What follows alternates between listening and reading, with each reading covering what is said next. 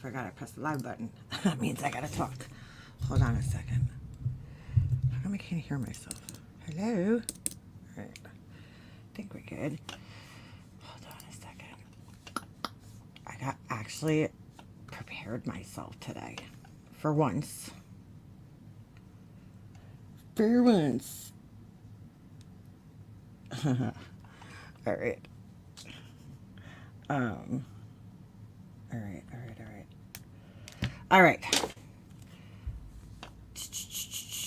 Alright, hold on a second.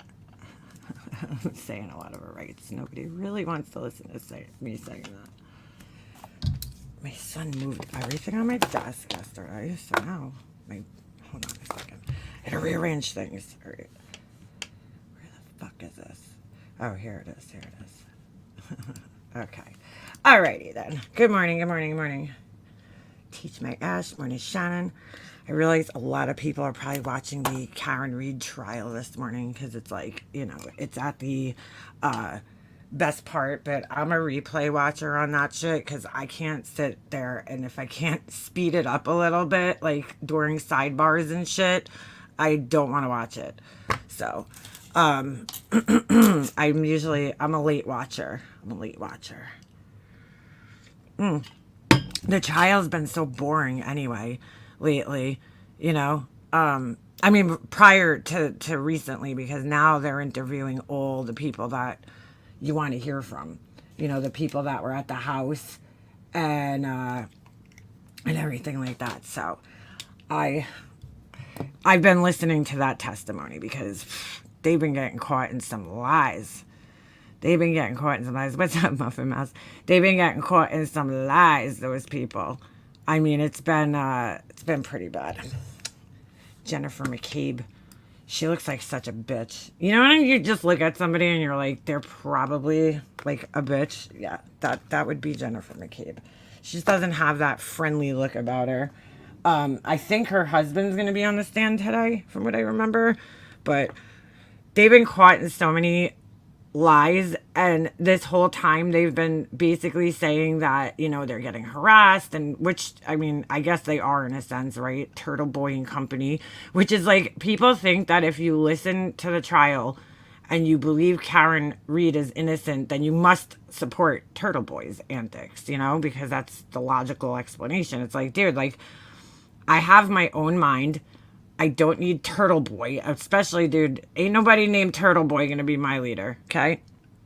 But I don't need to watch him just because I think something's fishy about this story doesn't mean I support the guy. He's a clown, But I don't watch him. I don't watch his live streams. I don't care much for what he's doing there. So, it doesn't matter. But anyway, oh my God, I should have taken Advil. I got a headache. Yesterday, the weirdest thing happened. I had to go to the post office, right? Because I accidentally sent somebody the wrong pair of earrings. I had a pair of earrings set aside for somebody.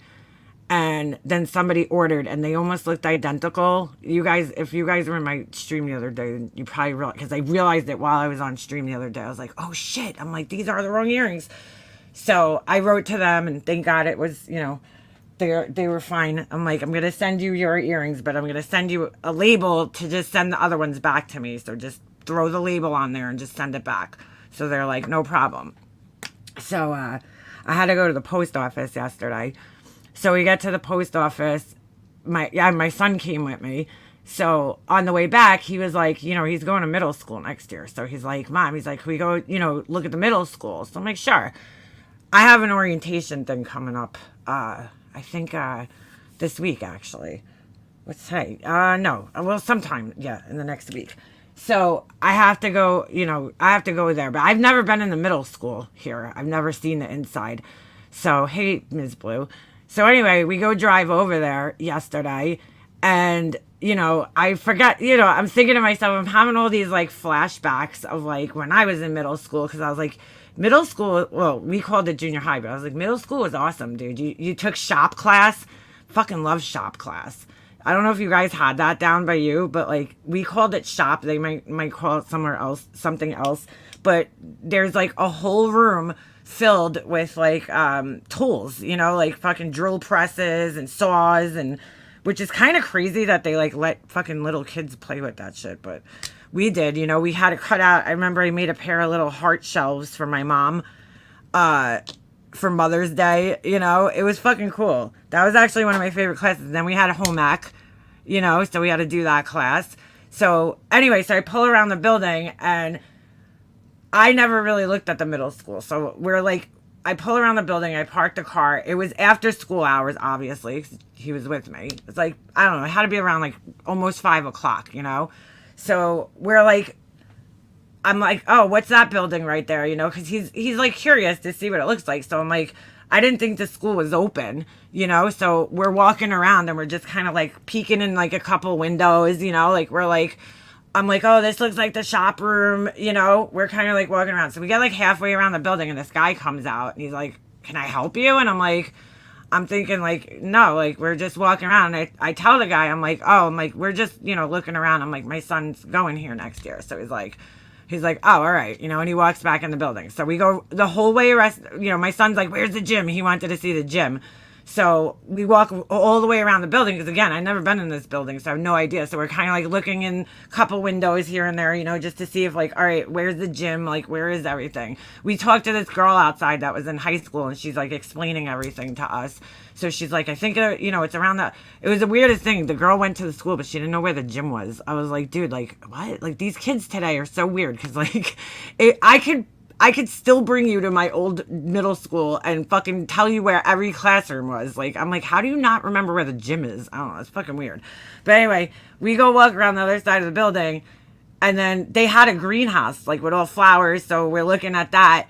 And all of a sudden, this guy comes out. Jesse's like, Mom, let's go over there. And I'm like, all right, Jesse, I'm not going to, like, you know, look at every fucking window in the school. Like, let's, you know, whatever. Let's get going. So he runs down. There's like this little kind of courtyard thing. My son runs down. All of a sudden I hear this guy like screaming at him, and I'm like, what the fuck? I couldn't like hear the guys. I had my headphones in. I wasn't listening to anything, but they kind of like blocked my ears up. So I'm like, what the fuck? So I go to them, like, can I help you? Guys like, what are you doing? I'm like, we're looking around. I'm like, my son's going here. You know, he wanted to see the school. He's like, well, you look suspicious. I'm like, I look suspicious? I'm like, it's a mom and a kid. Like, what do you mean I look suspicious? I'm like, you know, I'm like, it's my, like, we're not doing anything. It's broad daylight. Like, if I was coming here to rob the school, I would have like a mask on or something, and probably do it at night. You know, I'm like, there's still cars here. Like, there's people in the field. Like, what do you mean, like, we look suspicious? I'm like, you know, it's not like class is going on. He's like, I see you looking in the windows. I'm like, yeah, well, I'm like, we're looking, the school's closed, you know, so we're just kind of peeking in the windows. What's the big deal? I didn't think it was that big a deal. I don't know. Me and my friends used to do it all the time when we were kids. We would go to my elementary. I grew up right near a school, like my whole life. Like literally the school is like right behind, well, in front of my house, but whatever. It's behind my neighbor's house across the street. So we always hung out at the school. Always. So like we would go look in the window like, oh, you know, Mr. So-and-so's classroom, like, you know, like what's going on in his classroom? I don't know. I didn't think it was that big of a deal. I guess it is. But I forgot, you know, nowadays they got cameras everywhere. So the guy's like flipping out. He's like, you know, he's like, you look suspicious. I'm like, all right, dude. I'm like, well, after I explained to you like that me and my son are just kind of checking the school out, like, because he's going here next year. Like, you probably just, I'm like, it's a mom and a kid. Like, we're just looking around, you know? It was like the weirdest thing. The guy got like so mad. And I'm like, why the fuck are you sitting around? You're a custodian. Like, why are you sitting around watching cameras though? Like, not for nothing. You know, shouldn't you be cleaning the school? Like, I didn't say that to him, but I was thinking it after we left. I was like, he like got really mad. I'm like, we already like explained ourselves to somebody, like, you know, like that we're just looking around. Like we walked around the school, you know, and we like looked in a couple windows. The guy's making it like we're casing the joint, you know, trying to steal something. I'm like, well, first of all, what the fuck am I going to steal from a school? But second of all, it's me and obviously a little kid. My son's little, you know, like, so I'm like, come on, dude, like what the fuck? Oh, guys, fucking weirdo. But anyway, yeah, he wanted to check it out. He's like all excited about going to middle school next year. So, and I'm excited for him because I'm like, you know, there's so much like, it's not going to be the same as like, because I went in 7th grade and he goes in 6th grade. So it's a little bit different, but not nevertheless, it's exciting because I don't think they switch. Like, we just got thrown into that shit. That's what the girl was saying yesterday that I was talking to. Like, we just got thrown into, like, here you go. You know, you're changing every class in 7th grade. They're not doing that. I think they do, like, I don't know. The way the girl was explaining it to me that we were talking to, she said that they have, like, a teacher for, you know, social studies and science. And then, so it's like they're switching. They're not switching every period. They're switching maybe like 2 times or whatever a day. So they kind of ease them into it, which I thought was cool.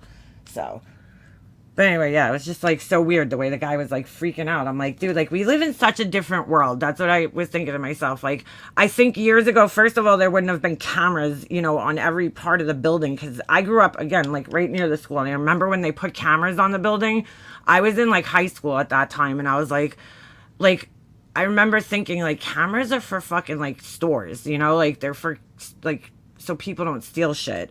You know, like, it just felt like such an invasion of privacy that there was, like, cameras at the school. I don't know. It was, like, the weirdest feeling. And I'm like, we just live in such a different world that, like, you know, that guy thought we were, like, up to something, you know? Like, he really thought we were doing something. And I'm like, clearly, like, we're just looking in the classrooms just to see what's what, you know? Like, he's like, well, why wouldn't you? Most people would come in the school. I'm like, well, the school's closed, so I wouldn't think that anybody was, like, going to let us in the school. So, you know, we were just kind of walking around, just checking things out, seeing what's what, you know? Like, I couldn't believe he thought it was such a big deal. I don't know. We used to do that all the time at my, I used to see people doing it at my old school, like people looking in the windows because you're like, oh, there's my, you know, old math classroom, and you look in the class. Like, I don't know, it was fucking weird. But I'm like, we live in a totally different world. You know, I could see if it was like during the day and kids were in class and we were doing that, then I would totally understand. But I'm like, dude, it's like after hours, the classroom's like closed, the school's closed, like nobody's in there. It was weird. It's like, you made me feel weird for doing something that's not that weird, but all right. My son didn't know what to do. He was like, the guy's like yelling at him, and my son's just like standing there, and I'm like, can I help you, dude? Like, I'm like, why are you yelling at my kid? Like, he wasn't doing anything wrong. He's just kind of walking around, looking around, you know? Anyway, that was my exciting day yesterday. So, I go in, I was in Discord yesterday, and people were talking about, I guess, this live stream that Laura went up on the panel, right? And of course, she does her normal fucking thing. I don't even know if I want to play her part because it's just the normal bullshit that Laura does. Okay, it was on Deet's panel. It was a stream where I don't know. It's a 6-hour stream, so I didn't watch it. I don't watch Deet's. I'm subscribed to her channel, but I don't watch her. So I used to, but I don't anymore. I'm talking when she used to do uploads when she first came here, but I just don't watch her channel anymore because I'm not, you know. I just don't want to. Hey, Laura. So yeah, so apparently Laura went on the panel, and I don't know exactly what they were talking about. It was like, I don't know, dude. It's just the usual Laura bullshit, you know, how unfair YouTube is. I guess they were talking about tragedy pimps. I have no fucking idea. I didn't listen to the whole thing, so it's not really what Laura said, but it's what was said after that I thought was interesting. So I don't even know if I should bother playing her fucking part when she goes up there. Ah, fuck it, let's do it. I will play some of it because it's like, dude, it's just fucking, it's the same shit, you know. And I'm sorry, she's up to something because, like, why can't you be on YouTube, Laura? Just your whole story doesn't make sense. Why is it that you're able to go on other people's panels? But you're like, oh, you know, YouTube's so toxic, but I'll go on other people's panels. I just won't go on my own. Like, whatever, dude. I mean, I don't care either way. Do you. Maybe you need a fucking log off boo-boo break, you know? But it's just fucking weird. It ain't adding up. Girl, I hated my shop teacher. One of them. I had 2, so I had one. There was this, bro, all right, real quick story before I get into this, because, so there was this shop teacher that, like, you know, I'm sure everybody, like, had a teacher like this that you heard about before you even got into the fucking school. Like, you heard about this teacher. He was so legendary that you heard about him, like, years before you got in school, if you had an older sibling or something. So everybody knew about this one shop teacher. His name was Mr. Costanza, but they called it, like, George Costanza from the fucking, yeah, she dragged the panel down, exactly. So his name was Mr. Costanza, you know, like from, what's it called? Seinfeld, isn't the guy George Costanza, right? So People called him Mr. Can't Stand Ya. He was the meanest fucking teacher in the world, okay? But the reason he was so world famous was because he fucking smelled so bad, this guy, dude. BO like a motherfucker, okay? I mean, like the worst fucking BO you could imagine on a man. So we go, I get the guy in like 8th grade. Was it 8th grade or 9th grade? I'm trying to think. I get him, whatever. It was one of those years. I think it might have been 9th grade, actually. Did we take shop? Yeah, because I think maybe shop was 8th and 9th grade. All right, whatever. It doesn't matter. So I get this guy, and he was such a fucking dick, dude. And I mean, when I tell you his body odor was so fucking offensive in every way, shape, and form, like he would come near you and you would just feel like you're gonna pass out, dude. Like, I don't know what it was. I don't know if he didn't bathe. He had bad breath and he had body odor. I never smelled body odor like this in my life. But this guy was like known for this, you know? He was the meanest fucking teacher. So I remember I found this recently because I found my 8th grade. Oh, it had to be 8th grade because that's right. I found my journal from 8th grade and I had this story in there about this guy. I don't know, we were in class and like 2 of the kids in my class played a really fucked up prank on him one time. That's a whole nother story, but he left the room. He like disappeared for like 10 minutes out of the fucking room. So they went to his desk and they literally stapled everything to his desk with like one of those like industrial staplers, like his book, his attendance book, everything. Everything that was loose on his desk that was stapled, you know, that you could put staples in, they stapled the shit out of it. It was funny. But there was another time, so we're in the classroom, and we had to, like, go to the bathroom. I don't know, a couple of kids had to go to the bathroom, because I think the class was, like, right after lunch or something. And he, like, locked us in the classroom, and he, like, grabbed me and, like, pushed me. And it was, like, this whole big thing, you know? It was, like, the whole class went down to the principal's office to, like, complain about this guy. It was crazy.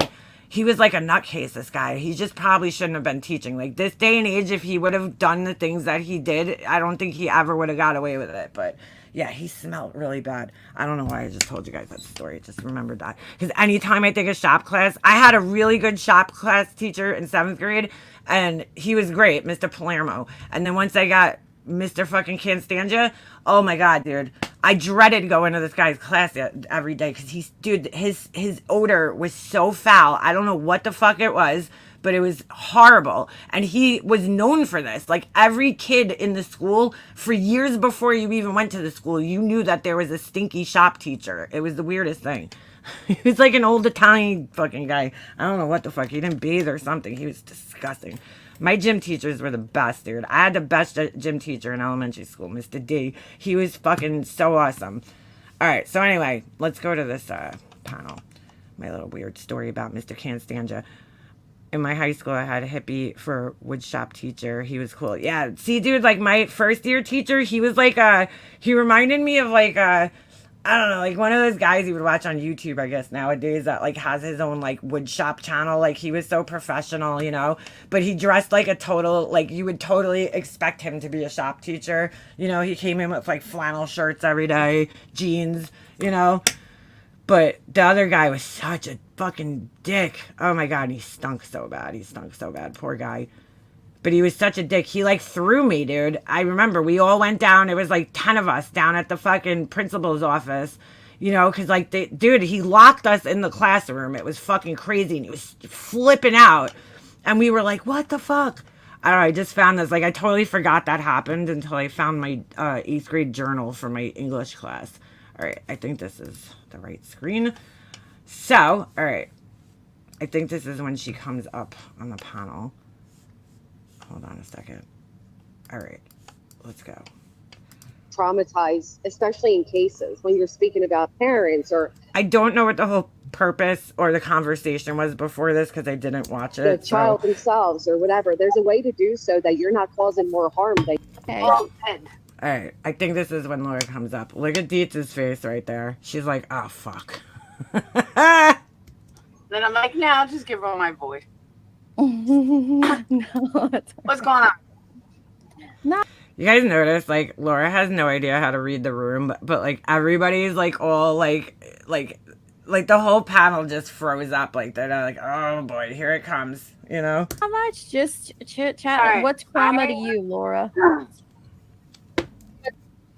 Oh, so that's the subject. What's trauma? I guess. All right. Hypocrisy. Hypocrisy. The hypocrisy. Trauma. So in case you guys can't see, hold on. It's Gavel Geeks. I have no idea who that is. This lady, Pearl something. I don't know. Somebody with an Ewok thing on. Burden of proof. Granny's watching, and then Laura comes Is it up. possible? And Deeds. Unbelievable. No, Yeah, we this talked panel's about that a little hypocrisy. earlier.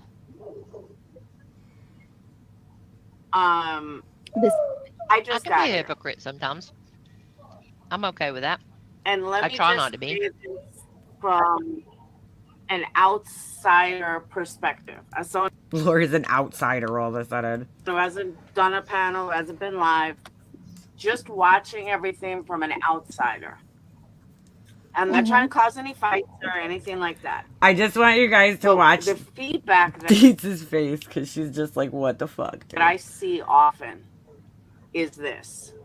Who, and I'm putting it in my own words, who the fuck are all these people calling everybody else out with monetization on while they're making money, exploiting the same fucking case of the people that they're calling other people out for? She doesn't realize though, like, Laura, read the fucking room. You're on the panel with those people right now. Like, It's true.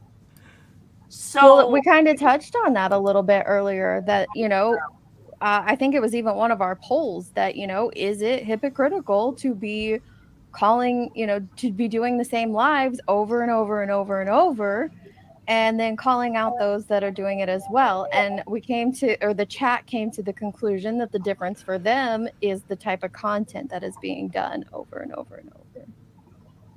but Well, and also, like, I think we also clarified, if you have your monetization on, you have memberships and all that, I don't think anybody finds that to be harmful. I don't think that's what people are calling out, more so than having your Cash App, Venmo, all that scrolling the screen, Begging for money. yeah, Laura. mentioning personal bills or personal, right, begging for money, or, asking for memberships and Cash Apps and tip your host. I think that's more so what people are calling out than the actual money aspect to it. Because let's face it, we're all monetized. But let me go back to the example She's like, let me skip right the fuck over that because you just described me. that I use all the time.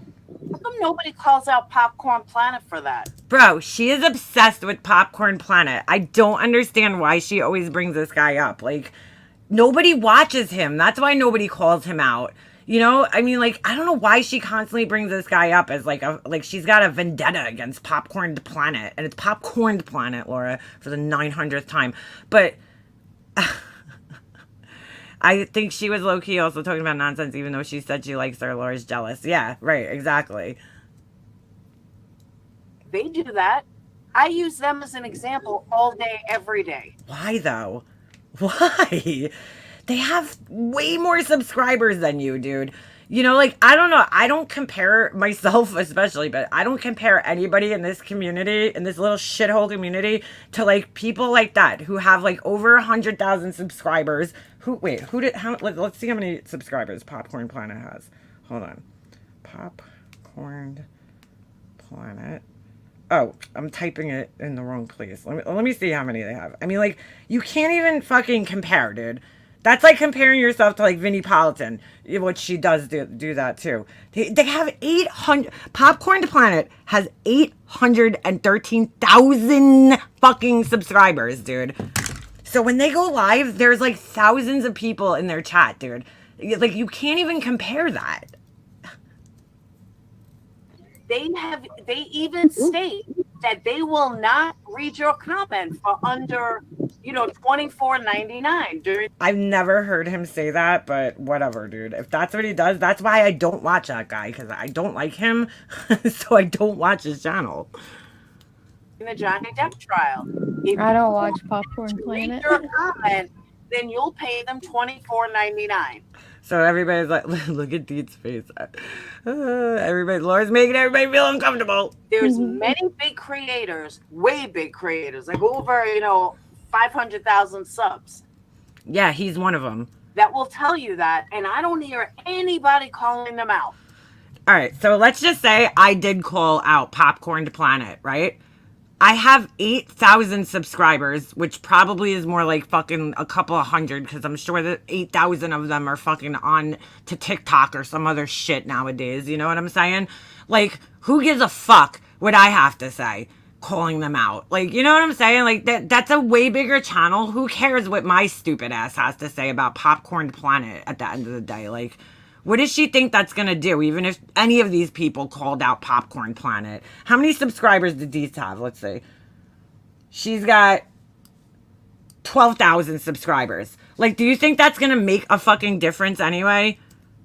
I also don't hear anybody ever calling out very small creators. Who they call out are ones they can make money off of. Who they can call out is ones they can get views off of. Like, she thinks that people get money and views off of her. This is the Like, dude, like, honestly, if I wanted to get money and views off of anybody, it would not be you, Laura. general consensus. Hold on, I gotta let the of dog in. Chats. And I really have been watching and keeping an eye on it and going undercover. And that seems to be the general consensus. Have you been sleuthing the true crime? All about who you like, Right, who Pearl. Bye, you love. don't like. And that's what gets weighed upon. On a personal note, Granny, this is not your fault. I'm not mad at you for this. What happened on your panel the other day with Trev was the most vile fucking thing I ever heard in my entire life. And not one motherfucker. Oh, she said the going undercover thing. I missed that because, yeah, I heard she's undercover, you know? Fuckers called it out. It's like, wow, Laura. And I don't know What? why. Okay, wait. Okay, pause. Because you just, I want to say objection, Who dropped off the panel while I was gone? Somebody dropped off. They're like, oh, God, I gotta go. compound. So you just threw a whole lot of shit at They're like, I gotta go. I gotta go feed my cat. us at one time. So Alright. first of all, I don't watch Popcorn Planet. But second of all, if Popcorn Planet has it, this is just my opinion based on what you just said here. If they have it labeled that, and you know going into it, they're only going to answer questions for specific super chat amounts, then you know going into it what you're going to get. So I don't have an issue with that because they're upfront and honest about it. Amen. And that's just where I stand. Others might. Yeah, why doesn't Laura call these people out herself? That's a great question. I mean, like, really. Oh, thank you, Miss Blue. Thank you. Yeah, why don't you just call them out yourself if you're that concerned about it? I mean, really. I take it differently. People don't have I to always pay for feel things like they don't want to. right, you don't have to. Yeah, like, why do you care anyway? It's like, all right, so then you know that this guy's not going to read your comment if you don't pay him. So then just don't pay him. What do you need him to read your comment for, Laura? Do you really need Popcorn Planet to read your fucking comments? Hold on. I got to go. Oh, my God. Hold on. So I don't feel like that's scamming or trying to be pimping or anything because they're being honest with you going into it that like you're gonna have to pay for us to answer this question. Oh, yeah, but But I do see that so many feel differently about it. And that's just kind of where I stand. I can't remember what your second question was, but small channels. I do see some creators calling out small channels, not a lot. And I think it just kind of goes about like what gets in our own algorithms or what gets what we notice or what people send to us or things like that. And it might also just be that like you don't see the create because I'm sure if we Google it, are we going to find an anti-Popcorn Planet channel? I bet there is one out there. I bet. Let's see if there is one. Just, actually, no. I don't give a fuck. There's an anti, There are for several. everything out there. But I know you're kind of talking about this community as a whole. Mhm. Now, the third question, what the hell you talking about? Okay. Trev went on Granny's panel, and I they hope were that talking- answered it. Isn't it T-Rev? Or is this somebody else? Because I have no idea who she's talking about. Right there. Yeah, hours Dietz is a snooze fest. and hours and hours. I didn't watch the whole thing. But Trev told Granny, and again, not Granny's fault at all. Trev told Granny something that Seth may or may not have said to him in private that is that Katie, I don't even want to repeat it, but it's Katie's personal. Oh, we talked about it already. Okay. We talked about it we earlier. talked It about that. should be blasted on every single Yeah, Popcorn Planet isn't in this community, dude. channel that calls out the do-writers. But instead, because it's Trev who's well-liked, it's kind of moseyed over. Moseyed over. It's mosey on down. What the fuck, dude? It's kind of not made forefront. So here's where I think you're not. They're talking about disgusting. Trevor Lee. T-Rev is a different person. Okay, see, I don't even know who these people are because, like, I don't know, bro. For somebody who's, like, got a, busy candle business, she's got a lot of time to keep up with a lot of fucking people on here. I think had a lot no of people- business telling anybody. Oh, cool, Anything perfect. about Awesome. Okay. All right, thank you. Okay, so I Oh, I'm think sorry, here I it wasn't goes muted. to I where like maybe you don't see it. Like there's a lot of times I don't see the action, therefore I don't see the reaction to it. But with this one I have. So you're like, because he's so well loved and blah blah blah. Girl, I don't think he is right now. Like I feel like a lot of people are, holding his feet to the fire right now, and rightfully so on a lot of Is she nicer situations. than me? And so they mean, kind of have on that one as well. So I don't. He shut Are down you his saying, like, channel because he was getting Are you wanting like specific channels to be calling this stuff out? No. Like, This is a great question. It's like, dude, what do you want, bro? Like, if you're so bothered by this, get on your fucking channel and call this shit out. Why are you always worried about what everybody else is doing? I feel like that's kind of where you're having an issue, maybe Okay. that the What channels you watch aren't calling it out. No, what I'm saying is, if I said something like that, Here or we go. aired someone, Here we go. It's all about, if I did this, this is what would happen. She still doesn't understand, bro. It's like, because when you do it, you have a pattern of doing things. Whatever this guy did, who knows? I have no idea. But you have a pattern of, over a long period of time, of doing the same fucking things and then denying that you do these things. Or making ridiculous excuses for them. Like, you will get up on your channel and straight up fucking deny saying something that everybody knows that you fucking said.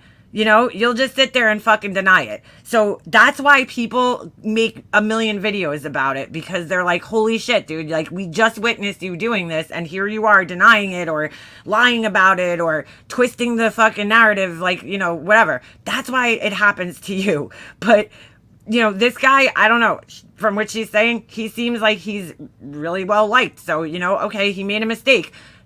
That's why there's not a million people fucking calling it out. But maybe there is. I don't even fucking know, because I don't fucking know who the guy is. I have no idea.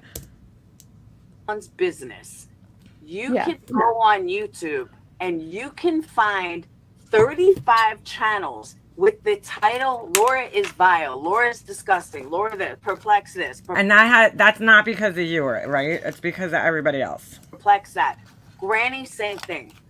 Brittany J, same. Well, Granny's done some pretty egregious shit here too, from what I understand. I don't watch her, but didn't she fake cancer? I mean, that's kind of fucked up, dude. So, like, once you do something like that, people are gonna fucking, be, like, looking out for you to do more stupid shit. Sorry, but it's just the truth.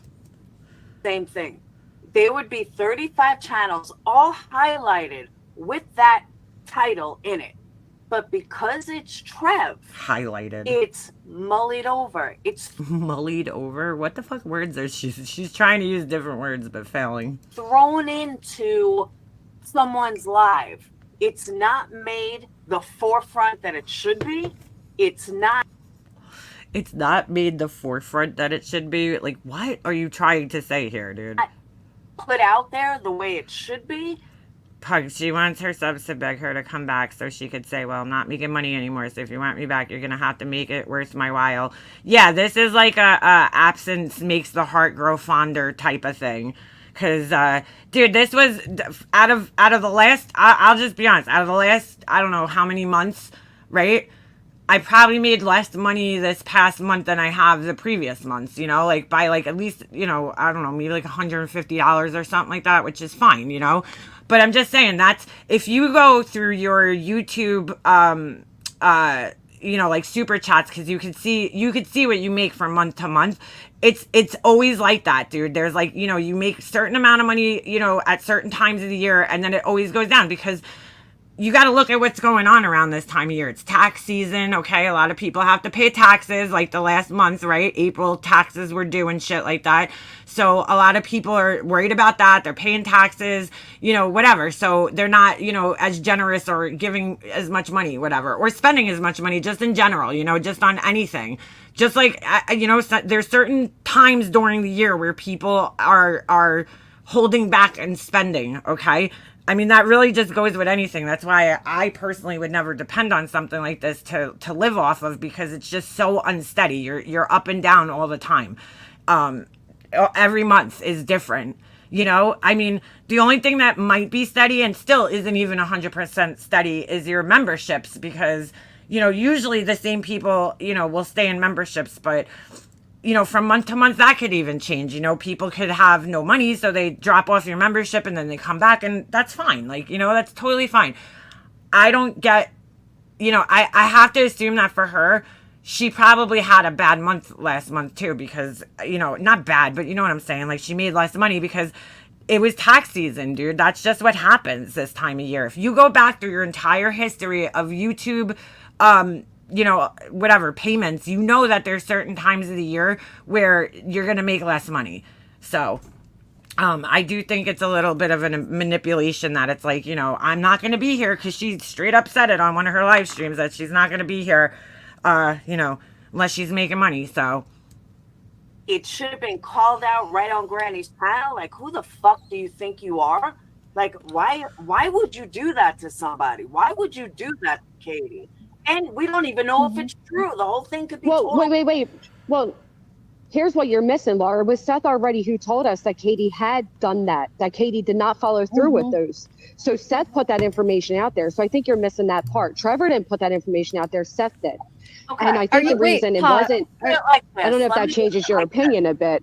No, let me put it like this. We all know that Seth aired out Sebastian's personal info. Okay. You sure did. Okay. So how would it look? Katie's. And Katie, but how would you feel if I went on your panel and I said, Sebastian, I was told in private that Sebastian did X, Y, and Z, that this happened to Sebastian X, Y, and Z. A, how does that help anything? It doesn't. B, how does, when you're going to call something out and say, like, how does what they say help find Sebastian? Well, him doing that doesn't help find Sebastian either, but nobody seemed to have a problem with it because it was drama. Well, and also, but someone liked. But you're comparing it to speaking on Sebastian himself. He wasn't speaking on Sebastian. He was speaking on Seth. No, I'm talking about. There was a lot. Oh yeah, hypocrisy is true without a doubt. But there was also more information to that. It wasn't just like he said, "Oh, and by the way, this is the name of it." It actually rolled out the conversation. She's like screaming over her. It's like, let her get her fucking sentence out, Laura. Jesus. It's not his business to tell on a panel. She's always sounds so fucking angry on these panels, dude. Dude, I just don't understand. Why can't you just get up there and have a normal discussion with these people? She's like, I just, she just has this hostility in her voice where I think it makes everybody else uncomfortable, dude. With almost 1,000 people. That was fucking disgusting. And Katie did not deserve that at all. I don't care what Seth said. Katie did not deserve that. Katie is still an innocent fucking person, an innocent victim who technically... You don't know if she's innocent, though. They lost a child. He's missing without a trace. And nobody knows if anybody's innocent in this story. Did not deserve... See, I didn't even think about it. To be aired out like that. It's fucking right. gross. I didn't even think about it affecting Katie. If I'm being honest, I didn't even think about it having that impact on Katie. So that's fair enough. I didn't consider it from that perspective. How could you not? What? Because that information has been out there. The information of not carrying through with pregnancies before has been out there. It's already been part of conversation. Seth has openly said it. So it's not like it was newly revealed information. I just want to note here, Chasing Truth. I'm back on, Laura. I don't even know who Popcorn Planet is. Why would I ever talk about them? Well, good point. About the name? It was just... Yeah, Well, they the were name discussing portion, Right. yeah, Seth the put out name there. portion of it was new. The abortion portion of it, unfortunately, was not because, like Granny said, Seth has put that out multiple times, and that Right. is And you're completely right. I wrong didn't and think about it. horrible. And Laura, I See, think you Seth have to said, so it was consider. claimed that Seth chose the names, not Katie. I know. It's Yep. just that What the fuck are these people even talking about anyway? Like, why is any of this being discussed? what bothered me about it was the fact that Trev had no business repeating private stuff Oh my that God. Seth told him. And because it's drama and Trev is liked, nobody thought about poor Katie. And again, Aren't they telling her that this information was already fucking out there anyway? I don't blame you, Granny. But I just get really frustrated when I see people that want to call. Laura's just angry that Granny is getting huge views and she's trying to put her down, fake friend. Oh, is she? I don't know. I don't even pay attention to Granny's watching. Someone out or do the right thing because But that makes sense because anytime she sees anybody getting better views than her, she gets crazy. Katie and It kind of feels like people are picking a team, right? Because that's kind of what we were talking about earlier. Like, oh, that was acceptable because Seth, is doing all this horrible stuff. So let's let something horrible slide about him, and not realizing the ramification of how it also could hurt Katie. I get what you're saying because that's a lot of what we've been talking about all day. Katie. I wasn't here earlier, so Yeah. And Laura too. I mean, I'll be honest, I didn't think sadly- of it hurting Katie. Sorry. Yeah. how No, can you So there she goes with everybody expecting everybody else to think like her. Like, dude, that's not how it is. not? And then how can you say? Because I don't that- think it's a negative towards Katie. I think the negative Yeah, came the in with negative Seth and him already put the negative tone was already out there, right? He already put it out there. I think it was said and stated more to show the possession and how gross Seth is, because there was a whole conversation aside from that. There was a conversation I can't believe how all these people all of a sudden just turned on this guy. It's insane. of him telling Trevor how Oh, happy birthday, Zizi. Katie hopped all over his bones, and and how he put these negative tones of Katie in Trevor's head the moment he spoke to him. So I think it was speaking more to Seth's character than it was Katie's. So I just, until you said it, I did not look at it through Harmon Katie. I can see now that you've mentioned it, I can see how it would, but I didn't in that moment at all. Okay, and I understand that. That's where the hypocrisy comes from, though, because Hypocrisy. you can't say overall in general. You can't say that you have to treat people who aren't arrested that they're innocent. You have to treat them like that, and not think for 1 second that airing this shit out and Trev talking about private personal info doesn't affect Katie. I don't get it. Mm-hmm. Like, So let me clear this up real quick before you guys continue. Seth put out the Yeah, how does any of what they discuss help to find Sebastian? It doesn't. None of this shit does. None of this shit does. private. the ending of the Pregnancies. The ending of pregnancies. Sorry, Let's I had a just, brain fart. Yes, be put adults about out It's the ending of unfortunate, the but pregnancies, not the name thing. That is what was told privately, was I don't know why any of this shit's being discussed, honestly. the name portion of it. But Yeah. Seth has talked about the ending of the pregnancies. Sorry, go ahead. But I think Jenny was getting ready to talk. Yeah, I just wanted to say, like with Laura, unfortunately, like you were comparing it to what people do to you. I've never seen people go after a person She always does that, though. like they do It's always somehow about her. Laura. I was going to say, there are dedicated freaking channels agree. to going after her, and it doesn't matter what she does. I agree. Yeah, you're I probably agree. gonna have clips of Of that. course you do. But that's Well, I mean, why it's the truth. friendly. But that's why I see things. And I know Granny's had people go after her. That's why I used her as well as Brittany J. But you can't call you can't be the person that calls somebody out or calls. Today's Friday? Hey, crazy Gemini. I'm like, oh shit, today's Friday. Wait. Oh shit, it is. Girl, I've been lost. Mm-hmm. Oh, I won't. Yeah. I'm taking a nice long weekend break from this place. My anniversary is this weekend. Woo! People out or tries to be a do-gooder, and I don't mean you, Granny. I'm saying in general. and be a do-gooder. Yeah, because I'm not calling anybody out. And not think of how this looks. And again, I really don't mean Granny in this. I'll give you another example. Well, who do- I wish she could be found already too, because I am so sick of it. People discussing this poor kid and all the fucking drama surrounding it. There's nothing new in the case. It's all just bullshit drama. It's horrible. Who do you mean, Laura? Who do Brittany you J mean? played it last night. And she's What? right. Brittany J You keep played breaking up. it last night. I hear This Cluminati or whatever. Hang on, let me. Cluminati, the fucking DJ. And Yeah, she brought up Illuminati. I didn't fucking believe what I was hearing. You don't speak like that in a true crime Bro, she's just always angry. Holy shit, man. case. This is not fucking entertainment. Fucking This is entertainment. real life, people's real fucking lives, and real heartaches and real tragedies. So don't act like you care about a fucking case when Laura's bitter towards the fucking true crime community because she's not accepted in the true crime community. You know what I'm saying? Like, so she's got this bitterness towards it because she's not being taken seriously as a true crime creator. you're talking to Dolly and PJ and everybody else the way it was said. And then you have these do-gooders that say, oh, we respect you. We support you. No bullshit.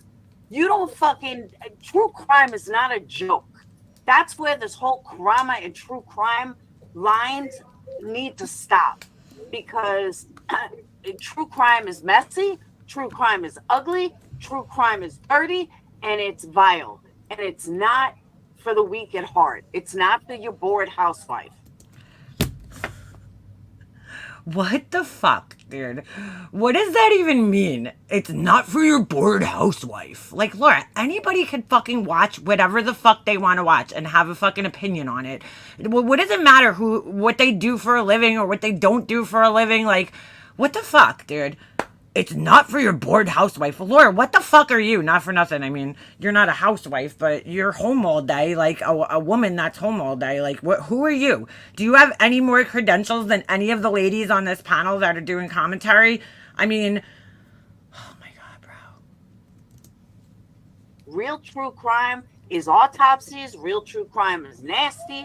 Real true crime is just vile. But it's not Dude, she needs to get a new word besides vile, bro. It's like vile. Everything's vile.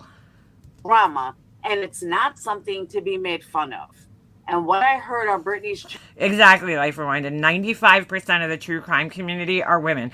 The whole true crime, even when it comes to books and shit, okay, outside of YouTube, Dateline, okay, if you go to the Nielsen readings, I'm sure it's all fucking women.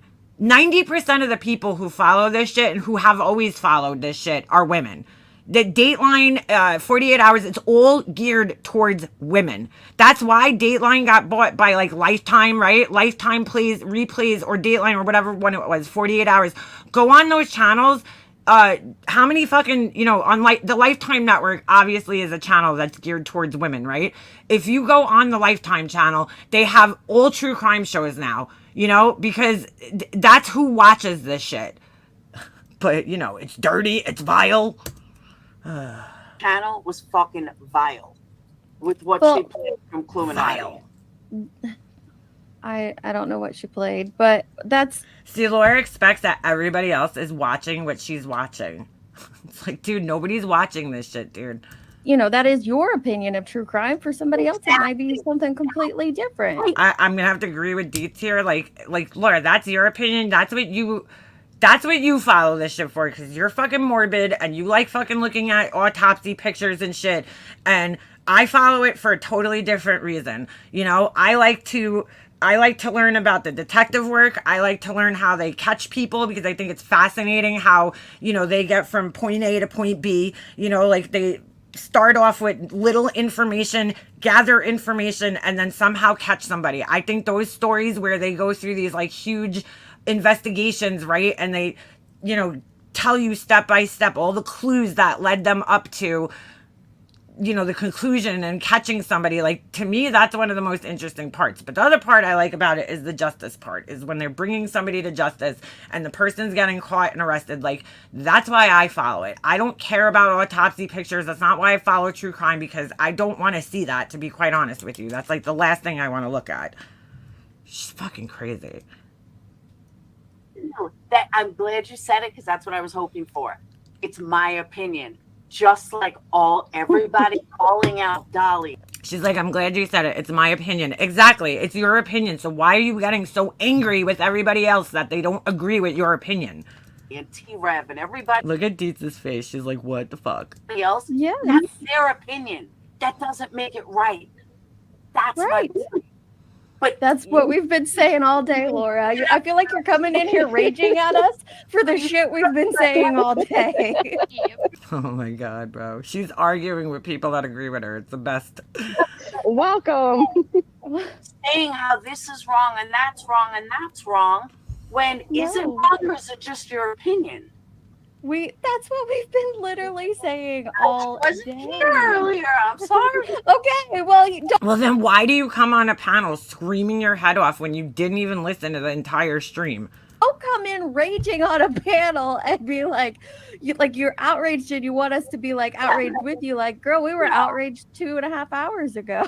Like, I'm Yeah, just saying, I've been on a phone call this entire time, but I've had my headset on, and it was all good and great. And then all of a sudden I hear, and I was like, whoa, something's joined. I don't know who's here now, but it's loud. And I was like, turned it down a little bit. And then you got louder, Laura. And I was like, oh, man, I don't know. Something's happening. Should I just exit the panel? Bro, like, read the fucking room. Read the fucking room. Are they having a horse to stay up on the panel? God. I'll just keep Blank screen. muted and turn the volume down. But so I don't actually know what It's just my opinion, but I'm going to shove it down your throat. Yeah. you guys have been talking about. But yes, what you said at the end there, yeah, She's like, I'm going to sodomize you all with my opinion. It's like, holy shit, dude. we just kind of keep asking everybody where their opinion is and where they stand on things and what we think.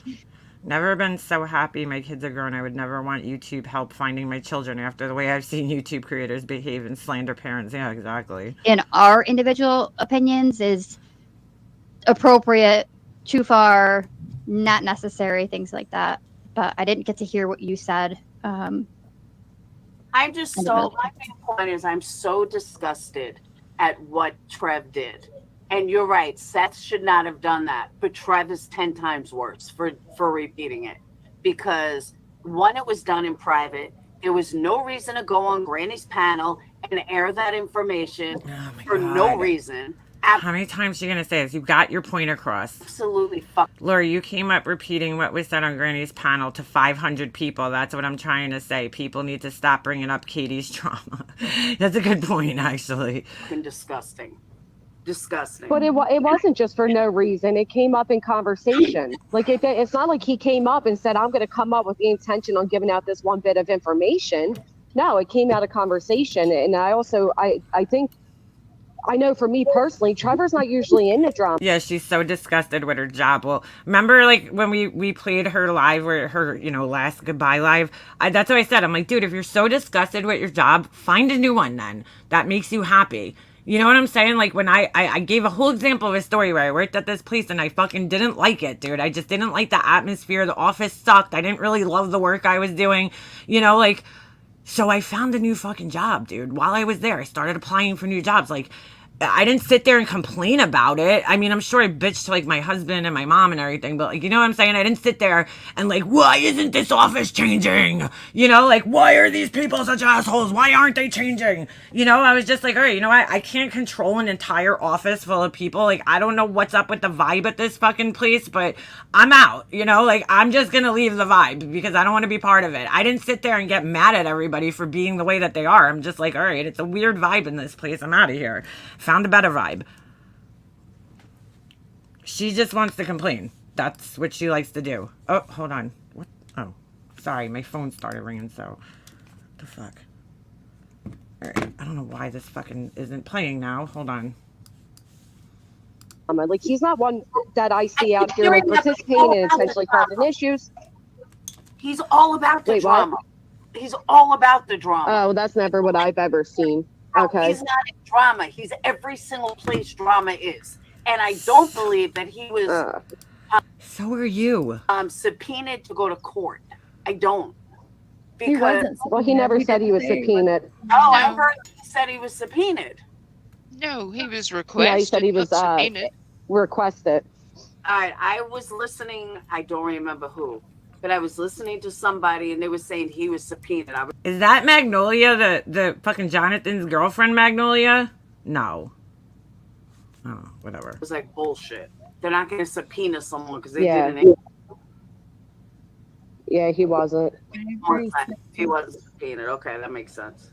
Thank you, Snazzy, and I agree. She said, never been so happy my kids are grown. I would never want YouTube helping by my child after the way I've seen creators behave and slander parents. I agree. Absolutely, and they So turn sad. things into a witch hunt. But I'm concerned about that, even though my children are grown. I see it happen on missing persons cases. I see it Yeah. happen in so many true crime cases. It's not just children's missing cases, I mean, unfortunately. God forbid your spouse, something happens to your spouse, and it might be Mhm. considered, even if it was an accidental thing. I mean, you'll get hammered immediately. No, it's not. All right.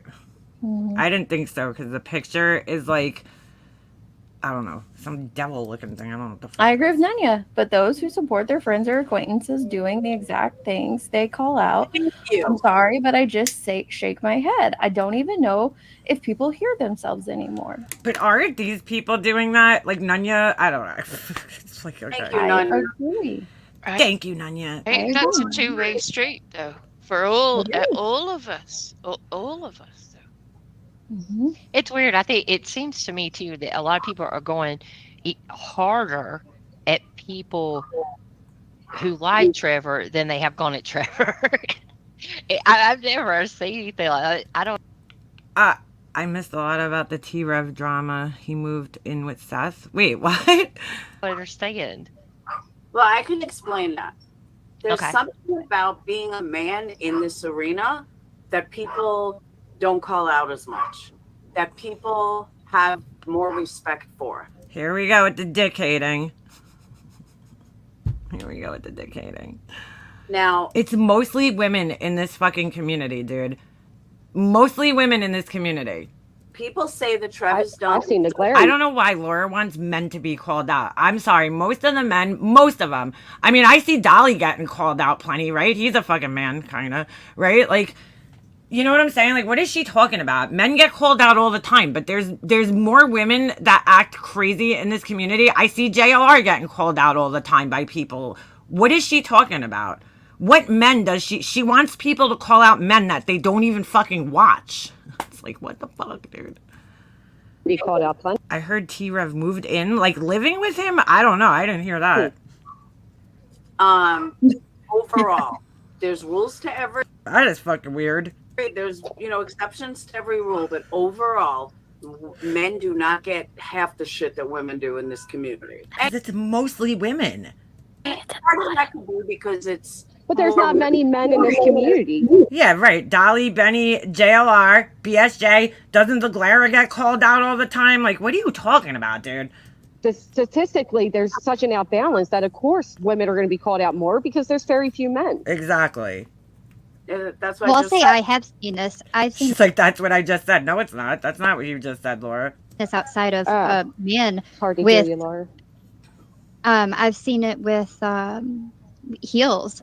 For me, I absolutely saw the pressure come towards people that supported her, were friends with her, had paneled with her, being questioned by those that had been the target of being called out, and then they were saying, "Okay, and how about all? Were you going to say you're gonna say something about this? You're gonna discuss it? You got an opinion on it?" And there was a lot of pressure put on them, and so that's, to me, this feels similar in the fact of there Yeah, CK, that's fucking weird. has been pressure applied to people that associate or support him to say, like, if wrong is wrong, wrong is wrong. You need to keep the same energy consistent. And I do agree with that personally. I absolutely think it should stay the same. It doesn't mean that you have to stop supporting them or not like them or be nasty to them. But if it's But wrong. Bob, where are people saying it's But- okay? That's what I I don't don't think understand. I I keep haven't hearing seen that. That's a good question. people are Thing. def- Yeah, I I keep haven't seen hearing it. people are defending it, and I haven't seen that. I think that what Well, and maybe also people when are wanting to when we see do, is they Sorry. might want to see like the same kind of coverage, the actual stream where you're playing the words and showing this and saying I disagree. I'm not really sure what that's kind of the question. Like what response are they ridiculous. wanting? Because I do agree. I don't Yeah, that's really a better see the question. defense. What should Yeah. it be that it's not? Right. Oh no, Well, I know no. that I I've spoken disagree. out, Just real and- quick, I don't know what the fuck these people are even talking about at this point. Granny, and then I'm gonna let you speak, Granny. But first, I'ma let you just another troll. I disagree. She's not shaking her Fuck just another cankle ass having bitch. head at us. She's looking down at me, taunting me, saying, "I know the outcome of this trial. Yep. You don't." I'm just Yeah, I kidding. think Just a she's little thinking funny we moment about heels. wrong about Karen Reed all along. Dietz and Laura and Nunya, they were all right, and I was wrong. I don't know if she's doing that. I just think she's like, I know the answer. But here's please what go I ahead, think Granny. people are expecting. I think people are expecting the same amount of energy to be met when Yep. it comes to Trevor by people who like Trevor. But I'm not asking any of you to take that energy with people you like. Like I haven't asked you, Laura, where are you at to call out Brittany and all her misinformation? Where's your stream? You know what I mean? I'm not asking you all to call out people that you like. So I think it's unfair to fair put that point. pressure. I publicly stated I disagree with the Nina interview. I publicly stated I disagree with him being a witness or whatever he was for. But to expect more from me, I don't even know what these people are talking about. Witnesses? What the fuck? you're just not going to get it. So I guess keep expecting it is where I'm at with it. If you all dislike him that strongly, fine. Yeah, if you dislike the person, call them out on your own fucking channel. I don't You know? Yeah. Yeah, this is exhausting. Exactly, Missy. I'm like, these people are exhausting. Like, what is the point of all this is what I want to know. expect from you, and I said that. I'm not asking you to call him out. Who are you asking then? Because you're coming up here asking people to call people out that they don't even fucking watch. What I'm saying is, Oh, well, thank you. I didn't hear you too well. you can't sit there and call out. I was gonna call him Pablo, whatever his fucking name, Pascal. Pascal. Oh my Making god. something and making a poll. I mean, that's straight Really, dude? Says the woman who made a poll about somebody's penis size during a child's murder trial. drama. That's straight drama. Dude, you made a fucking poll about somebody's penis size, dude. That's not drama? But then you turn a Right. I called out Pascal for lying. How do you? I don't feel like this is quite the same situation as being called a racist. It's not quite as strong of a call out, Is that me? but I My do phone's feel dying. like I tried. people should have. Oh, Is I'm going it- to mute you, Granny. I think she's talking to someone. I would wherever hope- she is. I would hope that people learned a little bit of something from the heel situation, that everyone was allowed to have an opinion. However, it turned into a dog pile, in my opinion, and she's still a real person at the end of the day, and it did affect her and hurt her. Laura's too much of a pussy, to be honest, with Granny's watching. The dude was on her panel, but she doesn't mean her. I know, it's like she's calling her out, but she's too much of a pussy to be like, why didn't you say something? She's like, what? She's saying it, but in a roundabout way. Like, instead of just saying, like, yeah, I am talking to you. It's like Everyone had a cattle of yentas. That's exactly what this is. respected for so long, and then it was just a nightmare for her. And so I don't personally want to see a repeat of that, but This girl just needs to get to the fucking point. I do feel like that's kind of the disconnect, is possibly people wanting the same energy, as in the same, do a live stream, make a panel, call them out as you're reviewing, as opposed to making the statement of, Who's echoing with some bullshit? no, I do not agree with that behavior. I think that it was wrong. I don't support that, but I still am friendly with him, and I support what he's done outside of that. I do think that maybe that's I love how all the dumb shit Laura says, chasing ignores, but now all of a sudden she's bothered by it. the part and why there's pressure. But I would just ask people to maybe not be as hard on it, because I mean, it really can affect an individual. Well, I don't and know I what think- more he's going to learn. Yeah, this is word salad. I don't know what the fuck this girl's trying to say. Getting I think that Dan She thought she had a point there, but I don't know. C brings a great point. She said, Lori, you said it yourself. You don't call out people you're friends with. So what are you talking about? I get what though. It's really hard. No, let me finish first. It's really hard to call out, people that you like and that you are close to. We can all agree to that. And that's why, it is important for I'm actually really interested in reading Chasing's comments here, because when she gets up on the panel, you'll see there's a balance. Everything isn't a hard and fast rule. Life doesn't work that way. Wait until she gets there up. to She'll be be singing a multiple different tune. channels who cover multiple things, because there are some situations that Granny's not going to want to address that you do. There's going to be some situations that we isn't going to want to address that Jenny does. Isn't. That's just how it goes on this platform. I get it, but I never said that I wouldn't call. I've called out my friends many of times. Well, When? my point still stands. That's probably why she has no friends. Regardless of that, I'm just saying, like, we all are aware that it is harder to address those that you're close to publicly than it is, someone that you're not. Yeah, they all dogpile people in these cases all the time. Hypocrites, all of them, 100%. Thank you. I don't watch these people regularly, but we'll get into that after. A creator with a good personality is a plus. A creator does their homework is a star.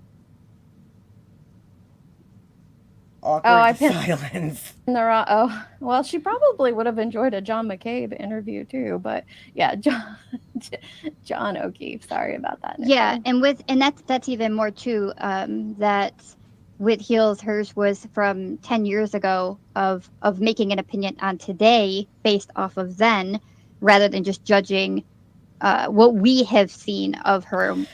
Somebody just had an interesting point here. I don't think it got read. You said it when Tiffany was calling Chasen and Gavel pedos, and I asked you if you had any opinions, and you said you don't do that with your friends. I have it clipped, Laura. Please don't. Oh, shit.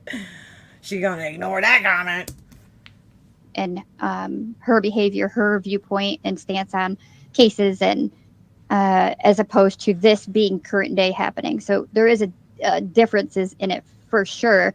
But I recognize it because I was friends with the same people that were being pressured. I'm just fast forwarding through this girl. And she's boring. And I don't even know the creators that actually about. took the time to get to read up on it and have an opinion, or start to develop one. But at that time, it was wild. I have an opinion, but I'm sorry. I have to fast people are forward wanting through this to kind of see a second of that, and I hope that it doesn't happen, but. I definitely, someone said that they learned a lot from that situation. I did too. The biggest thing that I learned from that is that it's almost impossible for us to hold a conversation without losing our shit on this platform. Like, thinking that people can come together and have I'm about to fall asleep. What do you mean? Discussion was very naive of me. Thinking that people could and adults could adult. Who would have thunk it? But it's almost impossible. Well, you were literally put in that same position again. Did you learn from it the first time and not repeat it with Trevor?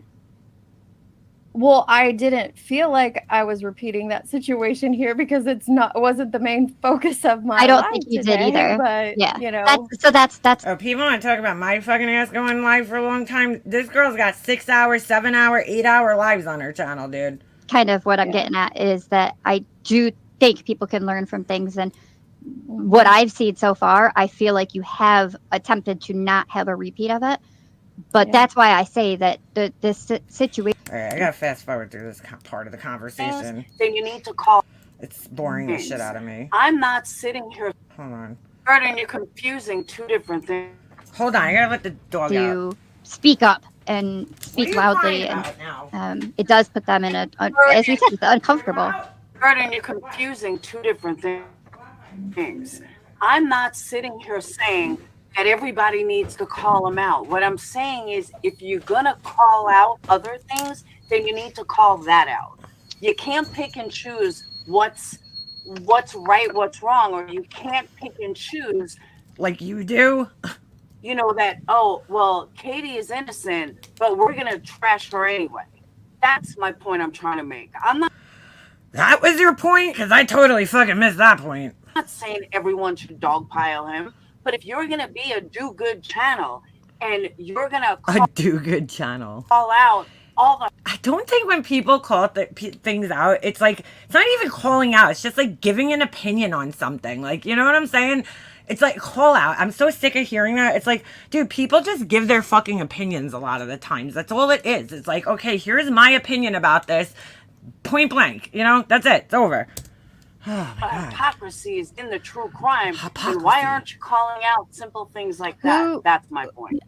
No, I Like, agree. be respectful. I mean, I'm not Sorry, a go ahead. do-goer channel. I'm not calling out all that's wrong in a true crime. Me personally, I'm not. I didn't say Like, you I'm were. not calling out. I called out Pascal for. I know you're not speaking. I'm just speaking for me. That's why, like I said, you won't catch me defending Trevor on what happens, but you won't. You also won't hear me personally going further than I did, which is yes, fucked up. I disagree with it. You know, that's all. Like, I'm not going to defend him on it. He was wrong. Mm. I agree with chasing, like the fact that there is a difference between calling out a mistake I wish this girl would just stop talking. I'm sorry. Every time she talks. as opposed to calling out How do people sit through this for 6 hours, dude? actual purposeful incident, or people that are intent. I don't even understand what they're talking about, like, at this point. Like, what is the point of this conversation? Specifically making a point to do a stream, and it has malicious, that they are harming. They know that they're putting out something that's not true, or that they're putting out personal info that really shouldn't, or whatever the case is. I do feel like that should be handled differently than you would handle a mistake from somebody, friend Like, this is a different kind of drama that ain't my type of fucking drama, that's for sure. or not. I do feel like there should be, it's kind of like and I'm not even a parent, but a child This is the cure for insomnia. that is Oh my God. putting their hands in their mouth, and you've told them not to. You would So that's calmly say to your child, wait, what are you doing? No, put your hands. All right, Take we got the point when a kid puts his hands your in hands the out. mouth. Remember what we I gotta fast forward through this girl. pay attention right now Holy shit. based off of the incident that. But I feel like Holy maybe shit. somebody doesn't deserve quite that much heat. But I also feel like there's a little bit too much energy sometimes on this platform. It's not necessary. oh for sure, and it leads to like cancel. This person, this dumb bitch in the chat. I think what Laura's trying to say, very simply put, is not everyone is treated equally. When you like someone, they're given a pass. Look, that might be true to a certain extent, but when somebody has a repeated fucking, oh my God, I just had a total brain fart. A repeated pattern of behavior of doing the same fucking things over and over again, they're more likely to get called out for it. More, than somebody who maybe fucks up every once in a while. I mean, I've been saying this since back in the fucking Diane days when everybody was outraged. It's like, why aren't you calling Diane out? Why? Because, yeah, Diane fucked up majorly, but Diane prior to that didn't have a pattern of doing crazy shit like that, so people are more willing to forgive her because it's like, yeah, she did do one really terrible thing and lied to everybody, but over her whole time here, what else has she done? You know what I'm saying? Besides, all right, she sent a pizza to somebody's house with pepper on it. Okay, big deal. The girl pretended she was allergic to it. But, like, what else has she really done that, you know what I'm saying, to hurt people, like, in that way? It's like, that's why. It's not because people like people better or don't like people better. It's because you have to assess each situation differently. But who the fuck cares? I am questioning, like, who are these do good channels? Like, what? What is a do good channel? Any channel, and this includes yours. Any channel. This is a do good channel. Hold on. Okay. Any channel Take notes. that is going live all the time about a case and saying how other people are exploiting it and pointing out all the things wrong with all these other channels. Why doesn't Laura just not watch this then if it bothers her that much? I don't understand it. And still making money, still making super chats, monetization is on, but every single day they go live talking about how bad these other channels are. exploiting a case. But here they are exploiting the exact same motherfucking case. Well, I'll kind of agree with her in a sense there, because these people are essentially doing the same fucking thing that they're saying that they're not fucking doing. I mean, And I don't know because I don't watch them typically, but Jules clipped them the other day, which we're gonna get to that in a little bit. But and what they were saying in that clip that I saw, I'm like, isn't this the same thing that they're basically always complaining about, these channels? Like, channel in that. But I'm I saying, know, but you, That's so a you fair kind of point. put me in that, and I'm but Laura does the same thing anyway. So like, Laura, I think you're on a break right now from YouTube, but I still think in the no, she's not on a break from YouTube. She's on a break from her own channel for whatever fucking weird reason. Look, when Laura goes live the way she did that last time, she makes up a bunch of fucking, excuses for something. There's something else going on, okay? None of this shit. She's been saying all that same shit for the longest time, okay? So why all of a sudden now do you need a log off boo-boo break from YouTube? Come on, girl. We see through that shit. past month you've been live probably like double the amount that I have. Like I'm definitely Yeah. like by your definition, this is definitely not a do-good channel right now. no, not right now, but I'm just saying in general. Oh my We God. don't go live about the same thing every day, but a lot of people do. And they're saying out, Then don't watch them. Don't fucking watch them. this one's exploiting and this one's exploiting and this You're gonna see she's gonna expose that she watches people that she supposedly doesn't like, just in a little bit. one's so. exploiting. But yet they're exploiting. I mean, there's a reason I don't typically watch this channel. There's a reason I typically don't watch Chasing Truth. I don't watch a lot of these people because I don't want to listen to this bullshit. It's fucking boring. On the regular, it's fucking boring. I can't sit there for 6 hours listening to these people discussing the minutia of like all this bullshit. I don't even know what they're talking about at this point. They're doing the exact same thing. And they're Yeah, making we money know. on it. So Yeah. how is it okay for you, but not okay for Dolly, Pascal? And I don't watch any of them because I don't like them. You do though. Because you're constantly complaining about them. But So we did a poll on this about 3 hours ago, and 98% of people said that they think that's disgusting. They think it's wrong. they think think it's wrong. what is wrong. Going live day after day after day about the same thing, regardless of what With no new information. what side it's for, it's wrong. With no new information. You can't forget that factor. There has been no new information in Sebastian's case in months. In what? He's only been missing for like 2 months, right? Months. 2 months? And yet, Yeah, but there's been 15 spreading creators go false live about it. information. But you've been live Right, about it every day for Well, there's misinformation and Calling out disinformation, but every misinformation, day. that's No, important. Every day. Right. Some people. Right. You're right, Laura. I've been live about it every day this week because Tony's been out here putting out misinformation pertaining to his disappearance that I feel is important to call out. But I haven't been calling out other channels. Everybody gets to decide on their own what they think is important to call out and highlight.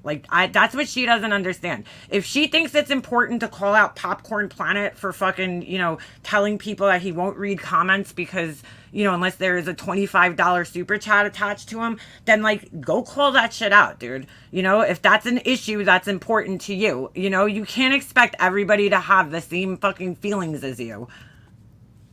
I called out Pascal because he lied and made me out to be a liar. So I proved that he lied. Other than that, I'm not calling out this one's explained, this one's explained. So I seen you come in during my Nina coverage and you start talking about what's wrong with people making money when you're making money. Well, I wasn't talking about anybody making money. I was talking about Nina asking for money as a so-called professional to come aid and give her, her services to Sebastian. She shouldn't request money from the 100% she's trolling. public. They shouldn't need that money from people to have her come on the case. You know what I mean? who? So I never said Who? anything about that Nina trick. I never No, came in that was the topic of. No, that was the topic of my live that you came in talking about people calling out people making money. And I'm saying the only person being called out for making money was Nina Glass for requesting money from the public to aid in the search for Sebastian. Yeah, that's a good question. She should just pay the $25 to tell him what she thinks, right? Like, I haven't actually called out creators for making money because we're all making money. Okay. But you But that was your comment. can't say that What's up, BS?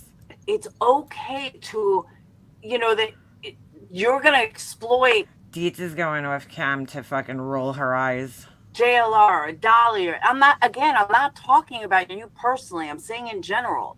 You can't, She just directed it at her, and now she's saying that she's not talking about her. It's like, Lord, the word salad is not doing any good for you.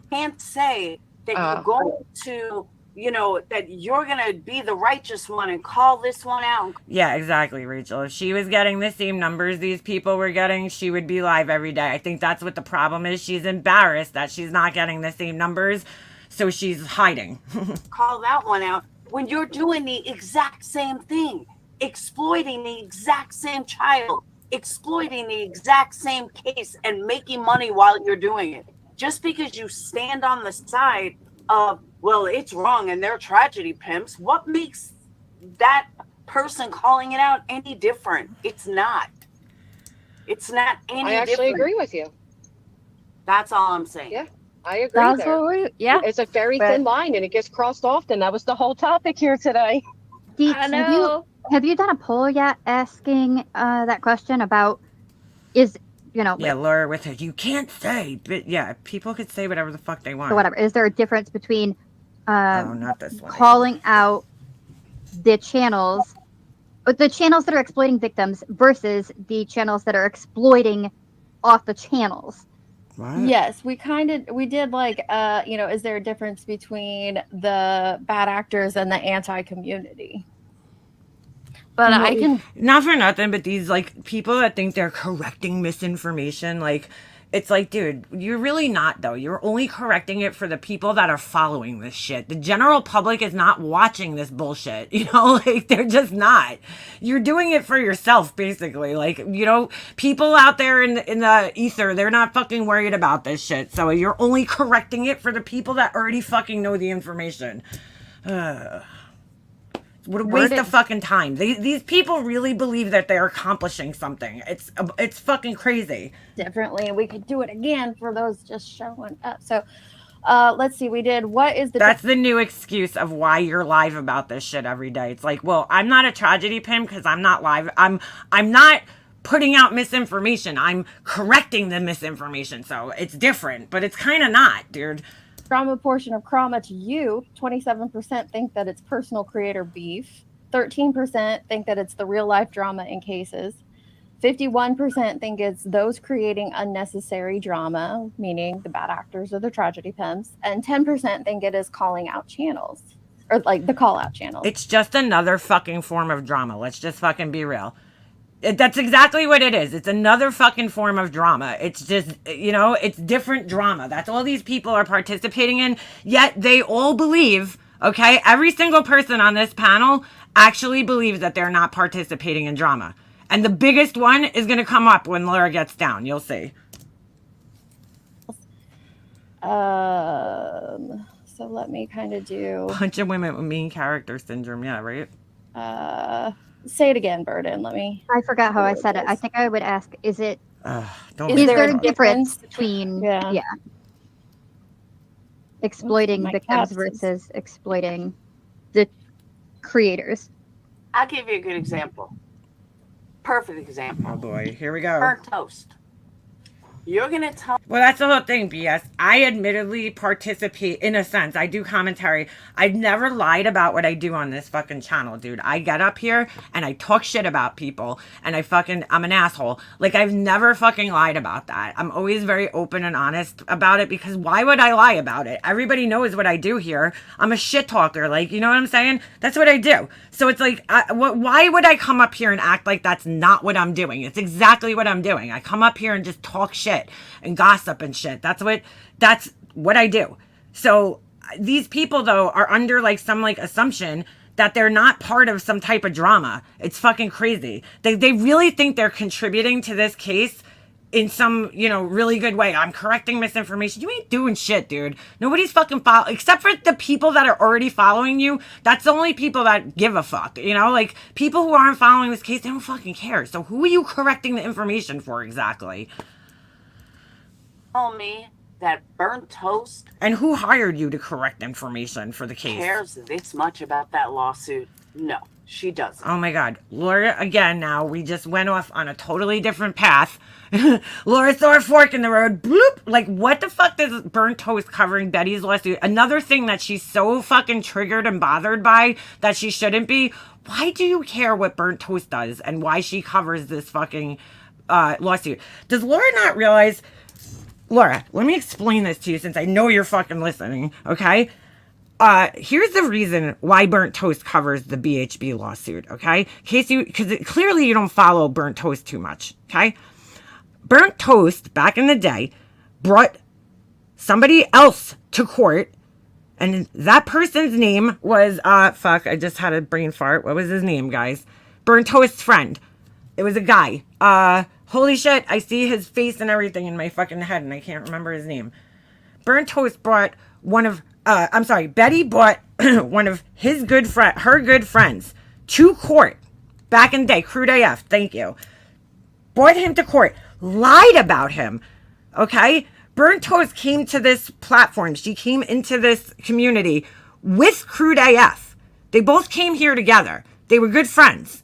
They both came from another community covering Shani and other people, and they came here and they both started covering people in this true crime trauma community, okay? She lied about Burnt Toast's friend and brought him to court. And as a result of that, Crude AF no longer really streams. I don't even know if he's on this platform anymore. I think he might be a little bit, but he was pretty much had to stop talking about the things that he was talking about because of what Betty did. Okay? So being a good friend, Burnt Toast has started a vengeance against that guy because it's like, dude, you fucked my friend. Okay? That's why she has such a vested interest in the Queen Bee lawsuit, because now she not only had this person bring, her friend to court and completely lie about it, she's now invested because she's doing the same thing to another fucking person. That's why she's so fucking invested in it, Laura. It's called the principle. This person is getting away with fucking, exploiting people and doing the same thing that she's crying about to other people, lying about other people, wasting people's money, wasting people's time, okay? Because she's a fucking baby who can't take criticism like yourself. That's why she's fucking so invested in the Queen Bee lawsuit. It doesn't matter who Betty was covering. It's not because of Queen Bee. It doesn't matter who Betty was suing. It's not because it's, Queen Bee. It's anybody. Anybody that she would take up a lawsuit on, okay? And make false statements about and lie and waste their time and cost them money. Burnt Toast is going to be there because she's sticking up for the principle that you shouldn't do that to people. That's her interest in this, Laura. But of course, because Laura is so financially motivated by everything is about money for her, and views and how she could get more money and views. Not everybody's here for the same reason. Burnt Toast has an actual fucking job during the day. She goes live, once a week, maybe twice a week for 2 hours. Literally, she has a timer on her. She's going to turn into a pumpkin, okay, if she doesn't fucking end her live after 2 hours. So how much money do you really think Burnt Toast is making here? Just because during her one live stream a week, she's getting a couple of super chats, I doubt she's making enough money to survive off of this. So, are you fucking lost, Laura? Seriously. You don't follow anything.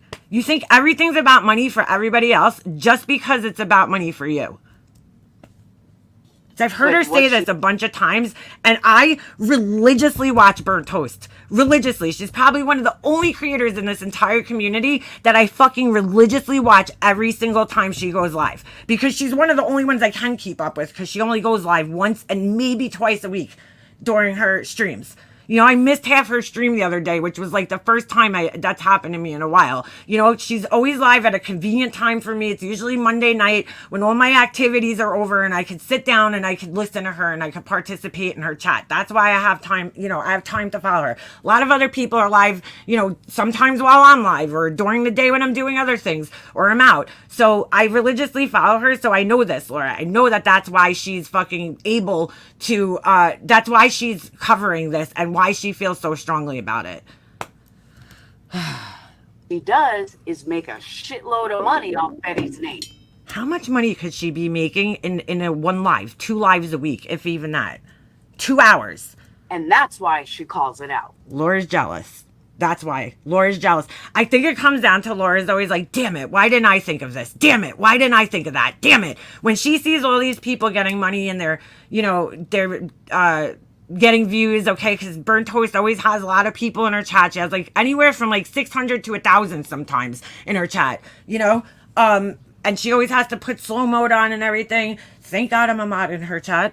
Just saying. But what do you call it? You know, it's like when she sees that, I think she gets like mad at herself. Like, oh, why didn't I think of that? You know, like, why didn't I jump on that?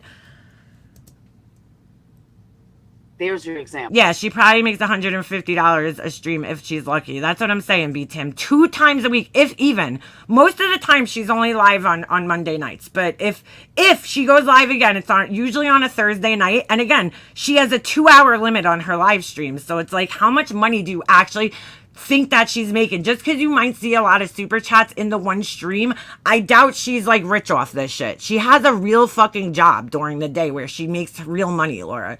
And all she does is accept super chats. And I think, does she have memberships? Yeah, she does, because I'm in her memberships. You know, that's all she does. So it's like, you know, that's it, Laura. She's probably making a couple $100 a month, maybe at the most $1,000 a month. Is that like big money to you, Laura? Because if it is, that's pretty fucking sad, honestly. If $1,000 a month is big money to you, Laura, you got problems, dude. You should be making, you know, to survive off of this, you got to be making over $1,000 a week. Well over $1,000 a week. A week. So you should be pulling paychecks of $4,000, $5,000, $6,000 a month to be living off this shit. Being able to just pay your rent off of one fucking, you know, 1 month worth of super chats, that's not living off this shit. That's not, to me, that's not enough to live off this shit. But is that really true? Yeah, you have to make at least $4,000 a month, dude. If you're bringing home less than $1,000 a week on YouTube, you ain't making money on this platform, in my opinion. $1,000 a month is bullshit to me. That's fucking shit money. She thinks that's big money. True crime, though? Well, Betty is true crime. I mean, it's good money. Let me just put that out there. It's good money for what she's doing, right? If you make $1,000 a month going live 2 times or 1 time a week for 2 hours and you're bringing in $1,000, that's not bad for what it is, but it's not good money. It's not making tons of money like Laura tries to make it. You know, I highly doubt Burnt Toast is bringing home $4,000 or $5,000 a month off of her YouTube channel, dude. Hang on a second. I'm typing. I can't think of type. Okay. I'm using the word exploiting a I'm lot. not even sure if QB makes $4,000 a month. It's very hard, dude. Especially, you got to think, even if you make $1,000 a week in super chat, okay, YouTube skims fucking 35 to 40%, whatever it is, right off the top of that. So, you know, you can't look at people's super chat numbers. That's what Laura does. And she should understand this as a creator, because you could look at somebody's super chat and be like, oh shit, they're making a ton of money. Guess what? The more money you make, the more YouTube's skimming off your fucking pocket, out of your pocket. So you're not even fucking getting, you're getting almost half of what's being seen on the screen. In this. Exactly. 1K a month isn't shit. My electric bill is $455. Yeah, exactly. Okay, so is there a difference between exploiting victims and exploiting creators who are exploiting victims? And then you got to pay taxes on top of that shit too, right? I don't want to fucking make a lot of money on here, because guess what? You're a 1099. You got to pay all that shit. They don't take the taxes out for you. You got to fucking have money put aside to fucking pay those taxes. Fuck that. That's how we're going. That's a good way to put it. Yeah, Laura has a parable. She has Patreons and members that she's not providing them shit. Yeah, when was the last time Laura updated her Patreon? Okay, so say that again. Sorry. I just don't think like burnt toast. I don't think of her as like true crime. So I'm But lost on what you Betty were is. saying. And if Burnt Toast wasn't making money on Betty, she wouldn't be calling it out. Bullshit, Laura. Bullshit. Bullshit. Again, the reason that she's doing that, Laura, is because she watched Betty do this to her friend, and now she's watching her do it to somebody else. Has nothing to do with money. Laura thinks that everybody here is financially motivated. I don't think that when she started covering this in the beginning, she thought it was going to take off the way that it did. You know, and there was going to be such an interest in it. She clearly doesn't know Burnt Toast. It just bothers me when she says this shit about Burnt Toast because I'm like, I know that Burnt Toast has a good job and that she doesn't need this money. You know what I'm saying? So, yeah, she's alive. She's alive. She's been undercover, Tony. She wouldn't be so invested if she wasn't making $1. See, Laura, that's you though. You're the one who's so invested in things that you're telling everybody else's motivation here. You know, I mean, you're telling everybody else your motivations here is that you only do things because you think you can make money off of them. Yeah, but I don't think that burnt Yep, Burnt Toast never grows, always tells you not to give her money all the time. toast. Okay. She specifically said she is not true crime. I forget what she calls what she classifies herself. All she But- does is true crime because Betty is true crime. So she's calling out a true crime creator. She does not do true crime, dude. What are you talking about, dude? Thank you, B. Tim. Why is no one on the panel calling BS on Laura? Take Granny watching covers people and makes money from it and deets. I would think they would say BS to Laura. Wait, I'm sorry. BS to Laura Kleem about Burnt Toast. Yeah, well, they might. I don't know. But they've all been disagreeing with her basically this whole time on some things. Because she's like, this is all Laura's, whiny complaints about, oh, YouTube's so unfair. Just like Savage and all the other phonies that want to call out true crime creators and then they hide by saying we're not true crime. Oh Lord. Me. Then why are you calling out Okay. true crime creators? Stay in your own community. Oh my God, dude. Why? Why do people have to stay in their own community?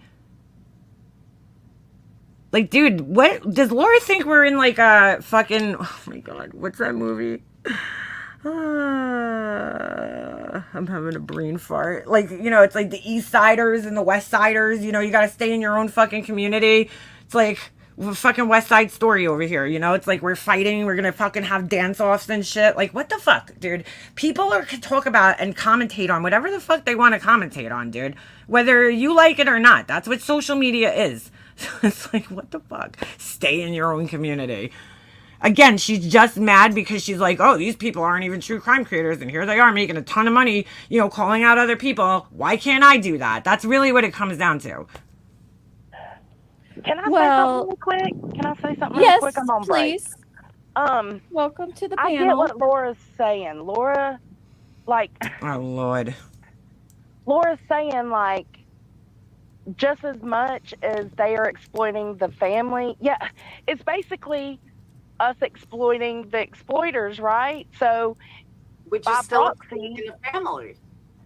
yeah, by proxy, it's doing it to the family as well. But on the flip side of that, Laura, if we weren't correcting Yeah, exactly. Betty's not a true crime. She's a drama chat. Yeah. Right, exactly. She's a drama YouTuber that pretends to be true crime, much like most of these other people. misinformation, who the fuck would? But do you really need 20 channels calling the exact fucking same thing out? No, Everybody's doing no, it I for agree them. with that. I agree with that 100%. I agree. No, but you also don't have to watch those channels. Like, you know what I'm saying? Like, just don't watch them. Like, when I come on here and I see people like that are all covering the same fucking thing over and over and over again, I don't watch them because I'm like, I don't fucking care about this, so I'm just not gonna watch this. Agree with that. Oh, I like what Jim Jules had to say here. YouTube has entangled criminology with true crime. Criminology, you need to compartmentalize facts versus emotions. True crime is the reiteration of cases. Crama is the place for facts and emotion in the cases. No, I no. love that. I do love that. Sorry. Oh, that's Nick's beautiful girlfriend, right? Wait a minute, are Deets and the Granny and Jones and doing that, calling out people with the 20 other people? Yeah, exactly. That's exactly it. I think so. I think it is. She is beautiful.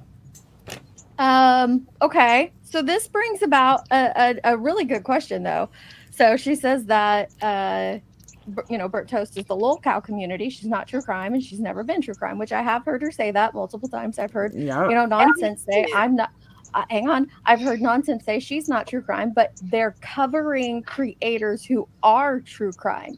So, and this is like no shade towards either one of them, but where does that put them in the realm of things if they're continually covering, karma. and they have to know the facts, though. They have to know the facts of the case, and they have to understand the case to be able to, or at least to do it well. And I would say they both do it well. Well, And so they have to know the details and the facts of the case to be able to No, I wouldn't even compare Nonsense's channel and Burnt Toast's channel.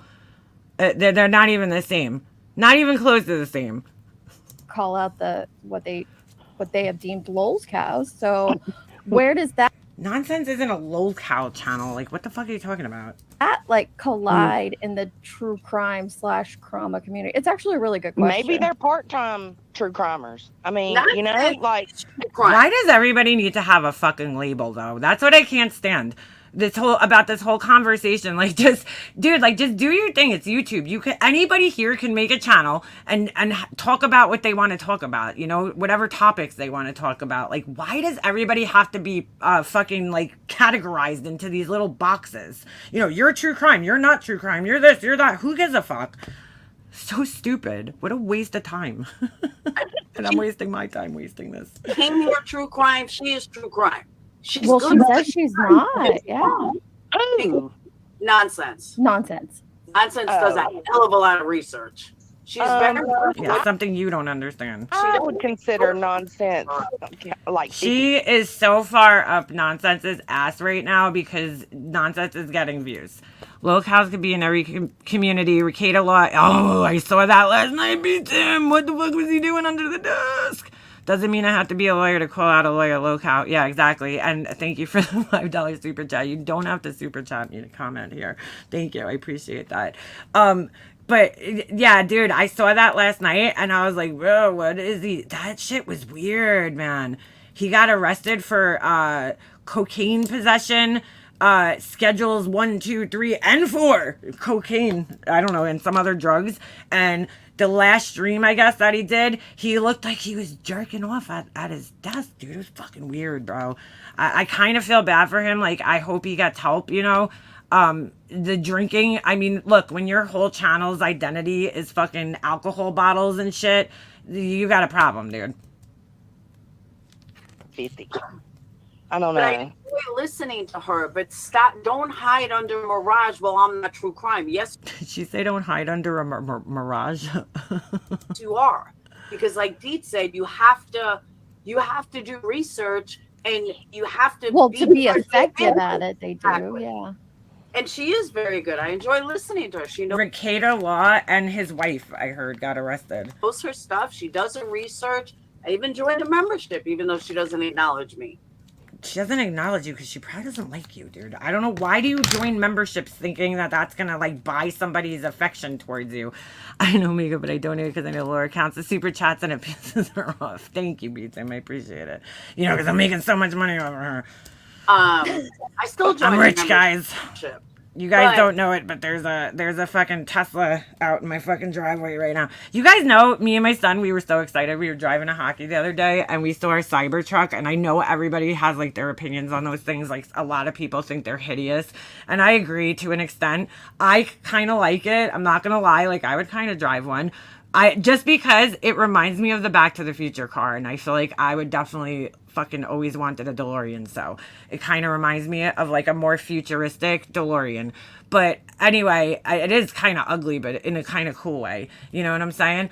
But anyway, I'm thinking that thing must cost like $150,000, starting price. That's what I was thinking. Well, sure enough, my son, while we were driving, he was like so excited. He's, Mom, speed up. I got to get a picture of it. I'm like, all right, dude. Well, I'm not going to get in an accident, but all right. Anyway, they start base price. I think it was like $49,000, which was like around the same price my truck was. I was kind of surprised. I just thought it would be a lot more money than that. It is ugly, but it's kind of ugly in a cool way. Like, you know what I'm saying? It's innovative. Like, it reminds me of like Mad Max. Like, what? Like, I don't know. It's kind of cool. The one thing I don't like about it, though, I have to say, is the big fucking windshield wiper on the front. It looks so stupid, but whatever. Appreciate someone who does that kind of research before you're gonna go live and call stuff out. I do. I just like why I like you. I can. Oh, you got to Windex it every day? Hell no. Appreciate that. But don't say you're not true crime when you're no better than the people you're calling out as far as exploiting the family. Oh You're my doing God, Laura, just stop, dude. the exact same thing. Dude, fucking Burnt Toast is not calling out like what Laura's saying here. She's not a true crime channel just because she's calling out Bullhorn Betty's bullshit. That they're doing. By proxy. far as Like, the I family. don't think that's the intentions, though. But see, I don't have a bias towards you or towards God, I can't speak today. Towards you or towards why can't I get that out?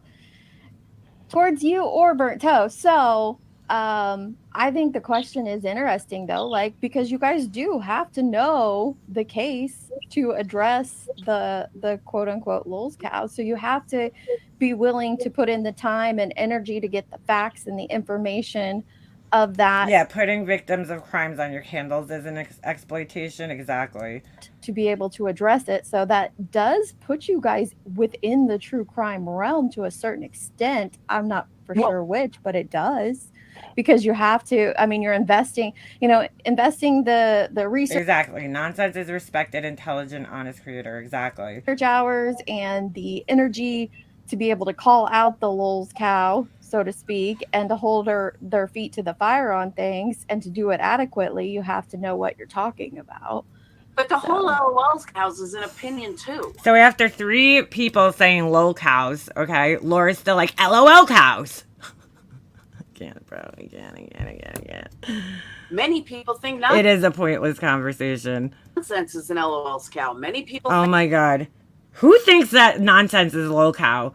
An LOL's cow. Nobody thinks that. think that burnt toast is an LOL's cow. Oh my God, Laura, do you know what? No, you think that. You're the only person that thinks that, and there's no such thing as an LOL's cow.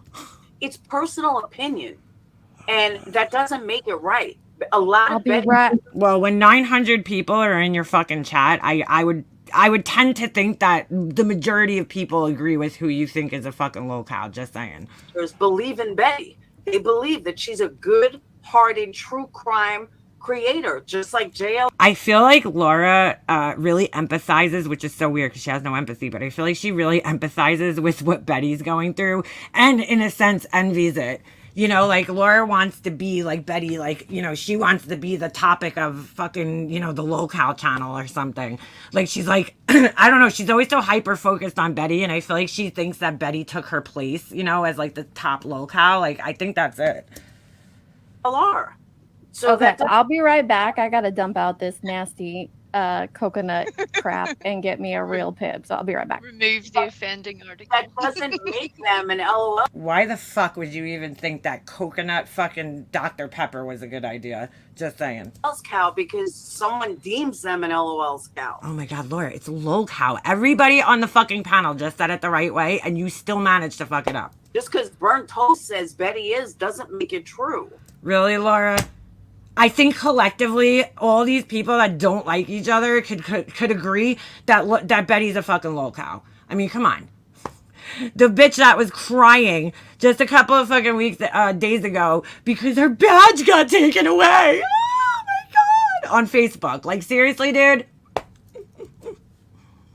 Just because nonsense says that somebody's wrong doesn't make it true, because their supporters will tell you differently. Why is she arguing with people about this? I just don't understand it. I think JLR is the biggest piece of shit on this platform, but that's my opinion. 200,000 subscribers disagree with me. Just Shit. because Betty doesn't. Laura, and just like we think you're fucking garbage, you got people in your chat too. So I don't understand what your point is. Like, you know what I'm saying? Like, of course, everybody, I think fucking MGL's a fucking piece of shit, but she has people that follow her. Like, you know, it's like, who cares? Who fucking cares? Like, thank you, Captain Obvious, for letting us fucking know what we already fucking know. Doesn't have 200,000 subscribers doesn't make her less credible. And that's what you see over and over and over around here. Ooh, they're going to recess. Just because Well, someone. now you're kind of getting into a different territory of like, how do you determine if someone's a loose cow or if someone's a tragedy pimp? And that's like a completely different discussion. You're right. Hang on, Someone just made a comment though that said she's the LOL's cows community, Oh my god, bro. and it's stating about burnt toast. That's why I made the comment. Well, I enjoyed. But, yeah. Sorry, side note. Blue came in and said, what the f is burnt toast? What the fuck is burnt toast? What is a burnt toast? Sorry. Burnt piece of toast. Example. Ew, JLR is a fuckboy, so I've heard. A ladies' man. I can never imagine impregnating people and hopping state to state for some humping. Now that's interesting. Ew, ew, ew. It just I'm just using her as an example because she was the first one I thought of. I think Laura again is upset that she isn't the burnt toast stop covering her. That's what Laura, I think in Laura's head, she's like, well, burnt toast wasn't making this much money off of me, so she's chasing Betty because she's making more money off of her. Like, I think that's what she's honestly thinking in her head. It's just funny. It takes us back to like when you try to tell normal people out in everyday life JLR is the complete opposite of attractive. about like, oh yeah, so nonsense, blah blah blah blah blah. And Yeah, like, when you what talk about about nonsense? people. Yeah. What nonsense? And I'm like, not nonsense. It's a person. I'm not. I think by the end of this, when Laura gets off, like, they're exhausted with her at this point. And it's just those weird conversations. So anyway, Clue just came in and said, what is a what is a burnt toast? Oh, good stuff. Well, so this kind of goes back to, hang on, let me see. Where was the question? It was a comment. It was only a couple behind. Oh, I'm way behind, but okay, so Ashley said that, Laura's just stirring everything up. Can we go back to having a good life? Yeah, that's a great comment. That's exactly what she's doing. I do think that while it's quite aggressive, and you could probably bring the aggression down a bit, it does foster good conversation. And just because Laura feels that way doesn't mean that.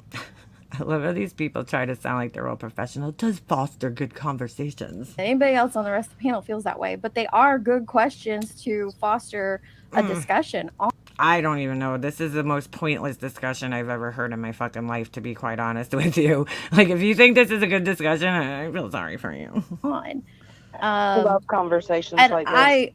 I do too, and I wish people could take like it's at least it's not for me, like the personal thing of asking, like what's the difference between nonsense and burnt toast, who claim they're not true crime, versus a channel like mine or Jones's, who we say we dabble in true crime, cover trauma, and call out people. So I think it's great conversations to be had, even if the questions are presented a little different. We can definitely learn things from this. Yeah, really. And I'm not stirring anything. I'm learning a lot here. I'm learning that Laura's a big fucking baby, okay?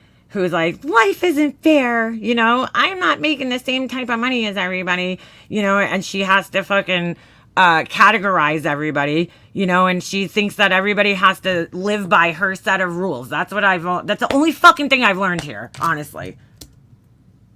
I'm just a very And that the rest of you just like to talk. I don't know. passionate person.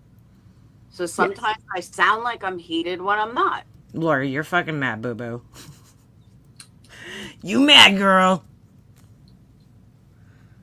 The word exploitation is just as bad as narcissist. Well, that's because I agree. A lot of people overuse the word narcissist for sure, and they have no clue what an actual narcissist is. Betty, JLR, I can think of a few. Nobody overuses the word narcissist more than Laura does. Every single fucking person that she doesn't like is a fucking narcissist. Literally. Every fucking single person. I don't know. God. She's like, I could think I of really a few. It's everybody that I don't like and that doesn't like me. Oh, if they are. I think people put labels on a lot of things. Nobody A lot of puts more things. labels on things than Laura does.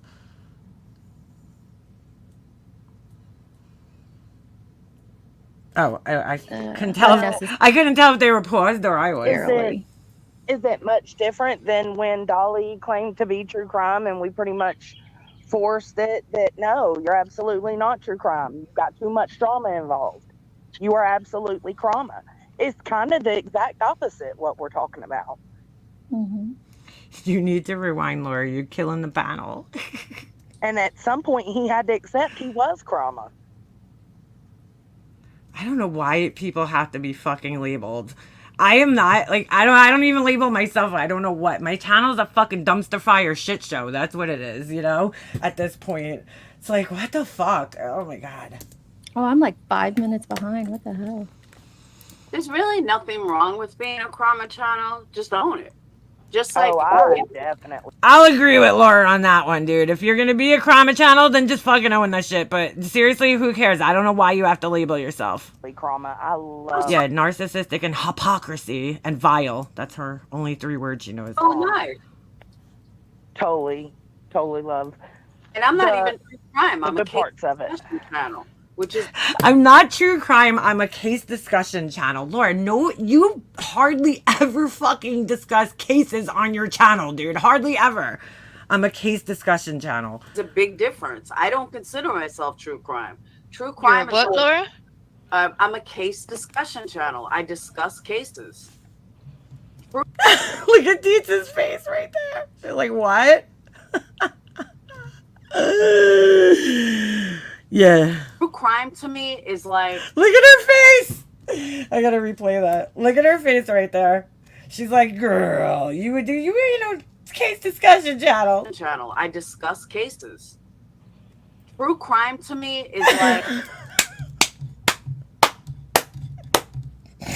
oh my god.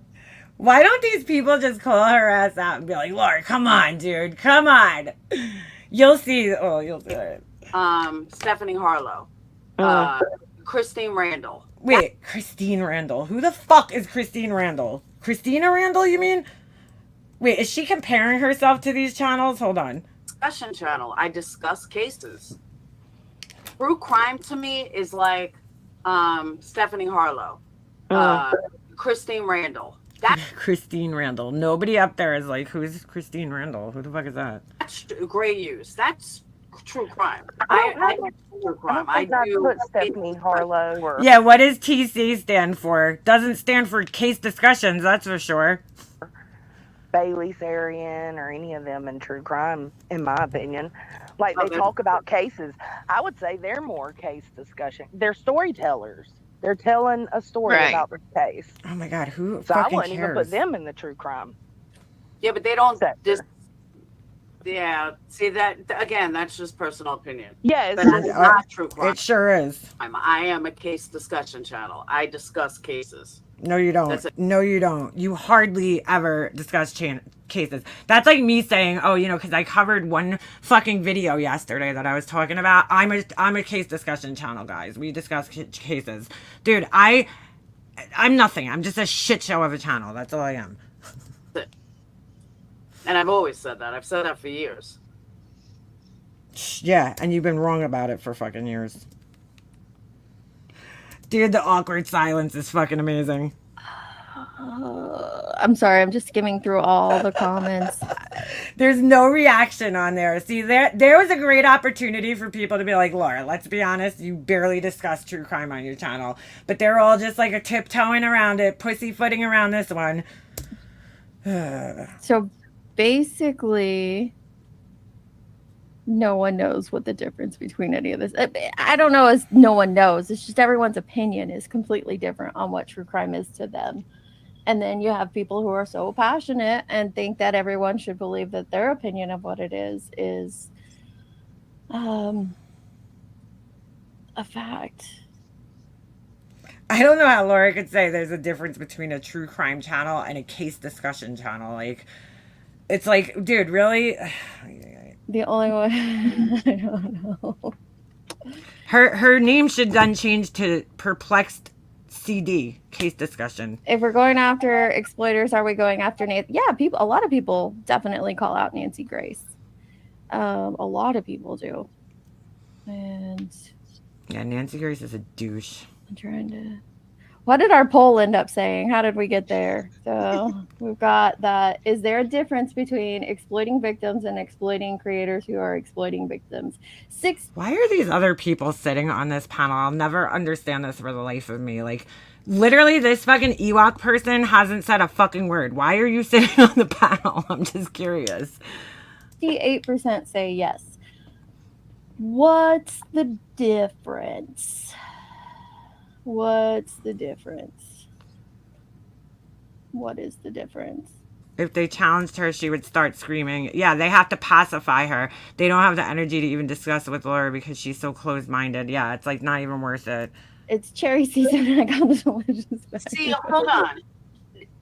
This, right, Cluminati's comment is exactly what I'm talking about. She nailed it. She's not realizing how she nailed my entire point, but she did. What? And that is, she writes nonsense. If I fall into the genre of crama, I'm good with that. Motherfuckers show up to watch, so I do something right. Who the fuck cares if other channels label you? Go mow your own lawn, stay the fuck off my grass. That is exactly what I'm trying to say about all these people that are calling out other people. What? She just nailed it. Dietz is just biting her fucking lips right now. Worry about your own channels. Stop. Like, if we sent this to the behavior panel and they had to, like, analyze her, they'd be like, oh, yeah, she's annoyed. Worrying about everybody else. But the hypocrisy is they don't see that for themselves. Hypocrisy? As they call out all these other channels. Right, but you do that too, Laura, though, right? Oh, shit, the Ewok is finally talking. You have discussions in the most gentle form, back and forth with other creators. You do that. Yeah, she's gonna deny it. What are you talking about? What are you talking about? Well, any number of creators that you have a constant back and forth with. I mean, I What could go to your creators channel do I now have and pick constant out back and 100 forth with? videos that would cover just that. So you can't say you're just a case You are a shoot the shit channel. I don't know, dude. Yeah, I guess. I don't know. discussion channel. You're not. I'm so glad this little Ewok finally called her out. Yo, this girl didn't say a fucking word for like 2 hours. I don't know. We haven't been watching it for 2 hours, but she hasn't said a word for this whole time. And then dude, that was the best comment of the whole fucking panel right there. Thank you. I'm so glad somebody on this fucking panel actually called her out. I don't know the Ewok person. I'm just like, I was like, why are they on here if they're not talking? But that you know what? That just fucking made up for it. Exactly, Chasing. Stay in your own lane. And then look, Laura just ignores it. That's my point. Stay in your own lane. No, it's fucking YouTube. You don't need to stay in your own fucking lane. The fuck? I don't go back and forth with creators. I haven't gone back and forth with creators in years. She goes, yes, you do. Like literally years. Look at Dietz's face, dude. She knows everybody sitting up on this panel right now knows that Laura's full of shit. They know it. So I don't know what planet you're living on, but I don't go back and forth with anybody. Laura, you go back and forth with so many fucking people. A long ass time. Okay. They're like, I'm not even gonna argue. Okay. Give me an example. Who do I go back and forth with? Name one. Just name one. Just name one. Just name one.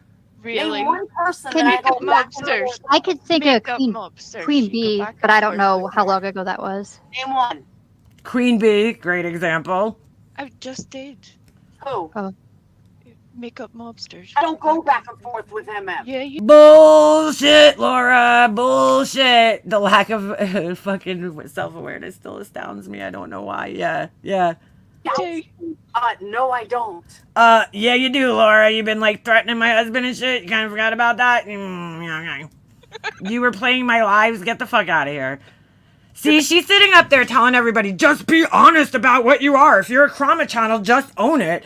Laura, you go back and forth with people. Me, you go back and forth with a lot of people. Queen Bee, just own it, dude.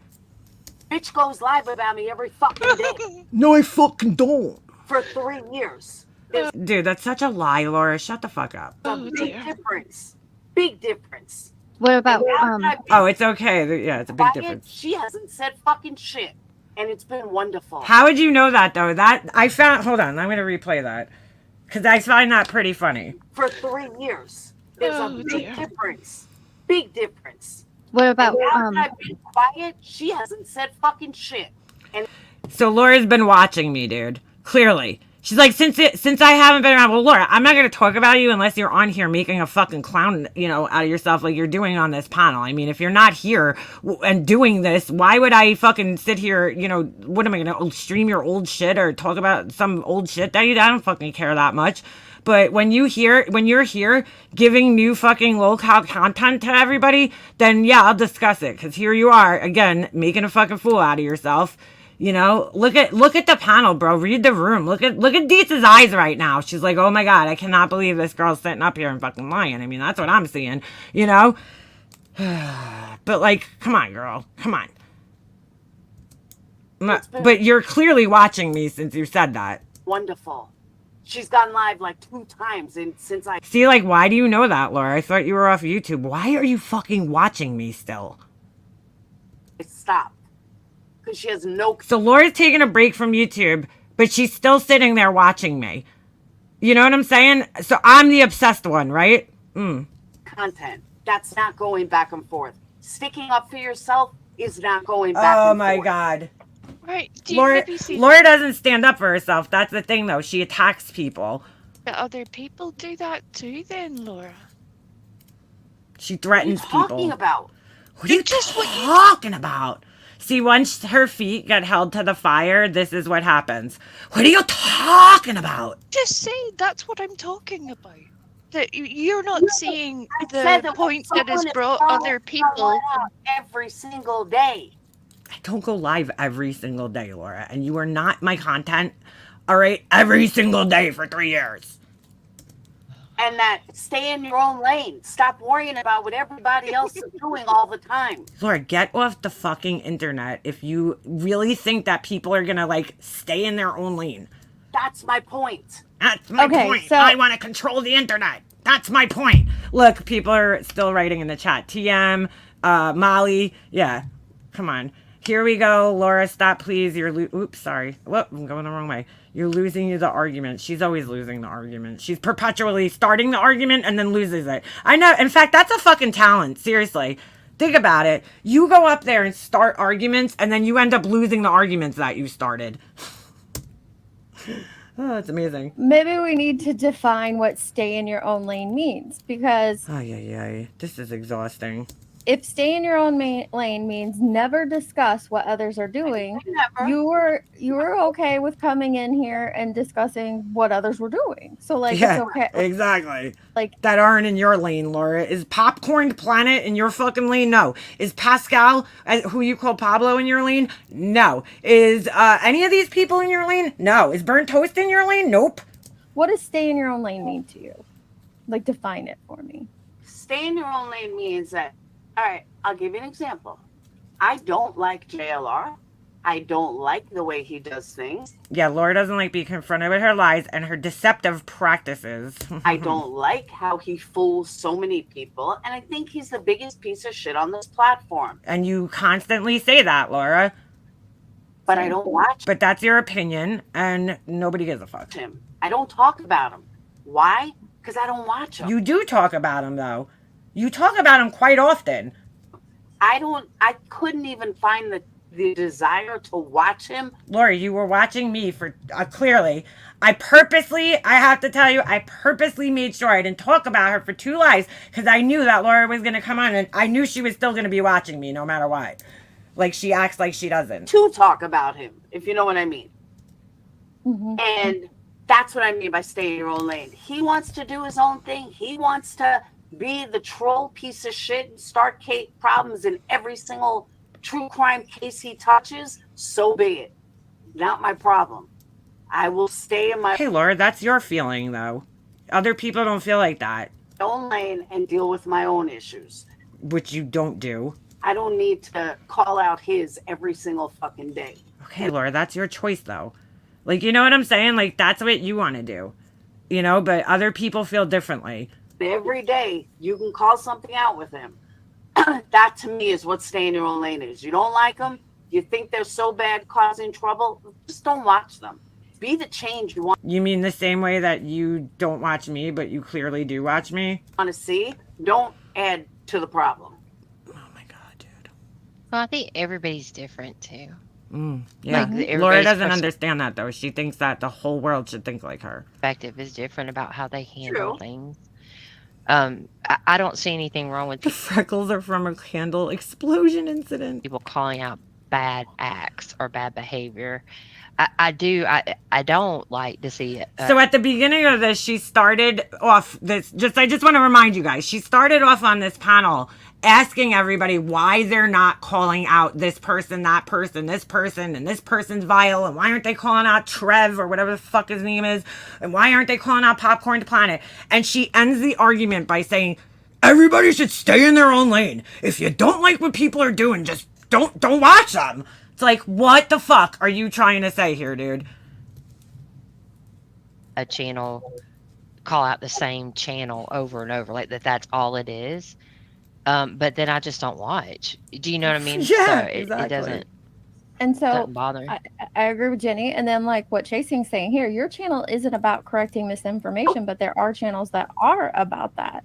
So how does that apply, the whole staying in your own lane if your channel is about calling out the misinformation? I don't know. But how It's many me. different channels do you need for calling out misinformation? As many as there is, Laura. Like, you know what I'm saying? Just don't watch them. Why are you so annoyed that other people are fucking calling out shit? Like, what do you care, dude? Just don't watch them. If you're annoyed that there's multiple channels calling out misinformation about something, just don't fucking watch them. You can't control people.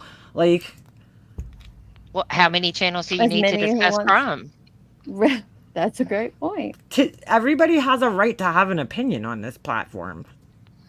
Or case discussion. I think it's Oh, thank you, Burn Hot Dog. Girl, your stuff just went out yesterday. totally different. But that's And I think opinion. just like people can't control like I might have thrown a little extra in there for you. How? Sorry, Burden, but how is it different? How is like, it what is different about it? who you asking?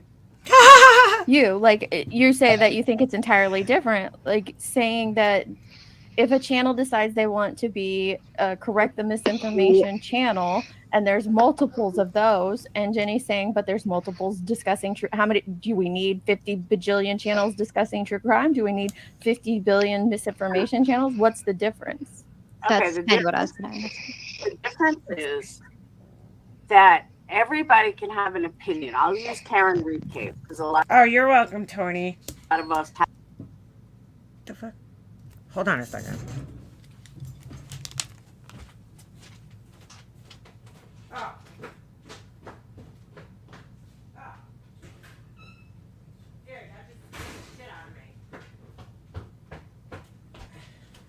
Hold on. All right.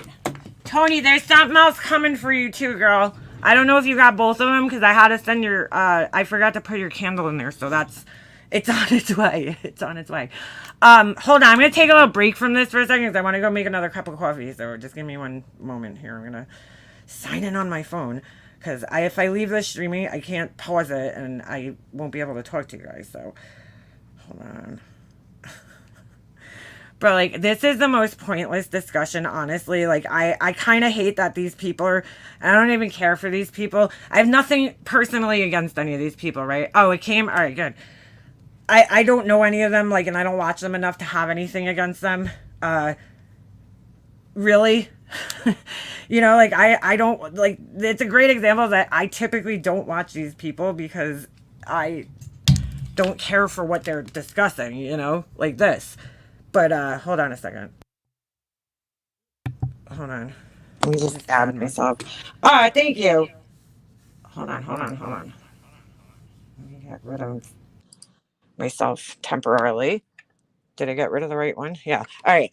Hold on. My problem is I want to root for Laura, a single mom who has a business. You want to root for her, but she does such vile stuff that I can't like her. Yeah, I know. She makes it very hard because, right, you do want to fucking root for her. I felt that way at a time too. I was like, you know, she's trying at least, you know, but then it just got to the point where I'm like, you know what? She is her own fucking worst enemy in all of this shit. Just like this, just like going up and instead of participating in this conversation in a healthy way where, you know what I'm saying? Where she's not yelling and screaming. She could call it passionate, whatever she wants, but she sounds angry, dude. You know, she sounds like she has a lot of hostility in her voice against people. And like they're all sensing it. It's not just us. They're all picking up on the same fucking thing that we're seeing, you know? So it's like, you know, you're making people feel uncomfortable. You're shoving your opinions down everybody's throat in a really kind of aggressive, hostile way. And yeah, it's not, how's that working out for you? You know, that's not how you make friends. I don't even understand why she went up on this panel to argue. Like, I don't really know what was being discussed prior to her even jumping up here. But I mean, you know, in the beginning, she's like, why isn't people calling people out? And then at the end, she's like, stay in your own lane. Like, it just doesn't even make sense, Laura. Make it make sense. At the end of the day, what she's upset about is that she's just not getting the same traction, you know, as these people are getting on their channels. So she's mad at everybody else. She's mad at fucking, and thank you for the super chat. Sorry, I forgot to say that, Jane. Thank you. I think I forgot. You know, she's mad at everybody else who's doing their things. Again, ebbs and flows of YouTube. You know what I'm saying? That's just, you know, even if you look at the older channels that were really popular back in the day, a great example of one, right? One of the people that started like the prison drama genre, right? The people that came out of prison and did content about prison was this guy after prison show. You know, he came he got 1 million subscribers. You know, he worked his way up on his channel. And then it was kind of like he jumped the shark in a sense, you know, like he kind of ran out of ideas and, you know, he still makes videos. He kind of left and came back. He tried something else and he's not like, he doesn't have the same traction. Why? Because newer people came in that genre that people went to their channels and they're, you know, now interested in the newer people. The same thing is going to happen to all of these people, you know, like certain people right now may be getting all the big views, right? Because they're covering the things that are relevant in the community that they're in right now. But soon enough, there's going to be more new people that are going to come in and people are going to go to those people's channels. That's just how YouTube works, man. You know, and I love you. She doesn't seem to understand that though. She just doesn't seem to understand that, you know? You're not going to ever, I don't give a fuck who you are. It is so hard to maintain for any creator on here, whether you're a huge creator or you're a small creator, it's so hard to maintain the same numbers because just like think about TV shows, right? You know, like Friends. You watch TV, you watch Friends for years, and then like after a while, it's like they kind of run out of ideas and there's really nothing, you know, there's really like how many more episodes of Friends are they gonna make? You know, so it's like it's gotta end sometime. People move on, people want things that are different, and especially on social media nowadays, especially in the age that we're living in social media, where it's like people actually prefer the shorter, you know, content. I don't, you know, I like the long, depending on what it is, you know, I like the long format content sometimes.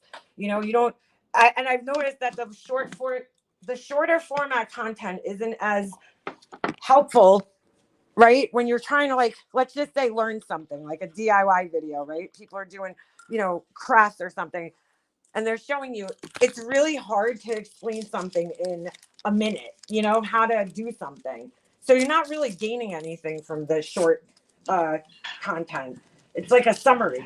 I prefer longer content for most things, you know, but a lot of people now, especially younger generation, they prefer the shorter content, you know, the shorter format content. And that's, you know, that's just how it is. Like social media, just like anything else, is going to keep evolving and keep changing. You're never going to hold the same amount of people on your channel or in your chat or their attention for the lifespan of your channel. It's just like, it's not going to happen. But especially when you're a fucking asshole, like, you know. I don't know. She just seems very angry.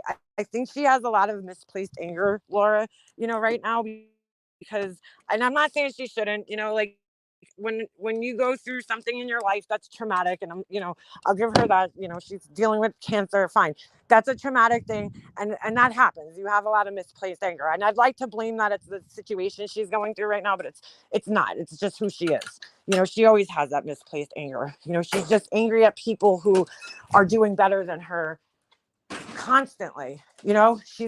She's so mad that these people are doing better than her, except instead of just accepting her position here, like I do, like, dude, I'm a garbage ass channel. I am not sitting here discussing things that people, want to hear. Like yesterday, I fucking did the Madeline Soto case. There's only a certain amount of people that are going to be interested in that. You know what I'm saying? And I accept that. Still had better numbers on my true crime than she did, but just saying. You know what I'm saying? But like, that's a very specific topic, and only a certain amount of people are going to be interested in that topic. She doesn't understand that. Yeah, she fell off completely. Seymour, my channel's, it's a dumpster fire. You know what I'm saying? In the beginning, I had all great intentions, but I'm okay with that though. Like, I'm fine with that. I'm fine with saying that, and I'm fine with knowing that, because I'm not here. You know what I'm saying? Like, that's why she's so angry. And I said this the other day, is because she's so dependent on this platform for her survival. And those of us who are not, we don't have to take it that seriously. Like, I don't take it that seriously because it's not that important to me, because it's not feeding my family. You know what I'm saying? It's not paying my mortgage. So I don't have to worry about all that shit. She does. She puts this, a great deal of importance on it because she's has to right now.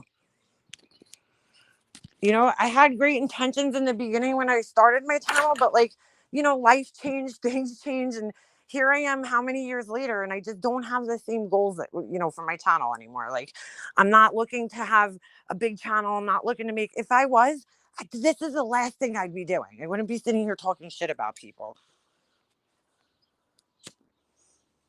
Because this ain't the way to get a big channel. This is the way to fucking drive your channel right into the fucking dumpster, where the bottom of the dumpster. I am speaking facts because it's the truth. I mean, dude, like, you're not gonna get money if you're sitting there fighting with people all the time. You're not, people, especially like specific people who are also small creators. The general public doesn't give a shit about this, So it's like, they don't relate to it. They're not going to understand it. They're not going to understand this little drama community on YouTube. So, it's like, come on, dude.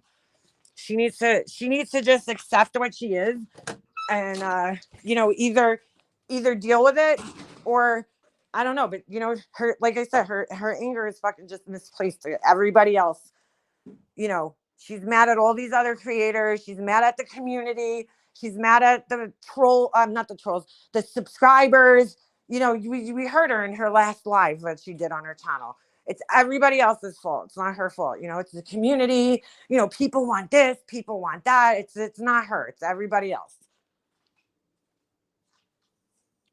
But, you'll see a couple of months from now or years from now, right? There'll be new people that'll come on here. And of course, I mean, seriously, it's like, think about a car, right? Would you rather drive a brand new car or an old shitty car? Like, it's like, yeah, you see a new car. If somebody's standing there, here, you could drive this brand new fucking car. You could drive this old car. You're going to jump towards the new car, right? That's going to be your decision. You're going to jump right towards the new car and be like, cool, I'm looking for something new. Right now, that's what happens on YouTube. People jump always towards the new thing.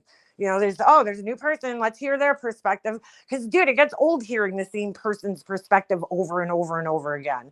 I get that. She doesn't understand that. There's not one fucking person here that has maintained the same views from the time that they started to the time that they, or to now, if they're still doing YouTube, because a lot of people just give it up or whatever, and there's always going to be up and coming new people that are going to get, more popular. That's social media, dude.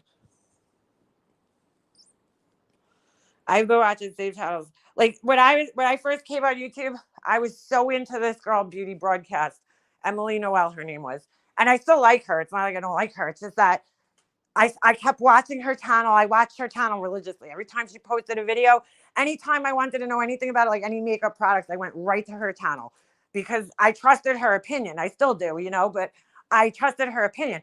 But then, as that community grew, because I was like at the beginning of the beauty community on YouTube, right? As that community grew, I learned about more and more people. So I started watching this person, that person. Then I stopped watching her channel as much because there was other people out there doing the same thing as her with a different perspective, a different style. You know what I'm saying? And, or maybe somebody that I could relate with more. That's just how it is, man. She still has a great channel and I'm sure a very loyal following, which is really the most you could be thankful for on here. It's like, you know what? All right, Lori, you might not get 1,000 views. You might not have 1,000 people in the chat, but you should be lucky that you have the people you do have that support you.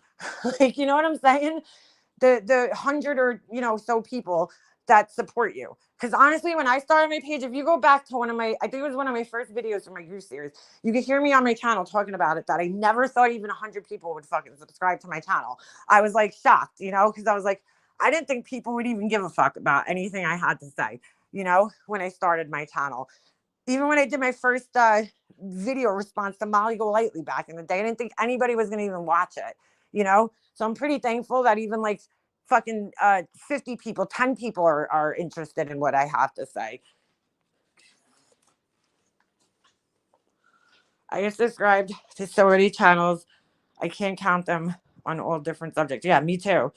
I had to actually go through my list and like unsubscribe to people that I like don't watch at all because I realized last night we were talking about lawyers on YouTube because I was saying how I kind of question if some of these lawyers are actually like really successful lawyers because it's like some of them are streaming like entire trials during the day, and I'm like, how do you like have time to stream trials when you're like a lawyer? Like, I don't any lawyer I know, they're fucking busy people, like lawyers don't stop working when they get out of the courthouse. They're working 24 hours a day pretty much, So I'm like, how do you have all this time? Like, how many actual clients do you have? Like, the guy lawyer, or as Queen Bee, what did she say? She's like, the lawyer you want to know.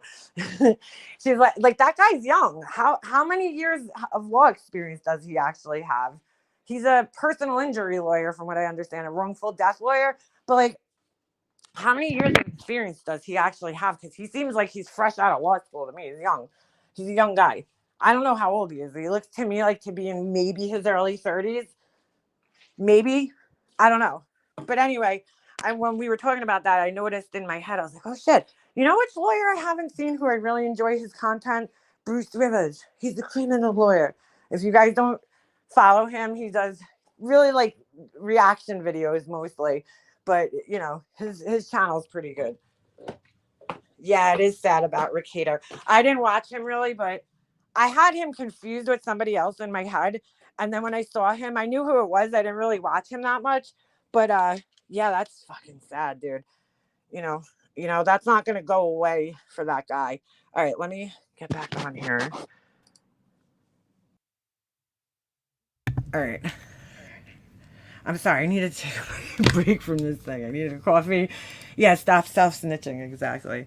I love his channel because you know why? He's so freaking cute with his son that he always like gives his son props. Like, I love the little relationship he has with his son. I think it's so adorable. Like, he seems like such a genuine, you know what I'm saying, guy. All right. Anyway, back to this bullshit. Have discussed it. Mm-hmm. Whether you agree that she's innocent or guilty, doesn't matter which side you're on. You bring it to your channel and you discuss it. What you don't do is play every other person's live to discuss it on your channel. That's exactly what you do. You just discuss the facts on your channel. And, kind of like... That wasn't the question. Hold on. I'm getting there. I forgot what the question was. When you're constantly... All right. Someone can straighten out the misinformation on their channel without playing other people's stuff. Dude, all she does is stream other people's shit, dude. That's all a lot of people do. Like I just said, Bruce Rivers, he's a criminal lawyer. His entire channel is him reacting to fucking other people's content, dude. Who fucking cares? I love these people that are like, oh, you're stealing other people's content. I don't know. I guess you could look at it like that, but like Betty stealing my content. It's like, no, nobody's stealing your content. They're reacting and they're making it their own content, dude. If they're stealing content is when you literally just mirror somebody's content. You take it off their channel and you put it on your own channel with no commentary and no nothing else, okay? But when you're reacting to somebody else's content and making it your own content, then it's a totally different story. That's not stealing content. That's reacting to other people's content. Why does our Laura act like she's the YouTube for her? She's yeah, like she makes all the. I don't know. I wish I knew that. You can just go on your channel, and I've done it. Yeah, Perplexed Reacts. Yeah, she had a reaction channel, but now she's telling people they shouldn't react. It's like, dude, what the fuck are you trying to say here, Laura? You could just go on your channel and discuss the real facts of the case. You don't need to constantly call out or play other people's misinformation. You don't. That's all she does, though. Need to do that. You just go on your channel and say, look, there's a lot of misinformation going around. You know that this little Ewok person is like biting the fuck out of their lips. Like they might have bit through their fucking bottom lip at this point. This is what we need to do. Now, the revival brings up a really good point. Ooh, beefrigs, that would be cool. Subs decide how many of any channel we need. Well, there's a lot bigger channels. When I say bigger, I mean bringing in more views that want the misinformation. So as I've said in the past, Don't think that anybody wants misinformation. She keeps saying that. I don't think Laura doesn't understand. There's a variety of people sitting in your chat. Like right now, okay? How many people's in here? Let's see. There's 167 people in here. Not everybody that's watching this. I would say probably 67 of those people are probably Laura's people, fucking people that don't like me, Tracy's people. Who knows? I'm just saying, it's like people from all over the place, people that I don't even fucking know that just lurk in the bushes, and then, maybe like a percentage is, people that are always in here, the people that are always in my chat all the time. Like, just because people are watching people, it doesn't mean that they're necessarily liking or agreeing with the information that's being put out. So, I mean, how could you speak for every single subscriber? I know that there's people watching me right now that absolutely fucking hate me. Hi, hey haters, how you doing? Because I know that 67 people that are probably sitting in here are fucking 67 people that fucking hate me. And that's cool. That's fine. But, like not everybody that's watching you is going to like you or agree with you. That's what subs want. So the misinformation. Subs want misinformation. I mean, Laura, that's the dumbest statement I think I've ever heard come out of your mouth. Yeah, Laura, this is why people don't like you. You insert yourself in everything and tell others what they should do. Worry about your own dying channel, Laura, and have an opinion. Fine, but you don't make the rules. She just doesn't want to admit that her channel's dying. Like, my channel's dead, bro. It's like dead, and I'm fine with that. It's cool. Because everybody wants that misinformation, or these channels wouldn't have 3,000 people in their live compared to 400 people sharing correcting the misinformation. So if you want to go by the theory, oh my God, shut that dog up, dude. About subs decide how many channels, okay, fine. Then subs want the misinformation because they have the biggest channels. The ones that promote the phoniness and the misinformation, they have the most people in their lives. Exactly, because they're watching the shit show. But that's not actually true anyway, because there's plenty of people who aren't shit shows and people are watching them. Again, she thinks that just because just because people are watching, they want what they're watching. They're agreeing with what they're watching, and that's not the case at all. I like, personally, as a watcher, as a viewer, I like to hear different perspectives on things. The other night, I went around channel to channel to channel. I listened to the same fucking thing because I wanted to hear multiple people's perspectives on the, on the testimony of Jennifer McCabe. So I listened to, I'm trying to think. There was a whole bunch of channels that I watched. I can't think off the top of my head, but there was a whole bunch of different law channels, ones that I never even watched before. There was, what is it, Uncivil Civil Law, some shit like that. The DWI guy came up in my chat, so I watched, suggested I watched his commentary on it. I meant to watch, what's her name, Emily Baker's, because I know there was a clip of her commentary on it.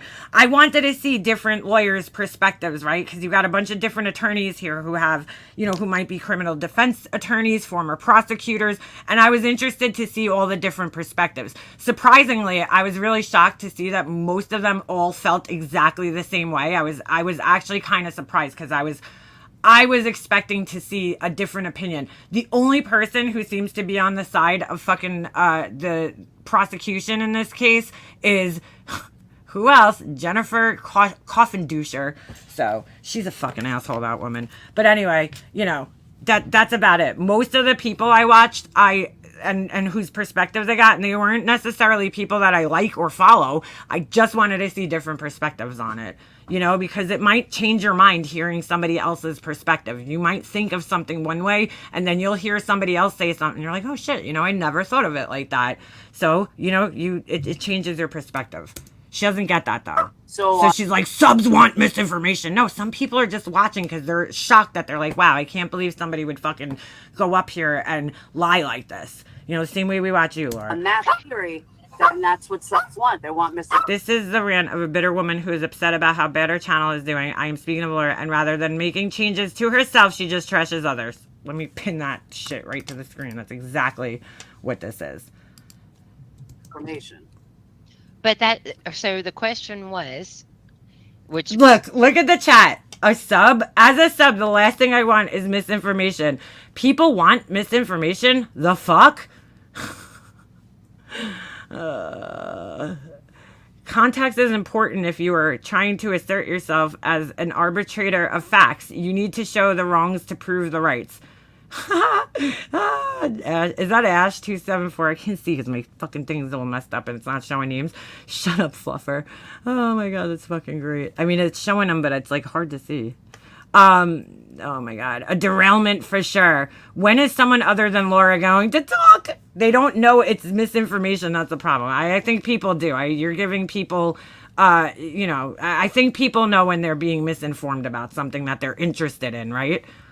was not answered at all. The question was, you said, how many channels do you need? You know what the sad part is, though? You could actually sit here and correct information all fucking day long, and it's probably not going to help at the end of the day. Like, some people, there's just some people in this world where it's like, you could show them the fucking truth, Laura being one of them, right? And it doesn't matter what you fucking show them, they're still going to fucking think that they're still going to sit there and believe what they want to believe no matter what. It just doesn't matter. Need that correct misinformation. And the question to you was, how many channels do you need to talk about crime? God, Laura, let people get a fucking word out edgewise. Holy shit. Yeah, what's the difference between the two?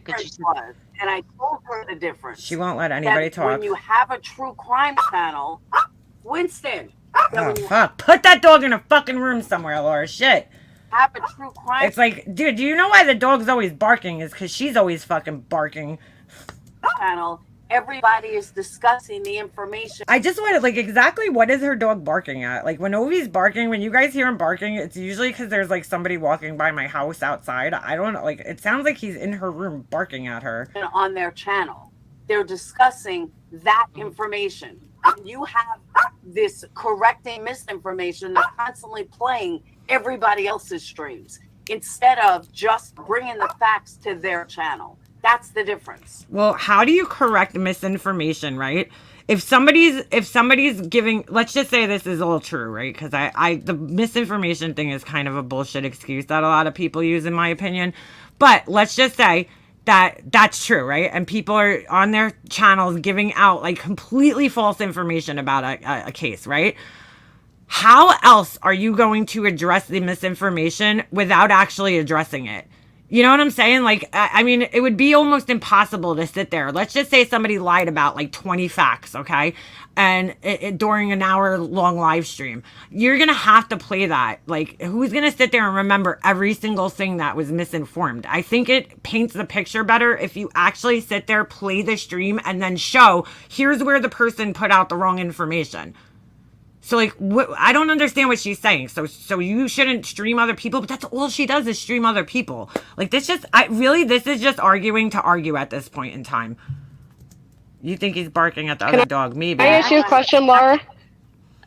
And then I'm getting off. I got radiation. What's up? I just have a quick question. Why, it feels like this is very personal for you. Is Yes, it is. there a reason it gets you like so, like why are you so bothered by it? Thank you. I mean, I don't even care if Granny's watching, but I'm so glad she asked this, you know, because that's exactly, it is very personal, dude. It's a fucking you problem, Laura. That's what it sounds like. Because I can't stand YouTube anymore. I can't. Right, you're mad at YouTube. This is a childish fucking little tantrum right here. She's fucking mad. Get the dog neutered. Yeah, that is a good start. She's not gonna do that. You know what I'm saying? This is a childish rant because Laura's not getting her way. You know, YouTube's not going the way that she wants it to go, and so she's mad at YouTube. She's mad at YouTube because things aren't working out for her. But it's insane. You know, it's so funny because I brought up that guy's channel before. What's his name? After Prison Show. Because I know he went through a similar struggle and he talked about it on his channel, which is why I brought him up. He talked about it on his channel about how, you know, you're so used to getting all these views, and then one day they just kind of fall off and now you're, you know, not getting as many views, and then you start coming down on, this is what a normal person would do, okay? He starts coming down on himself and thinking that he's the problem and what am I doing wrong? And so he's trying, I watched this guy struggle through the last, I don't know, maybe 2 years, trying to figure out a way to try to get his channel back on track and get the same amount of views until he got to the point where he kind of just accepted things for what it is. But he was very smart in his decision making when he got really big on YouTube and he started to make a lot of money, which was at a time where you could make a lot of money on YouTube just putting out, you know, uploaded content. What he did was he took all of that money and he invested it in other businesses. So he has like a construction business, he has a painting business, I think he has like a landscaping business, and some other types of businesses. And then he tried even making channels out of those businesses, you know, like he tried to have like a channel, like a construction type channel or something like that. And he started venturing out. So he knew enough to know before it even happened to him that he needed to invest his money elsewhere because like YouTube wasn't going to be a forever thing, you know, like he was smart enough to know that. And then, but when he came back, he still had this internal struggle, like, what am I doing wrong? And I think he kind of realized that it's like, you know, there's just new people doing this shit and people are interested. And, you know, when my channel was doing good, it was because I was being my authentic self, you know, so that's what he went back to doing. It's not doing as well as he was doing, but, you know, it's I think he's accepted it now at this point. But the whole point of me bringing this up is that like he knew that he was the problem and he's the one who had to fix himself in the process to fix his channel, you know, or at least to get it back to some type of, you know, successful point. Like it doesn't matter you're not getting 1 million views, but hey, I'm getting 50,000 views, you know, that's okay. It's all right. You know, he had to come to an acceptance of that. And you know, he at least knew that he was the problem in the process. Partially, you know what I'm saying? Like, he tried everything he could to fix it himself and change his own content to try to keep up with the times, you know? But the reality is a lot of that's out of your control. It's just that people get tired of watching you, like I was saying before, and hearing your voice over and over again. And so there's new people out with a new perspective, and they're going to those channels. That's all. New stories, you know, new everything else. Can't stand turning on YouTube and all you see is fucking misinformation. Okay, so that makes sense. You're very frustrated at YouTube in a whole, so you're looking at things through a She won't let anybody talk. certain lens. There's a lot of people that feel like this. It's not just. I don't know anybody else who feels like that, or at least anybody that's on their channels whining and complaining about it. Yeah. can't I turn got on that. I got that. YouTube without hearing misinformation, whether it be misinformation stated. Well, a lot of the times when dogs are humping, I'm reading the chat because that probably if you're listening to this and you don't see the chat, you're like, why the fuck are you talking about dogs humping? So, like, what the fuck? A lot of the times when dogs hump, especially male dogs, or female dogs hump too. My collie used to when she was fixed. It's a dominance thing. They're fighting for dominance in their pack, and I think Laura has 2 male dogs who are probably not neutered, but you know they're definitely fighting for dominance clearly. But yeah, that's probably why there's a humping issue there. But you know, getting them fixed would probably help lessen that aggression and dominance. But she's not doing that. Or misinformation from other people playing misinformation. It's like, what happened to this fucking community? It's horrible. It's always been like this though. Absolutely fucking horrible. That's why I took a bow out. Like, just let me regroup. Maybe I'm just frustrated. But you know what, dude? It's not maybe you are frustrated, Laura. It is you are frustrated. You are frustrated because you are not achieving the same success as everybody else. Okay? And again, because you're so goddamn dependent on this place for your fucking survival, you are putting so much emphasis on it. And the worst thing you could do in your position right now, just saying, somebody who's, going through a cancer battle, and look, I mean, she don't have to take my advice, I'm just saying, the worst thing she could do right now is fucking just disappear off YouTube because she's fucking frustrated right now. Like, you know what I'm saying? Like, that's not going to help you in any way. But she seems to do everything she can to sabotage herself constantly, so I think Laura's finally realizing she sucks at true crime. Yeah. She is. It's not her. She's not, she's not good at it. She's just not. I don't know what that's why you can see her ever since, okay, when I was friends with her, she was going through the same exact fucking struggle, dude.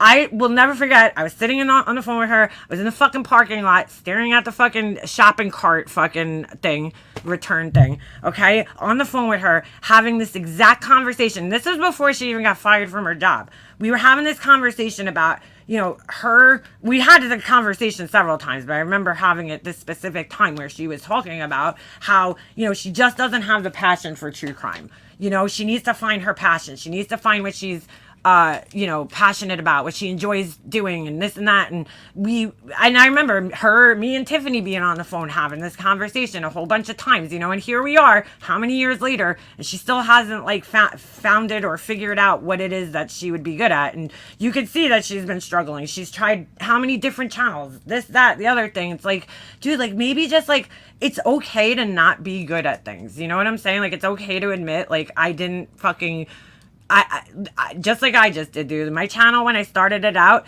I wanted it to be something, okay? My life got in the way, and then, I found, it just, I wasn't getting the traction that I wanted, and I knew it had to go slow and steady, but then I was just, my priorities shifted over time, and I was just like, you know what, this isn't important, and it isn't even what I want anymore. I'm not looking to build a huge fucking YouTube channel, because honestly, who needs it? It's, how hard it would be, dude, to get a huge YouTube channel and get to the point at this stage in the game to make the amount of money that it's like, I'd rather just go out and get a regular fucking job, to be quite honest with you, because this is way more work. If you're trying to build a channel like that, it's way more work, and for nothing. For most of the time while you're building your channel, you're not getting shit, and you're doing a lot of work. You're uploading constantly. Dude, it took so many years for Gray Hughes' channel to really take off, dude. That guy worked his ass off on his channel. He took, when I found his channel in 13, he had a couple of hundred subscribers, and it took him about 10 years to actually get to where he's at now, because he worked his ass off on his channel.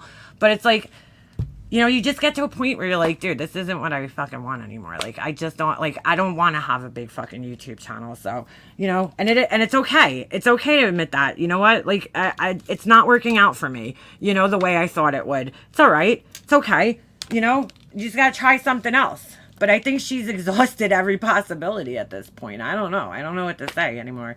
Yeah, what happened to Candles and Crime? What happened to Candles and Crickets? What happened to all that shit?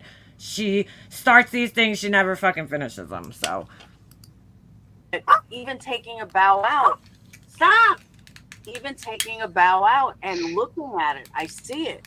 And sounds to me that in the last, how many days has it been since she quote unquote bowed out? She still doesn't see it. She still thinks it's everybody else. Just what she just said on this panel, saying that the subs want misinformation. Like, Laura, that is just not fucking true. You know, in any sense of the word. I don't think anybody comes here looking for misinformation. Now, I don't think there's one person that's like, you know what I'm going to do today? I'm going to go on YouTube and I want to be lied to. Nobody fucking is looking for that. You know, and if you think that that's what the problem is, then you haven't fucking looked at anything.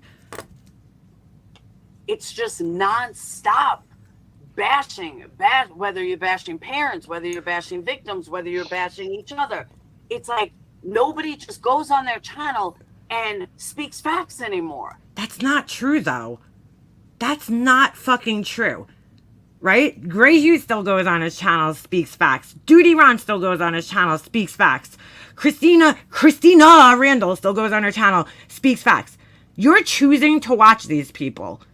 That's why you're so fucking angry about it. Yeah, exactly. Neither do you. She gets things wrong 90% of the time. Last fucking True Crime Live, when she was live, I clicked on it. She had 22 people in chat listening to her. 22 people listening to it. She needs rehab, it's maybe. Constantly berating other people. And that's pure drama. That's what drama people do. True crime is drama, though, dude. At the end of the day, it is drama. It's another form of drama. That's why the Lifetime channel plays a lot of true crime, videos on there, because it is fucking drama, which is why it attracts mostly women. So I think it's your algorithm. No, it's not her algorithm. It's what she's choosing to watch. But no, Yeah. I watch 48 hours now 'Cause all the time. There's plenty of channels that aren't like that aren't. Maybe Laura could start a channel where she shows people how to dress like you're still in the 90s. That's a good, that might work. Constantly. In her defense, a lot of 90s styles are coming back in, like, because I watch all these, like, young, pretty girls on, TikTok, not TikTok, but here, but they post their videos on, like, every platform. And there's some of the styles that I see them doing. You know what they're doing now that I was shocked? It's kind of like a late 90s, early 2000s style. They're taking the bangs and using those little baby butterfly clips. My hair would never fucking look good like that because it's so fine and thin. But they're doing that shit. So you know what? She might be onto something, B-Franks, is what I'm trying to say. Oh shit. Community? Talking about it. Yes. Who? Mine. Have you ever watched my channel? Wait, Yeah, I missed that. Algorithm. I Yeah. watch 48 hours now 'Cause all the time. There's plenty of channels that aren't like that aren't constantly community? talking about it. Yes. Who? Mine. Have you ever watched my channel? No. Okay. That's what I'm That's saying. the thing. It's like, why are you sitting there watching the same people that you know are doing something that you fucking are angry about, apparently? Nobody Mine watches. also, yeah, that's why Yeah. I haven't been live for They months want now. to see that. They want to see Because they want to see the stuff Yeah. that now people are saying they're so sick of seeing it everywhere. Exactly. Well, that's what everyone watches though, because ain't nobody watching Bust the Facts. Everybody wants some misinformation. That's Oh my god, dude. Nobody wants the fucking misinformation, Laura. the whole point. And so And this woman's in here deluding herself in the chat. Sorry. Chasing truth, That's the entire point. It's constant misinformation. There are people who correct it. That's what she thinks she's doing. everybody wants some misinformation. That's the whole point. And so why are all these Nobody wants misinformation. I just that's such a dumb thing to say. misinformation channels continuing to regurgitate all the misinformation? When you look at subs want the misinformation. That's why the biggest channels, No, they like watching the shit show. That's really what it comes down to. JLR has over 200,000 subs because people want misinformation. No. JLR is a genius, all right? JLR has been trolling the internet for fucking almost 2 decades now, okay? That man understands algorithms. That's why that guy got where he is today. He understands algorithms. He understands what people want. That's why he gets where he gets. He goes on scene. He's very quick to get things. He's always like the first one to go get the court papers and get this. And he must have like a fucking, I don't know, dude. That guy must have a fucking endless, like, is he like a trust fund baby or something? Because like it seems like he has an endless supply of money, that man. Like, I don't know. I don't know anybody else. Just like that Lamont at large guy who I can't stand either. He fucking, like, I'm like, how does this guy afford to fucking travel like this? Like, it's insane to me. He's like somewhere new every fucking day. He was here at the Gabby Petito thing. He was like, he's all over the fucking place. The next day he's in California. You're like, no, bro, what's going on here? But like, JR understands the fucking algorithm, man. He understands what people want and he understands how to do it. And he follows the script. That's why he's getting the views that he's getting. And again, there's always new people finding his channel that don't know about his past and think that he's legitimate. She don't get it. My whole So if point. there's so many of these misinformation channels, wouldn't it make sense that there's also going to be a lot of anti-channels to that? No, because the anti-channels are doing it for money. But Lamont lives in his van. Oh. I have radiation. The anti-channels are doing it for money. Anti-channels are I'll doing talk to you guys it. later. Peace. Bye, Laura. Good luck, Laura. Dude, everybody was tired with her at this point in time. You could hear it in their voices. Now, this is really funny. This is the part I really wanted to play this for. I really didn't even fucking, like, with Laura, it's the same old shit, right? It's the same shit. This is the part that I actually wanted to play this for. Watch who jumps up on panel here. She's been in the chat, and I didn't even know this before, but she's been in the chat typing shit the whole entire time. She's been talking shit in the chat, typing shit. Now watch No, this. because the anti-channels are doing it for money. But I have radiation. The anti-channels are I'll doing talk to you it. guys later. Peace. Bye, Laura. Good luck, Laura. She's all angry with everybody. Peace. Because I don't even know what she said there because they were talking over each other, but she's all fucking mad. You know, she's all fucking salty. So she just jumps off the fucking panel. Hold on, let me go let this fucking pain in the ass in who's gonna break my front door.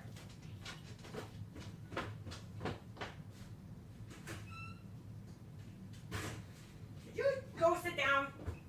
It's too hot outside. I don't know why you're out there anyway. All right, moving on. Man, I'm not monetized, and that's a lot of what I do is correct misinformation, not like call out channels or whatever, but I correct misinformation. Everybody's misinformation correctors now. And I'm not even monetized. I don't understand that. That's like the new thing. That's the new thing. I'm a misinformation corrector. I don't. Listen, if it was about the money, Yeah, Laura comes across as a bitter bitch. That's what, dude, I think everybody collectively on this panel got that same sense. You know, I'm glad at the end, Granny's watching finally fucking said what everybody else was probably thinking on this panel. Like, girl, this sounds like a personal thing to you, Laura. Like, it's a you problem. It's not a us problem. It's not a YouTube problem. It's a you problem. I'd have Yeah, nonsense was first. ad revenue on all the time. I feel like that is often a projection. I feel like people that feel like it's always about money is Nonsense was not only first, she's also the best at doing it. The most effective. because maybe that's how they feel. I know I personally rather tune in and see all these streams calling out misinformation than Laura's mod stocks in me. So, you know, just Ooh, burn. saying it's what I prefer. I think it's fair. I wish she called that out while Laura was up there. Also, I'm recognizing that Somebody in the chat, Laura is a hater, period. Exactly.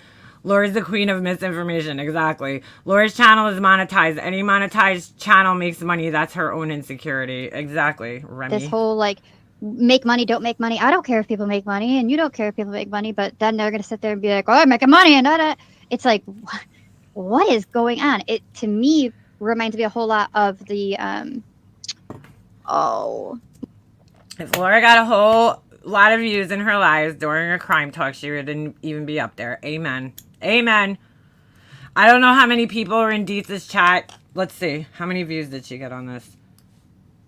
6,000. That's not bad. You know, she did okay on this for considering that she's, you know, she's doing better. Look at her numbers. 12,000 subscribers, 6,000 views on the channel on this video, right? Which obviously it's a little different on lives. I don't know why they count live stream views differently. I think it's because people come in and out of the chat. But I mean, she probably had a couple hundred people in her chat, you know, and she's doing well. Laura jumped up there, you know, just to be seen. I don't even think she really had a fucking point. Like, I totally just forgot what I was going to say. Like, what my Well, it's funny you bring that up because there is this thing people do where they'll say like they're just mad I'm making money. They hate There was at least 400 to 600 people in there the whole time. That's why Laura was there. Yep. when I make money. They hate when you guys super chat me and send me money. And it's Why is Laura afraid to directly stand up to Granny's watching? Why? I think personally, because she has a pretty solid following from what I understand. I don't really watch her, but maybe that's why she doesn't want to, you know, Laura's fucked it up every time she meets befriends a creator that makes, you know, has a lot of subscribers. Instead of using that in a positive way, you know, and befriending them and hanging out with them and, you know what I'm saying, and getting along with them, she always does something to fuck it up. So she probably realized that. reverse psychology. And then they start getting all these super chats thinking the haters are getting mad when quite frankly, like, I don't listen to Granny's watching unless like people are telling me like, oh, there's something going down on her panel, and then I'll go watch and listen for a little while. And like, it's not that I dislike her. It's I don't dislike her because I really don't know her well enough. And there's times she makes good points, you know, just like everybody else. I just like I'm not a, you know, I don't know. I just don't follow anybody's channels that religiously. Like, so, you know. Except burnt toast, but you know, it's like I don't know. I don't dislike her. My issue with her is like she'll go back and forth with Laura. You know, she'll go from being friends with Laura to fighting with Laura. It's like I don't know, people that are wishy-washy like that right away. I'm kind of leery of them. So I'm not talking about people making money. I don't know if and other people are. The only person I've spoken about was Nina Glass. what I was going to say is all right, I'm gonna fast forward a little bit because you'll see somebody's gonna jump on panel here to make a thumbnail. It's fucking Grifters. I think you're covering a missing child's case. Hold on. Of them themselves are pushing. Here we go. I did bring up that these creators that went to revenue on or super chats available and making money. Again, the other day I did bring up that these. Now here's another person who had obviously things to say to Laura on this thing. Lilith starting today and calling out Laura. All right, so she had things to say because she was typing in the chat, you know, typing in the chat where she knew Laura wasn't even fucking, you know, paying attention.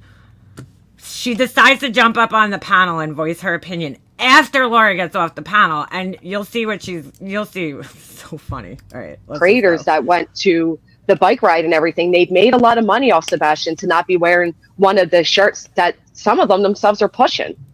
Could it be that was just a general statement like, listen, wait, what do you mean? She keeps indirectly calling her out when Granny's watching confronts Laura. She says, I'm not talking about you. Yeah, exactly. It's like, what the fuck? You obviously are. You're talking about her panel. I don't know who was on her panel at the time, but who else is it? You couldn't wear a Sebastian shirt that was a personal opinion, but it's not about like, oh, they shouldn't be making money at all. I don't care. Make your money. I agree. I don't think there's a problem with people making money on this platform because, like, I don't think anybody has a problem with anybody making money on this platform. It's when you're fucking lying to people to make money, or you're sitting there e-begging, or you're an entitled fucking asshole who just thinks that because you're a single parent, you should just get money because, you know, life bestowed you with this horrible situation and circumstance, you know, God just threw it upon you. That's when people get annoyed about it. But for the most part, like, if you're on your channel doing your thing and wasting your time, okay, you should make money. Like, who gives a shit? Like I said before, Laura, there is a ban of eating rumor. Oh, she's definitely ban of eating. One of her channels got terminated, sure. YouTube's gonna make it if you don't. YouTube's gonna make it if you don't. I guess. I think sometimes people... YouTube's still making it. Like, no matter whether you're making money on here or not, YouTube's gonna be making money no matter what. Welcome to the panel. What are you doing? So here comes the queen of I'm not in the drama. I think sometimes people look for reasons to have an issue too. So yeah, that got me super confused. Whatever was going on there. So she waits until Laura leaves the panel to say this. I really think this bitch is afraid of Laura. I do. Me too, because the question was not answered at all.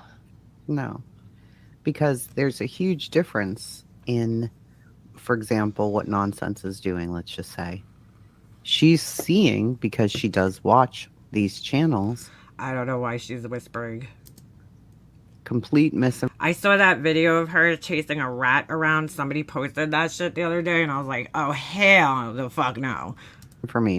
False information, purposely false information, sometimes just mistakes put out. So she's correcting it. And if She knows Laura's hard of hearing. we were all to just stay in our lane, who's ever going to put out the correct information? This is really funny what she's saying here. She's talking about if we were all to stay. Please remember that she said this. In fact, hold on a second. If we were all to stay in our own lane. Hold on. Whose? Oops. Sorry, it's really hard to type on this flat ass keyboard with my long nails. Gong. All right, hold on. Who's going to correct the misinformation? I think it was something like that, right? Okay, I'm going to pin this to the screen and you'll see why in a minute. Hold on a second. Yeah, she bothers me in a... I mean, like, I don't watch her, but when I do happen to catch her... Oh, fuck. I fucked that all up. You guys know what it means. Look at that. Who's going to orbit the misinformation? I fucked it up so bad. All right, you guys know what it says. If we're all to stay in our own lane, who's going to correct the misinformation? Holy shit, somebody needs to correct my fucking English. I can't type it on. This fucking keyboard is hard to type on when your nails are short. It's like even harder to type on when your fucking nails are long. All right. So, just remember that she's saying that about people shouldn't be staying in their own lanes, basically, right? That's what she's saying here, because, who's going to correct the misinformation? But then listen to how she contradicts this. On any of this stuff. Sure, there are other channels who are putting out good information, but How do people even know that it's bad info? They don't. I mean, that's going to get clipped by Burgundy Blues later. MM doesn't know how to spell, yet picks on everybody else's English. Guarantee it. Mark my fucking words. Right? I mean, that's the whole point. Like, you don't even know. And we probably all have, Oh, Laura's definitely arguing to argue BS. Different crowds who come in. Dude, I learned, how they say you learn something new every day? I'm going to rewind this because I really want you to hear what she's saying, but just because I just seen BS. I had no fucking idea that you could actually, hey, girl, how you doing? I didn't know you could grow a peanut. So BS had a picture on her community page the other day, and she had a plant that she grew from a peanut, or that grew from a peanut. Sorry, I should say. And I was like, what? I'm like, I didn't even know you could do that. It's pretty cool, right? All right. We all have, different crowds who come in. So is it always going to reach the right people? No. Right. So that's why there's more than one channel. You may have Granny. She's got her people. Nonsense has her people. Deets may go live and do something correcting something. She has her people. I love how they're... Oh, my God. And, of course, there's an overlap. But, you've got to understand that there are people now who've made channels of correcting this crap because they see it over and over and over again, and all they see are people complaining about it, so they did something. So I don't see it as wrong at all. I see it as a good thing because, so can it get carried away? Of course. Yeah, it can get personal. Everything it can get carried away. Of course. But I think overall, we need channels like that. Like, you need people to say, hey, wait a minute. Tony came on to TikTok, and then these people played it and repeated it. And we looked into this, and this, and it wasn't true. Here's the real information. So basically, you're just involved in the drama of these cases. What is wrong with that? They just don't want to admit that, right? So they're like, I'm in the misinformation correcting business. Like, all right, Burgundy needs to play in the dirt a bit, do some grounding. They're just as obsessed as they accuse everyone else of being. Yeah, they tagged me this morning that I'm a content thief. And I'm like, that's really funny coming from somebody whose entire fucking channel is my shit. with no commentary. Like, who the fuck are you calling a content thief? That person has zero self-awareness at all, just like Laura. I don't see anything wrong with it. So what I was taking from that, and sorry, I ended up They don't need to play in the dirt. They need to lay in the fucking dirt and stay there. deciding to come over and make a thumbnail for the next stream. But what I was taking from that is a frustration of so many channels doing it. But that kind of goes back to, like, I have been very turned off by the repetitiveness of what is going on in the case, and so I just did what anybody else should do and just turn it don't off. watch most of it. Yeah, exactly. Just don't fucking watch it. There's a select few channels I watch that still cover things, and because it just sucks too much energy out of you, especially when there's so many other things that you're interested in to, you know. See, that's the other thing. When I feel like, all right, dude, every time I log onto YouTube, there's somebody going live about fucking this case that I don't want to follow anymore because, you know, unless there's new information, and I know there's no new information, you know, because I depend on reliable resources like fucking, you know, Law and Crime Network or fucking whatever, Court TV or something to let me know, or a news station to let me know when there's actual information coming out. So anything in between that, people just talking, they're just talking shit, you know, these small creators that have like, you know, a couple of thousand subscribers or whatever. It's like, all right, whatever. Yeah, lay in the dirt and stay there. That's exactly how I feel. So anyway, excuse me. But there's so many other things that I'm interested in. I mean, my watch later list is like so, you know, it's huge because there's so many other things, and I just find something else to watch that I am interested in, dude. Whether it's a fucking DIY video of some sort, or I like, you know what I like watching? Fucking weird shit that I watch. I like watching those factory videos where like they show you how things are fucking made in like different factories. Like, I don't know, I find that fascinating how they invent these machines that just run so smoothly, where there's fucking, you know, how they make ice cream bars, you know, and it's like, what? That's how they fucking do that shit? Like, how do they have these machines that are so goddamn precise, you know? It's like, just find something else to watch. Don't, like, I don't know. Why the fuck are you so annoyed? Like, I'm not saying don't be annoyed, because it is annoying sometimes. You're like, all right, dude, like, how many fucking people are going to talk about this? But then, like, just don't fucking watch them. Well, there's a million other fucking videos on here. You know, nobody's forcing you to watch these people or be in a community or anything like that. You're choosing to be here at the end of the day. You know, you're choosing to involve yourself in things at the end of the day. We all are. So why, like, sit there and fucking complain? Just fucking go do something that you enjoy, Laura. That's the problem. I don't think she has anything else that she enjoys. I don't know. Yeah, Follow at the time. it's easy, and that's. I love I want a 3D printer so fucking bad. So fucking bad.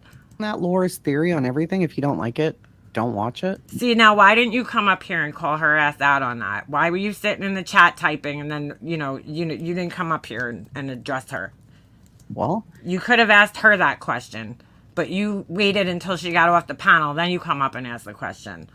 if you let's say that you're subscribed to Brittany and you're subscribed to Granny, okay? You're subscribed to those two people. You've stayed out of everything. You're just subscribed to them both. Seymour Soldier is 1, 2, hold on. Let me count. Soldier's about 10 comments above you. Let me see. 1, 2, 3, 4, 5, 6, 7, 8. No, she's about 7 comments ahead of you. River of No Return. And Remy was just in the chat in this video. She's in the chat. She don't come in here no more. Remy don't like me anymore. Brittany puts out something. The next day, Granny goes over it and can prove that the information that was given was false. This happens 8 or 9 times. At some point, the subscriber will make their own decision on, I think Granny's making stuff up here and just going after Brittany, or I think Granny's telling the truth and Brittany's putting out crap. They're going to make their own decision. Whoever in the chat said it's up to the subscribers on what they want, you're going to see the people go where they want to go. If they don't have the wherewithal to fucking research and realize receipts are needed because this is a true crime case and it's important, then let them stay where they are. and not choose Granny's channel and stay over there. Everybody has that choice. I mean, I agree. That doesn't mean you take the choice away from Granny and start shaming her because she's choosing to correct misinformation. No. You Right.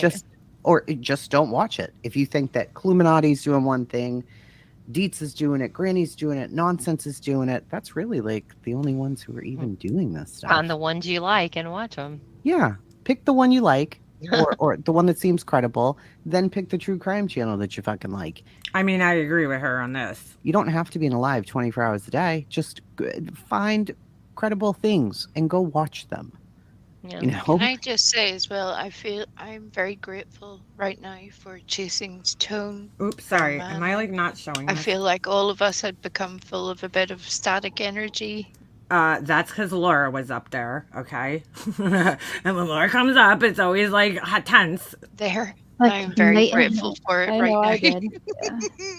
Thank It's you. a lot. I mean, Laura's being laughed at right now. listening to But it, I was mean, typing I so get it fast. though. I get it when people get very passionate and very heated about a situation. I do understand that. Yeah, I mean, I Because do we all- all No, get no. that way. It is But you true. don't- Laura's constantly on that fucking that's Laura's norm, okay? That's her baseline. Is that what just came up on this panel? That's her fucking baseline. You know, that's how she acts on a day-to-day basis. It's just the whole Sorry. first, I'm sorry, the whole first half of that part of the panel was upset about us not doing things that we had done for the past 3 hours. And I think you should be passionate about correcting misinformation. No, if you I am. are true crime, if that's your jam That's and it's what true. you really I don't know this Ewok person. I've never seen them before. I guess they know who I am, but I don't know them. enjoy, shouldn't you be passionate for the channels who are calling this out, saying, wait, this 15-year-old boy is not 5 feet tall. This 15-year-old boy, Okay, somebody saying that the kid is 5 feet tall, however tall he is, like, might have just been a fucking mistake. I don't necessarily know if that's misinformation or somebody just, making a fucking innocent mistake. I mean, come on, dude. there was a scent from Honestly, it's more important to know what the kid looks like and see a photograph of him than it is to know how fucking tall he is. So you're going to go around measuring and fucking, people to see, oh, well, this can't be him because he's not, 5'3", like, whatever. It's like, who gives a fuck? That's misinformation. I mean, come on. for this amount of time, and here's the path. Why don't you go watch Gray Hughes's video? Here's the link for you. The dad actually was in Memphis based on such and such, such and such. If you're passionate about those things and you aren't here for the bullshit, aren't you happy that people are correcting it and putting out the real information? Why didn't you ask Laura this when she was up on the panel? Why did you wait for her to go off to ask these questions? Or is it because a JLR will have 7,000 people in his live and he's just saying anything? And that, of course, it bothers all of us because you've worked hard on your channel and then you see people like that who just say whatever they want and people follow it. I mean, they like it. Okay. I just don't subscribe, so I don't see it. It doesn't hurt my feelings because I don't watch it. I don't watch Pascal. I've never subscribed to the man. There's a lot of people on here. The example of Popcorn Planet. Why would anybody call them out? We don't even know who they are. Yeah. Why would Did I hear correctly that someone did a collection or GoFundMe for Seth? Ooh, I don't know. be in their business? Like, So, I mean, I agree with her here because, like, why do you have to call out people that you don't fucking watch? Like, that, you know what I'm saying? who are you, sir? I don't even know if it's ladies, men. I don't even know who those people are. Who the I think she actually does know who they are because why would you say sir? How'd she know it was a man? hell would we be talking about? It's Well, a very this is something different. that I have had a Now, she could have participated in this conversation when Laura was up there, but for some reason, because she was in the chat.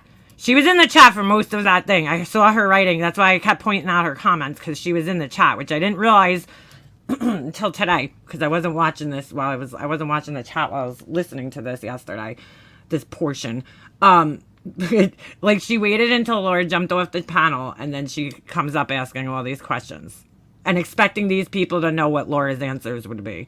conversation with several people on in the past is that what your community is, because we all have different communities, but then we have these conversations Popcorn Planet, yeah. and thinking that everybody has the same community, and that's just not true, because there are, you know, channels that you watch that I don't watch. There are creators that you interact with that I don't interact with, and so on and so forth. And that's just kind of how it is. And I think that sometimes we do forget that like, wait, your community might not necessarily be my community.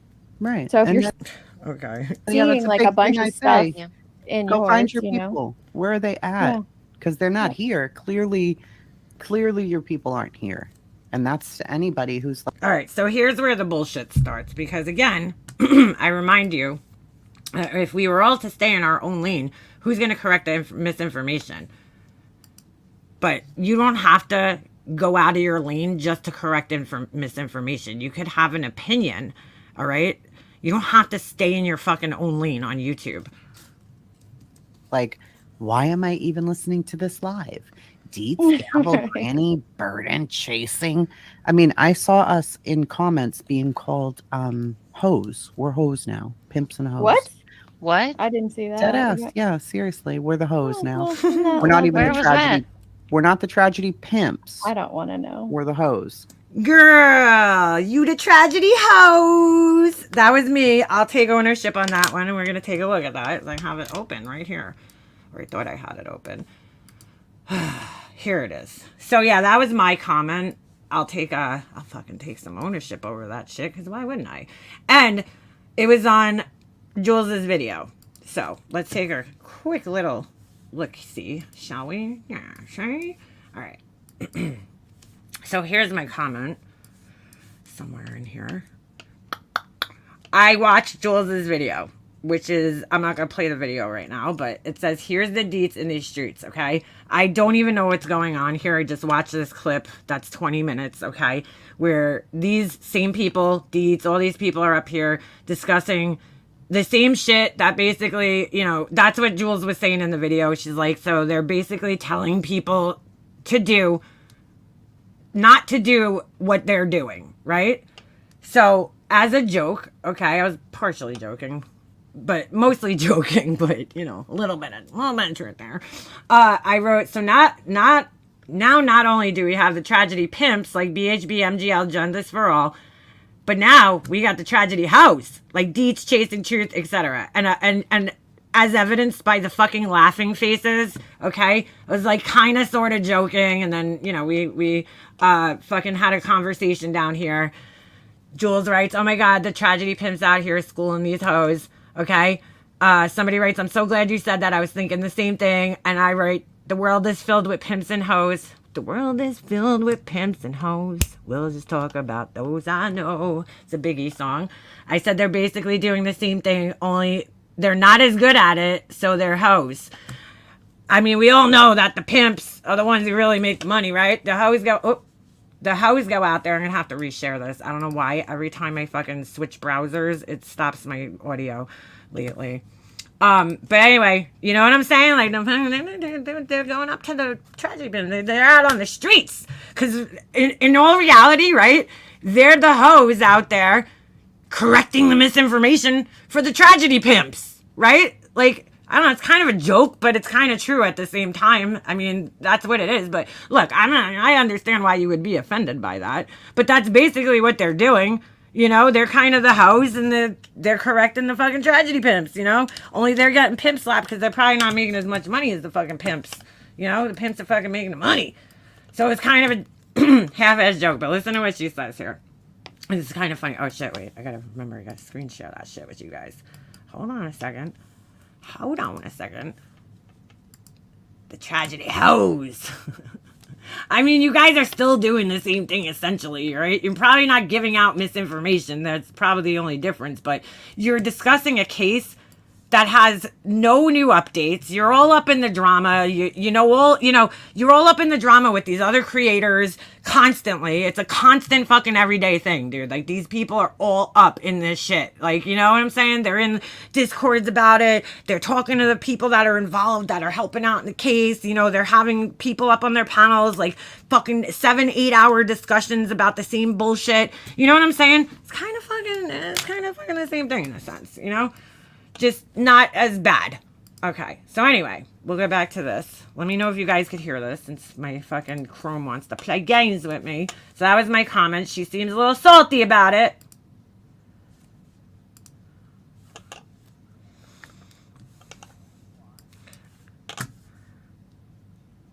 Alright, first of all, clearly you're fucking wrong. Okay. Why is somebody writing MM Alicia QB? Like, what? Why? Why are you watching that? Alright. Clearly, you watch, because how would you even know that, you know? But you got this all convoluted here because, you know, I made the comment and Jules is the one who recorded and watched Dietz's panel. I just watched Jules's video. I don't fucking watch these people. I don't watch Dietz on the streets normally. You know, this is probably the longest amount of time I've watched one of her videos. The last time I watched her was that video, was Jules's video. But she's got it all fucked up. She's like, oh, these people come here and they watch and they clip. Hold on, let me go back and play that again.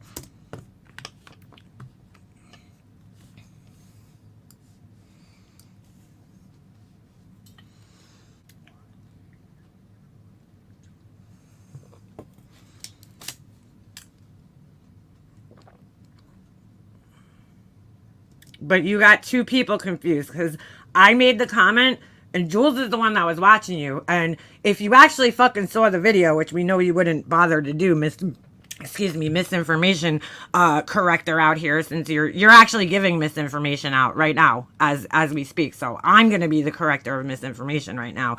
Jules was actually blocked in the chat. If you would have watched the video where that comment was left, then you would have known why that was said. Jules was actually blocked in the chat. Had to come in. Oh, there's no sound. Fuck. Hold on a second. Jules had to go. I don't even know how I'm going to fix this because, I mean, Jules had to come in the chat, okay? And I think under a different account. And then I think she also tried to click the link. So what you're saying right now is incorrect about people, you know, coming in. Are you unable to hear me or... Well, if you can't hear me, you wouldn't be able to hear me. Is it me or is it the fucking, like, let me know if you can hear me. I'm not playing the video right now, so you're not going to be able to hear it.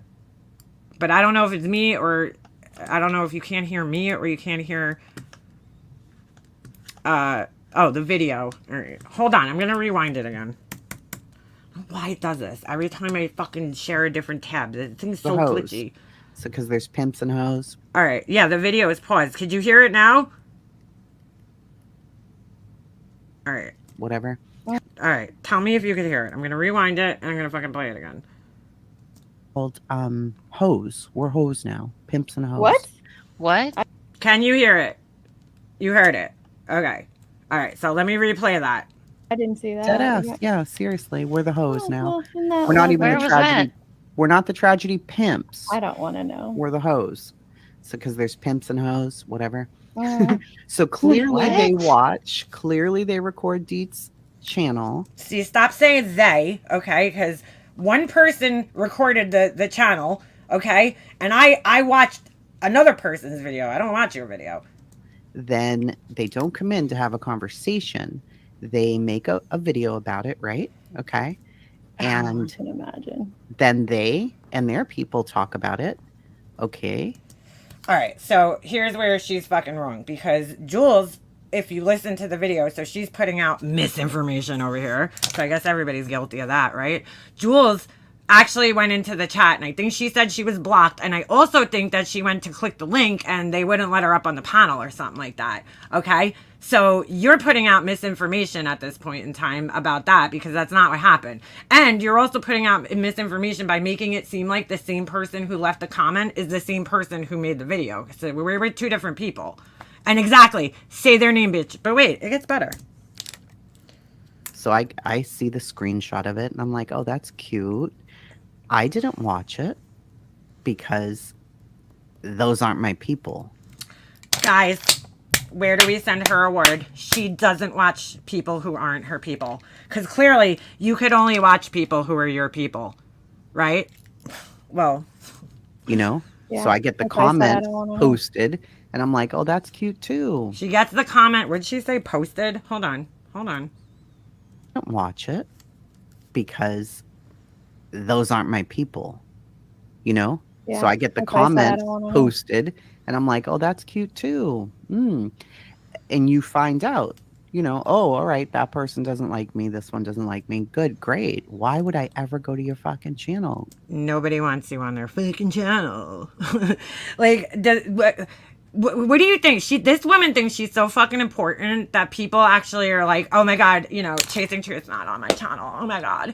You know, I'm going to shut my YouTube channel down, guys. I'm just done. I'm done with YouTube because Chasing Truth doesn't come in my channel. Like, you know, who gives a fuck? I don't fucking care if you come in my channel. If you come here, if you don't come here, it doesn't fucking make a difference to me. Nobody fucking cares. But do you want a fucking award because, ooh, wow, you didn't go to somebody's channel because they're not your, quote, people. Like, that's pretty sad that you could only watch things that are your people after just saying that, you know, we shouldn't stay in our own lane. Whatever. You are the biggest hypocrite on this fucking platform. I wouldn't. I'm not going to watch you.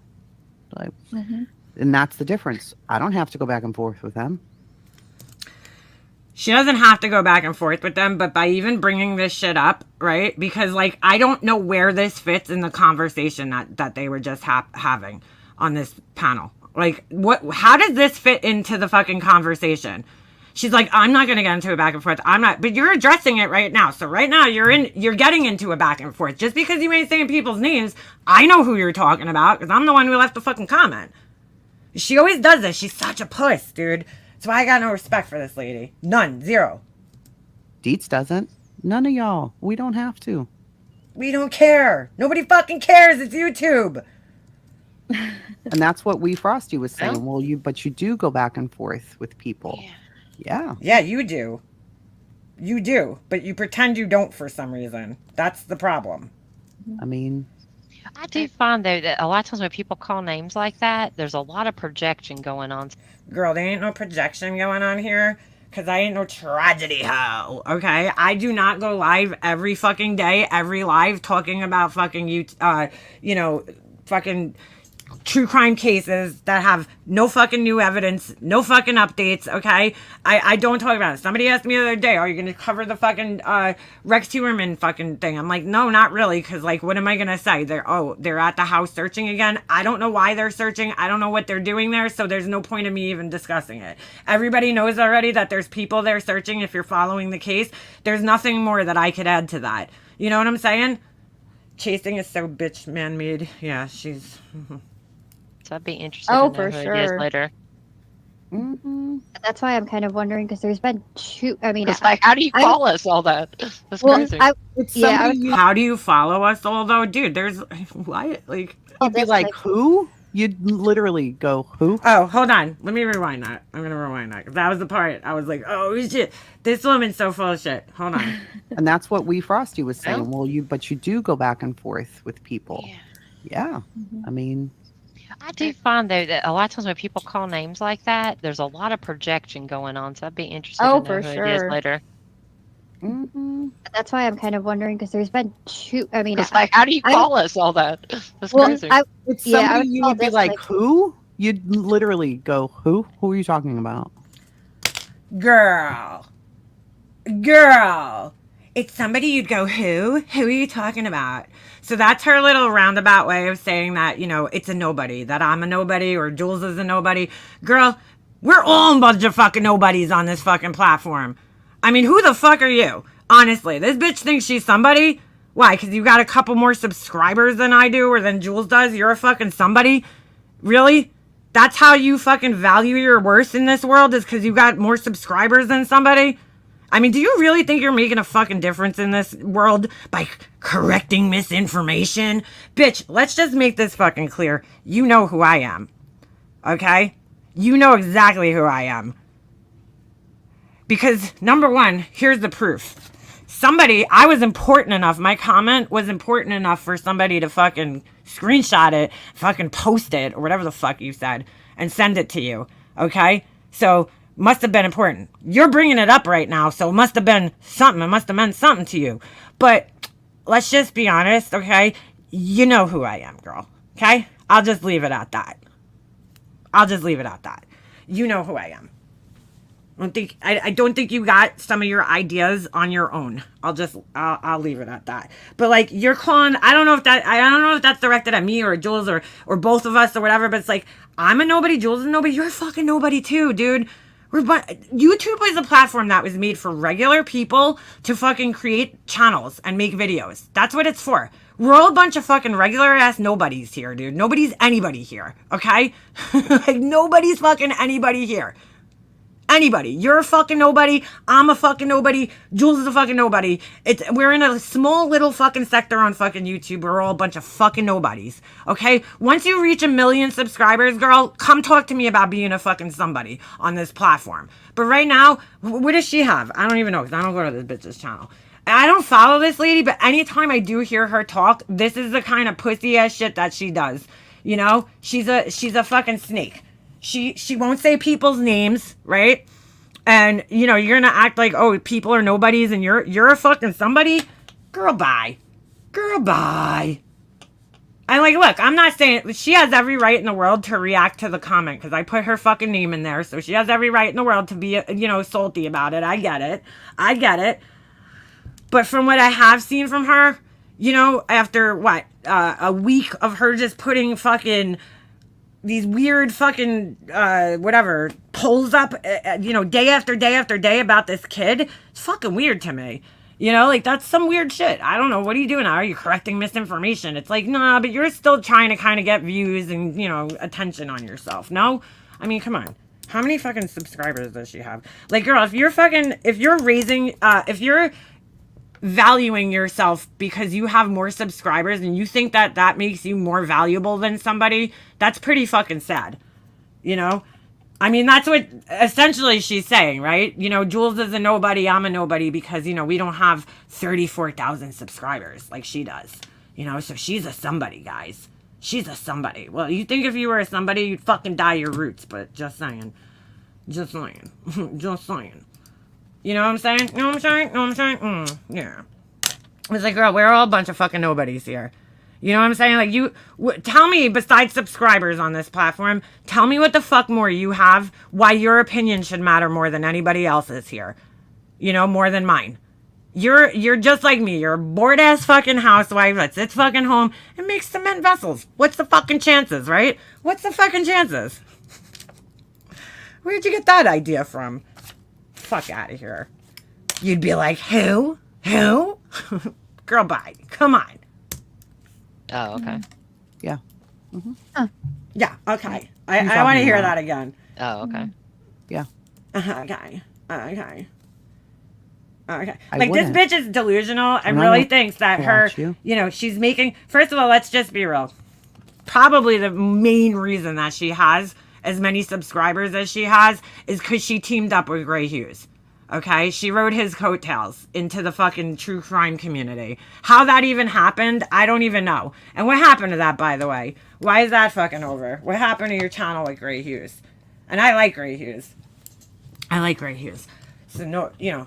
But I'm just asking, what happened? What happened to the channel with Chases? That's why I named the stream that she's running in the opposite direction of the truth. Because this bitch is not truthful about who she is. Yeah, I mean, she really is deluding herself that she's like this legit true crime channel. She's correcting misinformation. She's really, you know, a value to this community. Girl, you ain't shit. At the end of the day, you're just like me. You're a fucking housewife who's sitting home, bored off their fucking ass. You fucking, you know, making fucking YouTube videos and talking about, you know, topics, talking shit about things. That's exactly, we're doing the same thing. So what makes you better than me or Jules or anybody else on this platform? Fuck out of here. You know? You'd be like, who? Girl, stop it. If we went in the real true crime, you know, community with people who have more subscribers, and I said, oh, Chasing Truth, most people would be like, who? But let's be honest, you probably got most of your subscribers because you rode Greg Hughes' coattails. Come on, girl. Stop it. Just stop it. And that's the difference. I don't have to go back and forth with them. First of all, she came into our community talking about Diane. And to be honest with you, right off the jump with this girl, I kind of side-eyed her because I felt like she never fucking even watched Diane, right? And she made this video. I guess there was a couple of people from our community who knew who she was, okay? In whatever community she came from, because I don't even know where she came from. What, the Kanika Jenkins community or some shit, right?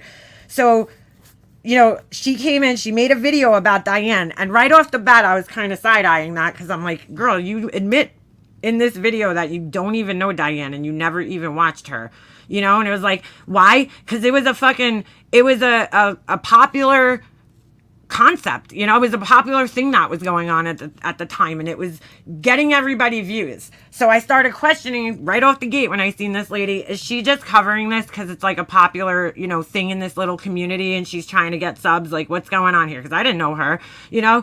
Just thinking about it in my head, why would you be talking about a situation and a person on here that you never even fucking like watched? It's just fucking weird, you know, that she didn't do any research on. She just came on here doing commentary off of like one video that she saw, which she has a right to do. I'm just saying, like, I questioned it right in the beginning because I thought it was weird. But like, girl, come on. You rode Gray Hughes' coattails, but if you really think that having more subscribers than somebody makes you more valuable or makes you a fucking somebody in this world, I really feel sorry for you. I really do. That's sad. Dietz doesn't. None of y'all. We don't have to. And that's what Frosty was saying. Well, you do go back and forth with people. Yeah. I mean, I do find though that a lot of times when people call names like that, there's a lot of projection going on. So I'd be interested. Oh, to know for who sure. Well, I ain't a tragedy pimp, or hoe, so there ain't no fucking projection going on, girlfriend. it is later. That's why I'm kind of wondering, because there's been two. I mean, It's like, how do you call us all that? That's crazy. it's somebody I would you call would be this, like, like- who? You'd literally go, who? Who are you talking about? Oh, okay. Yeah.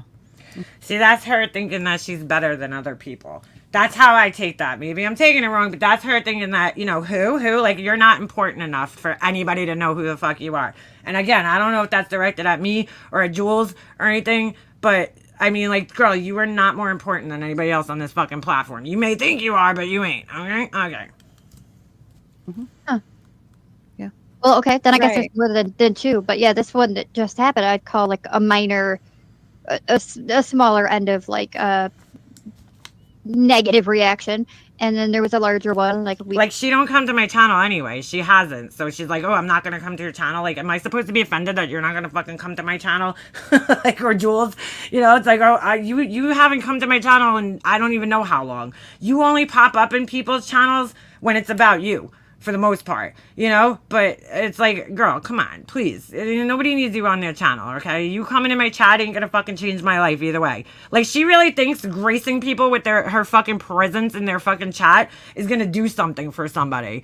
Like, girl, it ain't gonna do shit, okay? Okay. I don't see MM getting involved in calling victims' families and befriending them. Chasing does that. Yeah, I ain't on the phone with fucking Candace Wells, you know? That's not me, girl. When you start talking to these people and you got no fucking connection to them other than just following their fucking case, I'm sorry, you're a fucking part of the tragedy pimp, tragedy hoe fucking deal over here. You know, and then you name drop it. You know, if you want to be really friends with those people and talk to them because you actually care about them, then just do that.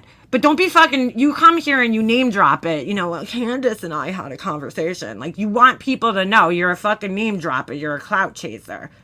Or as you would say, chaser, you know? or 2 weeks ago or something that was much larger. Like, girl, tell me what you've accomplished. Because I don't watch this lady. So maybe one of you guys in the chat could help me out. Because I don't really fucking watch her.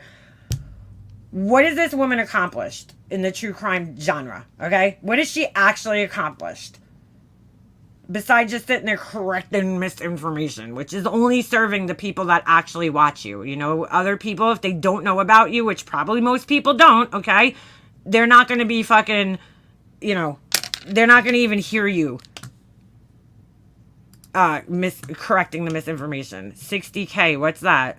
Dollars? Did she donate it? Great. You know, that's great. what does that do though? At the end of the day, you know, anybody could sit here and fucking raise money. I mean, come on. Calling someone and asking them about their rates for dog walking like Laura did. Yeah, that was fucked up. But like, I just thought that was so funny the way she just like poo-pooed, you know, she's so much better than us guys. She's so much better than us. She's not in the drama. You know, she stays in her own lane. Yet somebody, you know, and then people are nobodies. Yet it was important enough for somebody to screenshot it, send it to her, and then for her to sit here talking about it on this panel. Like, fuck out of here. Fuck out of here. Both of them, I was like, whoa, where is this coming from? Like, it was a big reaction. Like, if you wanted answers from Laura, why did you come up on the panel? You sat there talking shit in the chat, and then you come up on the panel when she leaves, and then you start asking questions to her when she's not there. It just doesn't even make any fucking sense. For something that... But I don't expect anything less from this lady, because she got no fucking balls, and she got no backbone. And this might make people hate me because they're friends with her. Oh, well. I got no respect for this one. None. Because, like, bro, just, like, look, my channel is a fucking shit show. I'm an asshole. I fucking, you know, talk shit about people. But I don't sit here and lie and act like that's not what I fucking do. That's exactly what I fucking do on here, okay? So if I was to sit up here and deny that, then I'm lying to everybody, right? So I'm very honest about what I do here, right? I like to fucking clown on people and laugh at fucking people who act like assholes on the internet. That's what I fucking do. That's what my channel is right at this moment, okay? So, you know, you sit there and act like you're not doing what everybody else is doing, right? You know, you stay in your own lane. You're here just to correct misinformation. You don't participate in the drama. Bullshit. Bullshit. You just bringing that up out of the clear blue sky when that's not even like what the conversation was about just proved to me, okay, that you do care and that you are part of the drama. So stop pretending like you aren't. All right, I'm not playing any more of this fucking waste of life fucking stream anymore because it's boring me to tears. But that's honestly the whole part I wanted to fucking play because I thought it was really funny because I'm like, you know, whether she's addressing me or Jules, don't devalue us, right, as people because, you know, we have a different opinion than you or because we don't, you know, like you. You know, you don't devalue people like that. You don't bother their life. You just laugh at this stupid crap on here. Yeah, no, I don't. I don't fucking contact people's fucking families and shit. Anyway, I'm going to switch because I want to go smoke a cigarette outside, but... I thought it was funny because I'm like, I don't know who she's addressing because she seems to have like mushed me and Jules up into the same person. So I don't know which one of us she's exactly addressing, but either way, you know, we're not nobodies just because, you know, we don't have fucking as many subscribers as you, like, you know, or whatever it is that she thinks that puts her above people. You know, girl, it ain't it. Okay. I'm sorry, that woman has irked me for the longest fucking time, and I don't say shit, you know, but let's just be honest, like, she clearly knows who I am, okay, I don't know about Jules, but I know, it's pretty clear to say she knows who I am, that's for sure, because there ain't no fucking, you know, look, I believe in, oops, hold on, I believe, hold on, let me make sure, alright, I believe in coincidences, right? They do happen, but some of the shit with her, it's a little too coincidental. But like, do your thing, girl. You know, I'm all about that. I'm all for it. I'm all for it. The more, the merrier. But don't be sitting there acting like you don't know. Oh well, yeah, I don't know that person because clearly, okay, somebody thought it was important enough what I had to say and what Jules had to say. They thought it was important enough to fucking send it to your ass and screenshot it and post it wherever the fuck it is. I don't know if she has a Discord or whatever, but you know, they thought it was important enough to get it into your fucking lap. I mean, but as I said, it was mostly a joke. I mean, as you could see by the fucking like 10 laughing faces I put after it, but at the same time, kind of not joking. You know what I'm saying? Like, it was kind of a joke. It was a joke because, like, obviously you're not a hoe. Okay. I'm not saying that. You're a married woman. I acknowledge that and shit. But like in the sense of YouTube, right? What you're doing, the fact that you contact family members of these things, you're kind of doing the same thing that you're outraged about. You know, talking to all these, you know, Candace Wells and having a fucking relationship with her, you're kind of doing the same thing that you're fucking outraged about. And then here you are in a panel giving out misinformation because you're like, the people don't come in here and take a link and try to have a conversation. Well, I wouldn't have come in there because I didn't see the live while it was live. So how, would you like me to get my DeLorean and, fly back in time and take a fucking link on the panel? Like, I just happened to click on Jules's video and made a fucking comment. That's all it was. But, since I'm me and Jules are nobodies, you would think if we were nobodies and you'd be like, who, then you wouldn't even bring that shit up on the panel, right? Because it don't matter. And of course, she don't want to say people's names. She don't want to say people's names. It's the last thing she wants to do. Just like Laura, you don't want to say people's names because you don't want people coming over to other people's channels, right? I don't give a fuck. I'll say your name. I'll say everybody's name. I don't care. It's fucking YouTube, and people should watch whoever the fuck they want to watch. How about that? How about that? She calls relatives and neighbors. It's cringy. Yeah, dude. She's doing the same shit that she's fucking so outraged about. Fuck out of here. The constant polls that she was putting up, like I don't know why they kept popping up in my feed. And I'm like, what the fuck is this? What the fuck is this? Because you know what it is about a poll? I don't really see a poll correcting misinformation unless the person comes back and fucking checks the results of the poll, okay, or somewhere in the comments you wrote the answer. I didn't look that far into it, but there's 3 different answers. Which one's the right one? So how is that correcting information? You know what I'm saying? I don't see that as correcting information. I see that as, I don't know what the fuck you're doing. Quizzing people like you're a fucking teacher. Are you going to grade them? Are you going to give out a fucking number 2 pencil and a Scantron too? Like, what are you doing? I don't know. I just thought it was weird. Fucking weird thing to do. But it's like, it's kind of a way for you to keep that kid's name on your fucking channel, dude. And you're doing the same thing in a sense, right? By constantly putting that kid's name out on your channel day after day after day after day after day after day when there's nothing new in the case. You're not adding any value to the case, really. All these people that are covering these cases, whatever their fucking excuses are, instead of just saying, you know what, we're having a discussion about the case because we want to have a discussion about the case, they have to use all these other excuses. I'm correcting misinformation. I'm doing this. I'm doing that. But at the end of the day, you're just doing the same thing everybody else is doing. You're having a fucking discussion about the fucking case because you want to talk about it. And I'm not going to be like Laura and be like, oh, it's because they want to make money. Because I don't necessarily believe that. I do believe when people are sitting there putting their fucking cash apps out and their fucking, whatever, PayPal's out. Yeah, those people might be looking for some money, because like, why else would you put your cash app out and your PayPal out, really? You know what I'm saying? You're putting that shit out because you're hoping that people will put the money in there instead of putting it on YouTube because YouTube's going to take half of it, So you're like, shit, let me put my PayPal and Cash App out. And I ain't not going to hustle. If you're sitting there working hard for your fucking channel, then, by all means, put your fucking Cash App out and shit like that. I don't know if she does. I have no idea if her channel's even monetized. I'm just saying in general, But I mean, I don't know what the motivation is to keep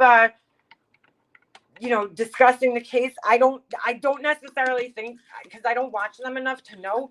Like, I don't watch that lady's channel. The only time I ever see that lady is if she's on somebody else's panel.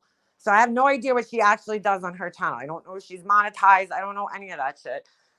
I don't know what her day-to-day lives consist of, whatever, or how often she goes live. But yeah, Laura's nasty polls, fucking asking size of people's penises. But you know what I'm saying? Like, yeah, when you befriend a victim, you are no longer impartial. Amen to that. Let me fucking pin that shit to the screen. I mean, how stupid are you going to look if all of a sudden one day Candace Wells gets arrested and you sat there befriending her? Like, what? Why do you need to be friends with Candace Wells? I would like to know that. I would love to fucking know that. If she answers the question, I probably won't hear it because I don't watch her.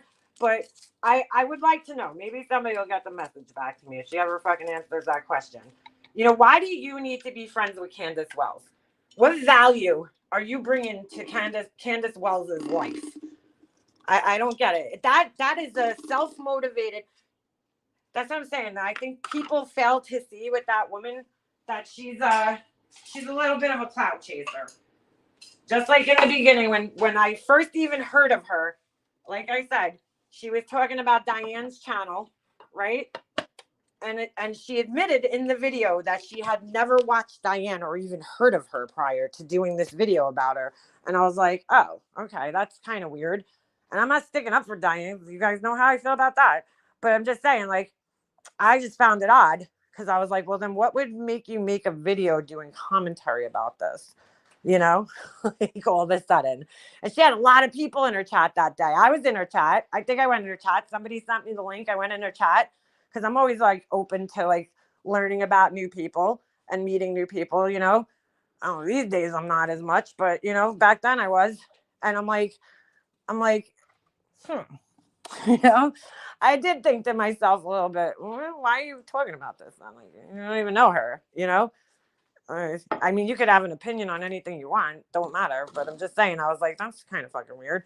But then after that, you know, when I hear things like, okay, you're befriending Candace Wells, you know, why are you doing that? That's fucking weird. It's just kind of fucking weird. Why are you befriending Candace Wells? What do you need to talk to her about? Like, I mean, you could do whatever the fuck you want, but it's kind of fucking weird. My opinion. I couldn't see myself hanging with the Wells. No, I wouldn't want to talk to any of those people. I just thought, you know what, dude? I don't know. I can't fucking imagine myself getting that fucking involved in something like that, where I'm actually contacting the fucking family, the victims' families. I don't know. It's just not my place. But do you, girl? Like, are you their protector, their bodyguard? What's going on? They just find personal details in missing kids' cases and make a telenova out of it every time.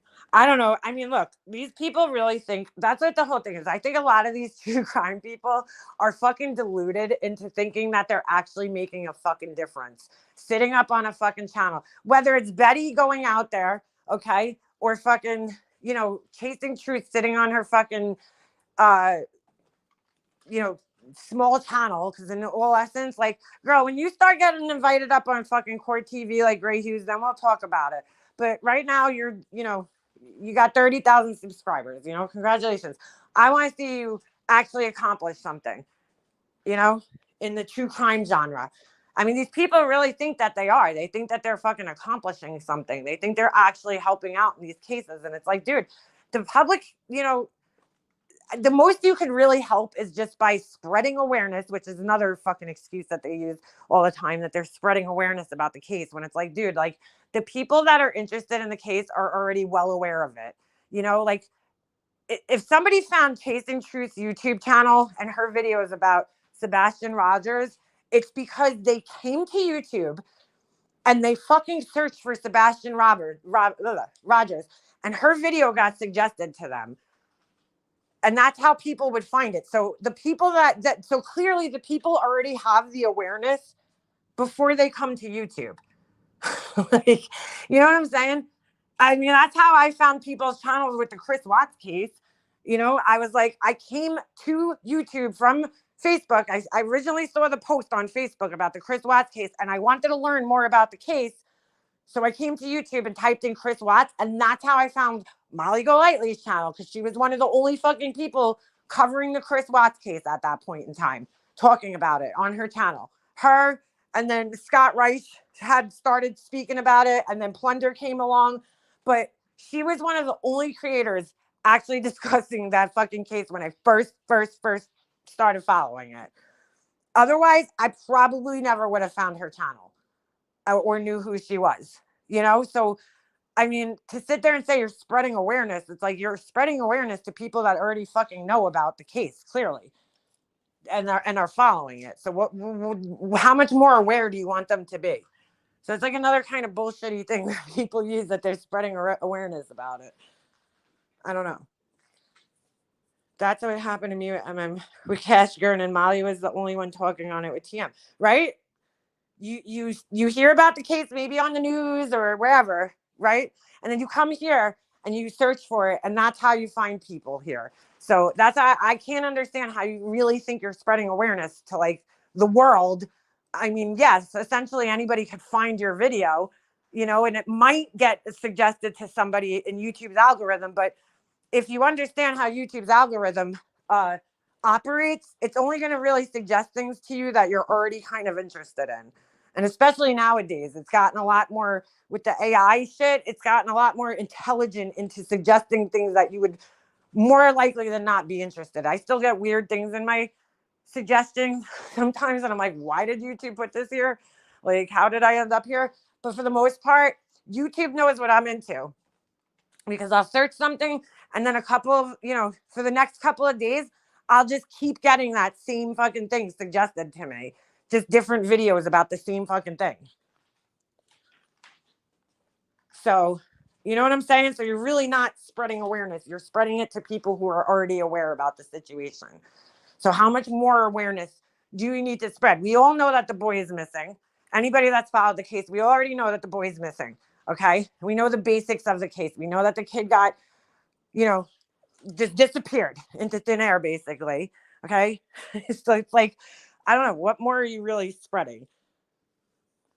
After the Chris Watts case, I learned my fucking lesson with ever getting involved in fucking true crime cases like that. You know, it's one thing to discuss them on your channel, fine.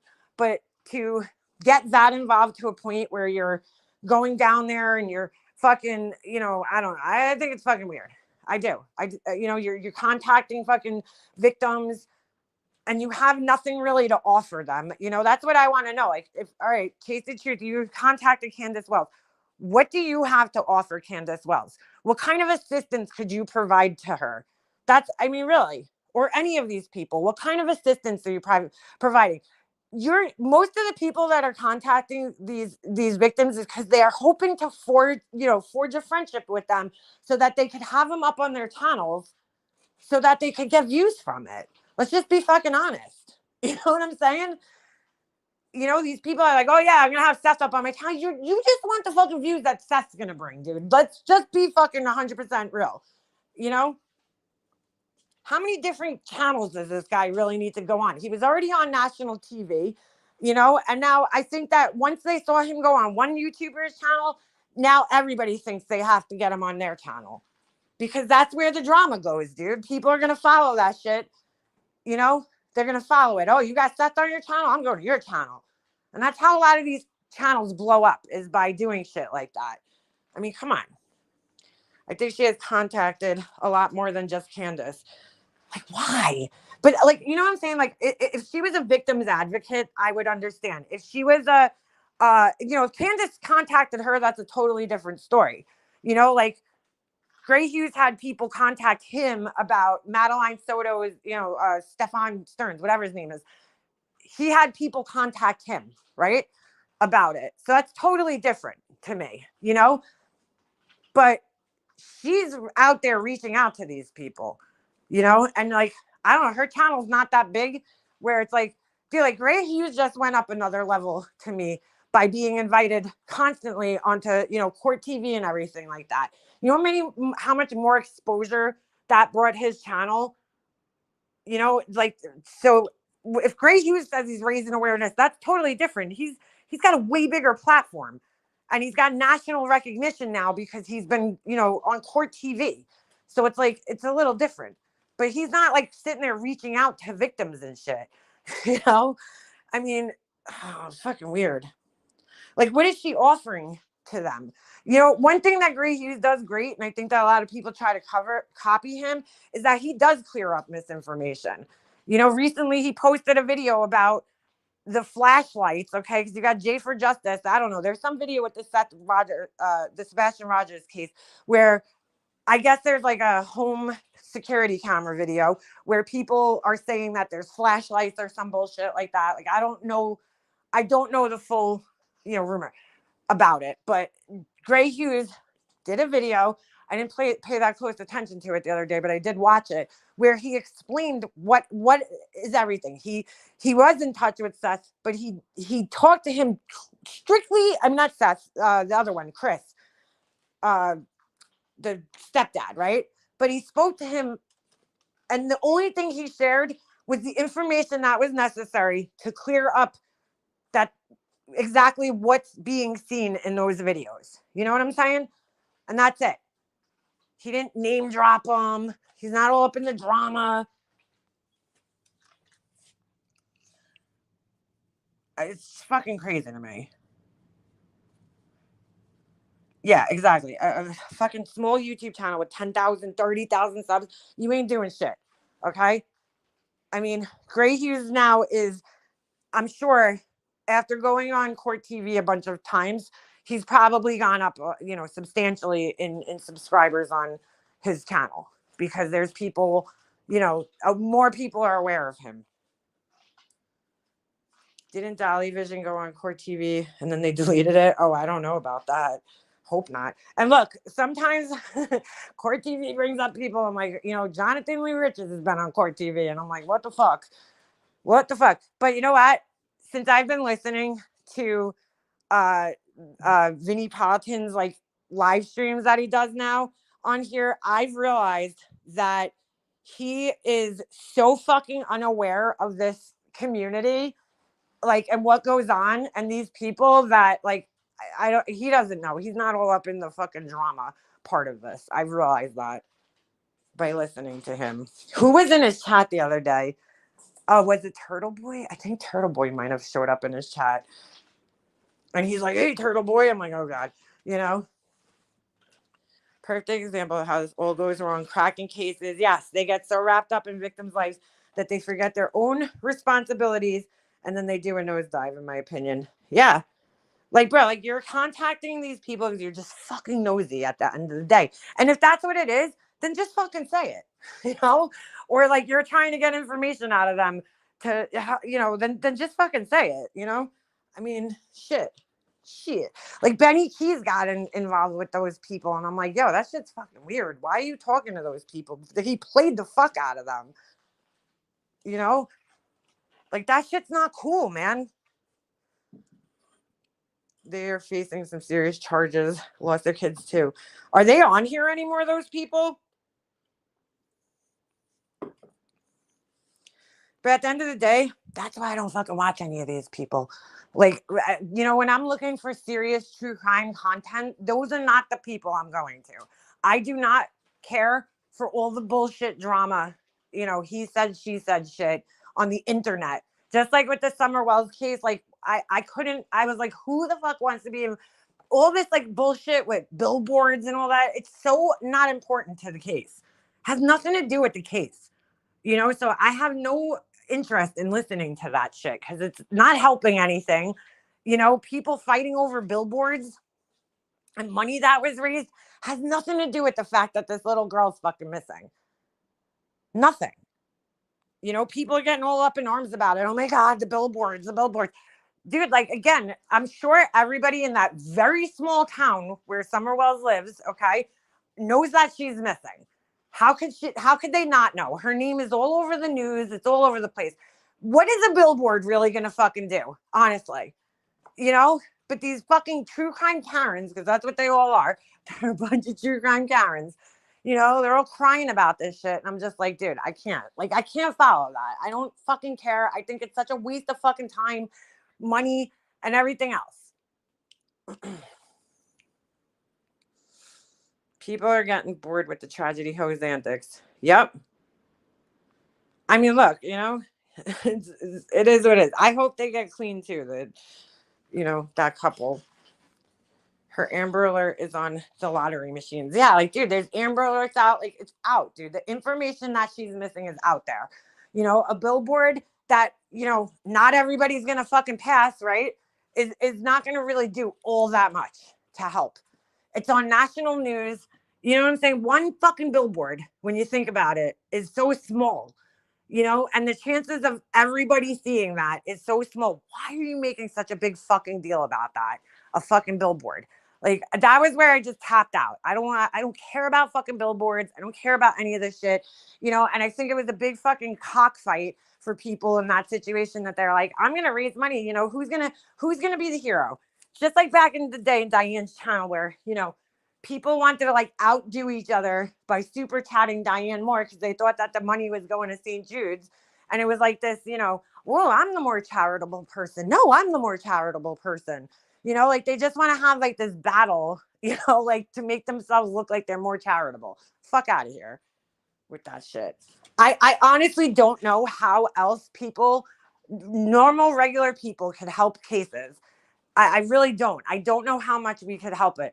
I'm not saying don't discuss it or don't keep, you know, the names out there.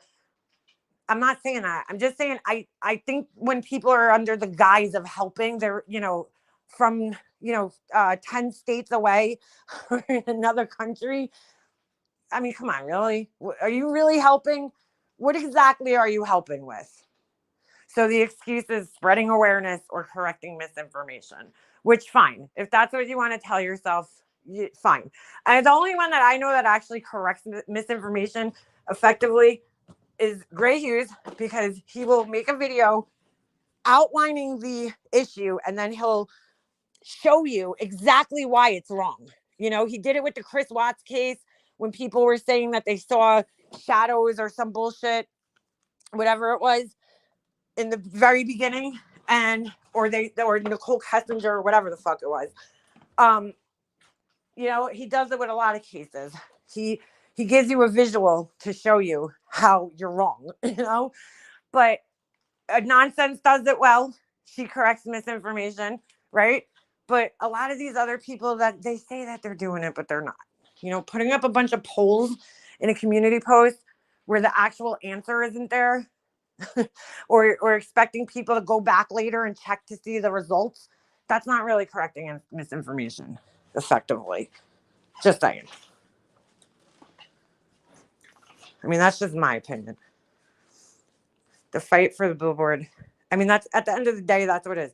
The fight for the billboard is 423 Chase, aka, I don't know who that is.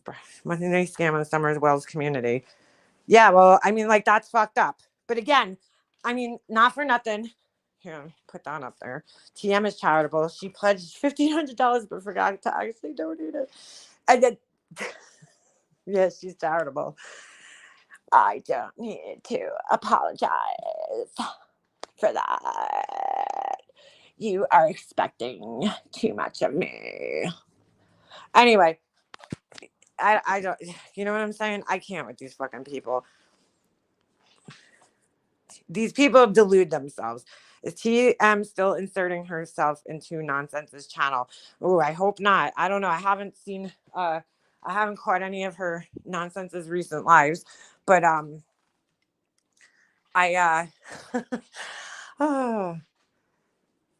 she couldn't even donate $20. No. Well, that's like Corey sitting here crying about the St. Jude's scam, right? When that bitch, how much money have you given to St. Jude's? Nothing? Okay, sit the fuck down. You know, like, you know, whatever. Again, like, I'm not, look, people do what they want to do. It's the fucking internet. That's the whole thing. You can't control the internet. So, you know, if you want to fucking delude yourself into thinking that you're helping true crime cases, you know, out by spreading, you know, correct information, like, cool, do that. But, like, just don't sit here pretending that you're not involved in fucking drama and shit. I hate that shit. Which is why I don't fucking watch those people. Typically. What did I get today? Wow, the Amazon guy is here and we didn't even bark. What's going on? Tiff's dying to make Sebastian the Summerwells too. Oh, Lord. Oh, Lord. I mean, literally fighting on the internet about like this person and what this person said and that person said. I just don't see how that's like helping the case. Like, I'm sorry. Maybe I'm missing something. But like you sitting there fighting with other fucking people on the internet about, you know, oh, you hurt, you know, about somebody getting an abortion or whatever the fuck these people were saying before. Like, I don't know. How does that help the case? It just doesn't. That doesn't help find that poor little boy. That's not going to bring that little boy home. That's not going to give his family answers and his friends and his teachers and everybody else that's probably sitting there worrying about this kid. No one wants to hear someone on a lunatic binge day after day. Is that what it said? I lost your comment. Oh, on a lunatic fringe day after day or year after year. It's like pretending, yeah, it's like MGL pretending to be a victim's advocate when all she does is dox and start drama. Exactly. Fucking exactly. And like, dude, at the end of the day, like, with like even with Laura, I people who like Laura are going to follow Laura no matter what the fuck I say, right? Like, I'm not gonna change anybody's mind. Potentially, you know, people might come back here, which obviously they haven't been like, you know what, you were right about her, you know. But you know, they have to, at the end of the day, people have to figure it out themselves. You're never going to convince somebody to see something. It's just like when you have a friend who is like in a toxic relationship with their boyfriend when you're younger, you know, and they'll sit there complaining to you and you keep telling them like, dude, just leave this person. Like, you know, they're no good for you. You can say that a million times to your friend and they're not going to leave the person until they themselves are ready to do that. Just like when people sit here and tell me I need to quit smoking. No shit. You don't think I know that? I know I need to fucking quit smoking. But I'll do that when I'm ready to do it, you know? I'll quit smoking when I'm ready to do it. You know, so I know that smoking is bad for you. I know all the negative side effects that come. I've seen it in my own fucking life. I get it. But I have to do it when I'm ready on my time. So, you know, to sit here and delude people and be like, well, you know, I'm spreading awareness about Laura. I mean, yeah, in a sense I am, but like really at the end of the day, I know that people are they're only going to figure it out when they themselves experience something with her and then they fucking realize, okay, because that's usually what it takes. It takes the person being hurt themselves. Just like Capone, you know, it took Capone actually getting hurt himself by her to see what was actually going on with her. And that's just like in any other situation. We could sit here and, you know, tell people Betty Bullhorn's a fucking piece of shit. Most of us know that, but there's other people that are like, you know, following her and think that, you know, that she's legit, that she's actually doing what she's saying that she's doing. And you know what? Those people are going to have to see it for themselves at the end of the day. You know, I'm not saying it's bad to warn people. It's fine to warn people, right? But at the end of the day, I know that that's not how it works. You know, people are going to have to figure it out on their own. And that's it. Betty Bullhorn. I don't know. I always say her name backwards for some reason. BHB. Bullhorn Betty, right? Yeah, BHB. I always say it backwards. Yeah. You guys know what I'm saying? Wait, who got a puppy? You got a puppy? Andy? Yeah, I smoke. Andy, you don't know I smoke cigarettes, bro? Seriously? Seriously? Nice. I just got my last two things I was waiting for to finish my little pet hair necklaces here. You guys know what I'm saying? Like, at the end of the day, like, yeah, I spread awareness about Laura and Molly Golightly and shit because I hope that somebody will listen, you know? But at the end of the day, most of the time, people have to hear for themselves. You know how many times, like, people told Alicia that Molly Golightly is an asshole, you know, this, that, and the other thing? It took her actually getting hurt herself by Molly Golightly to finally realize it. Same thing with Barnyard or Diamond Cutter, or whatever her name is now, you know? It took her experiencing that hurt for herself for her to finally leave. Then they'll listen to you after that. You know, they'll be like, oh shit, you know, I thought, you know, you were lying about this person, but now that I've experienced it for myself, I understand that you're not lying. You weren't lying. Laura didn't actually do anything wrong to Capone. You never got this true story just saying he was wrong, not Laura. Really, Tony? Tony, I don't know exactly what happened. You know, I don't know what the story is, but from what he writes in here, it seems to me like he is hurt somehow. Like, to me, it seems like Laura sided with the Crystal Girl over him in some capacity. I don't know exactly what happened because I never asked him. And I figure if he wants to talk about it, or I might have asked him, I don't know, but I don't really recall ever asking him exactly what happened. And, I figure if he wants to talk about it, he'll probably just talk about it.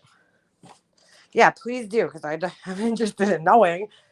Alicia's doing good. I just talked to her the other day. She's, she's doing her radiation and everything. So she said I'm sure she doesn't mind me, sharing this. It's kicking her ass a little bit, making her feel like a little nauseous, but otherwise doing good. She was in here the other day. I think, was it yesterday or the day before? I don't know. Not last time I went live. I think she came in, what was it, Tuesday or whatever. So you have people like Laura who fight with MGL and are done with her and then go back 100 times. You know, funny enough, you should say that because there was an old video popped up when her and MGL got in a fight when the, you know, after the whole, and I was listening for a little bit and I'm like, oh my God, bro. Like this was like a couple of years ago. And I'm like, dude, like with all the shit that Laura was saying about her on this video, I'm like, you went back and were friends with her after this. Oh yeah, she'll definitely go. Well, yeah, she'll go back to her for eternity. That's always going to be the case. She's another one looking for fucking attention, coming back in here talking about, oh, this place is horrible. It's such a dump. You know, it's so toxic. It's filled with horrible people. She's another person just like Laura who cannot take responsibility for her own fucking, you know, issues and the things that she caused and, you know, the failure of her own channel and her own reputation. You know, so she blames YouTube. It's YouTube's fault. There's horrible drug addicts here. You know, that's what they think because, which is might be true. You know what I'm saying? Partially, but like that's not why your channel fucking failed. Your channel failed because of you. You know, your channel is not doing well because of you. Just like my channel sucks because of me. You know, my channel ain't fucking shit because, I mean, I put zero effort into it. It's like low budget as fucking hell. I don't even have a fucking intro. You know what I'm saying? I'm talking about people that nobody fucking cares about except for a small group of people. Why would I expect that my channel is supposed to be fucking going somewhere at this point in time? I have no consistency. Like, you know what I'm saying? Like, what the fuck? Why would I expect that my channel is going to be a big channel one day? Like, it's just running my fucking mouth every day. You think that people are gonna want to watch this? No. Some people do, but you know, the majority of people are gonna be like, the fuck is wrong with this lady?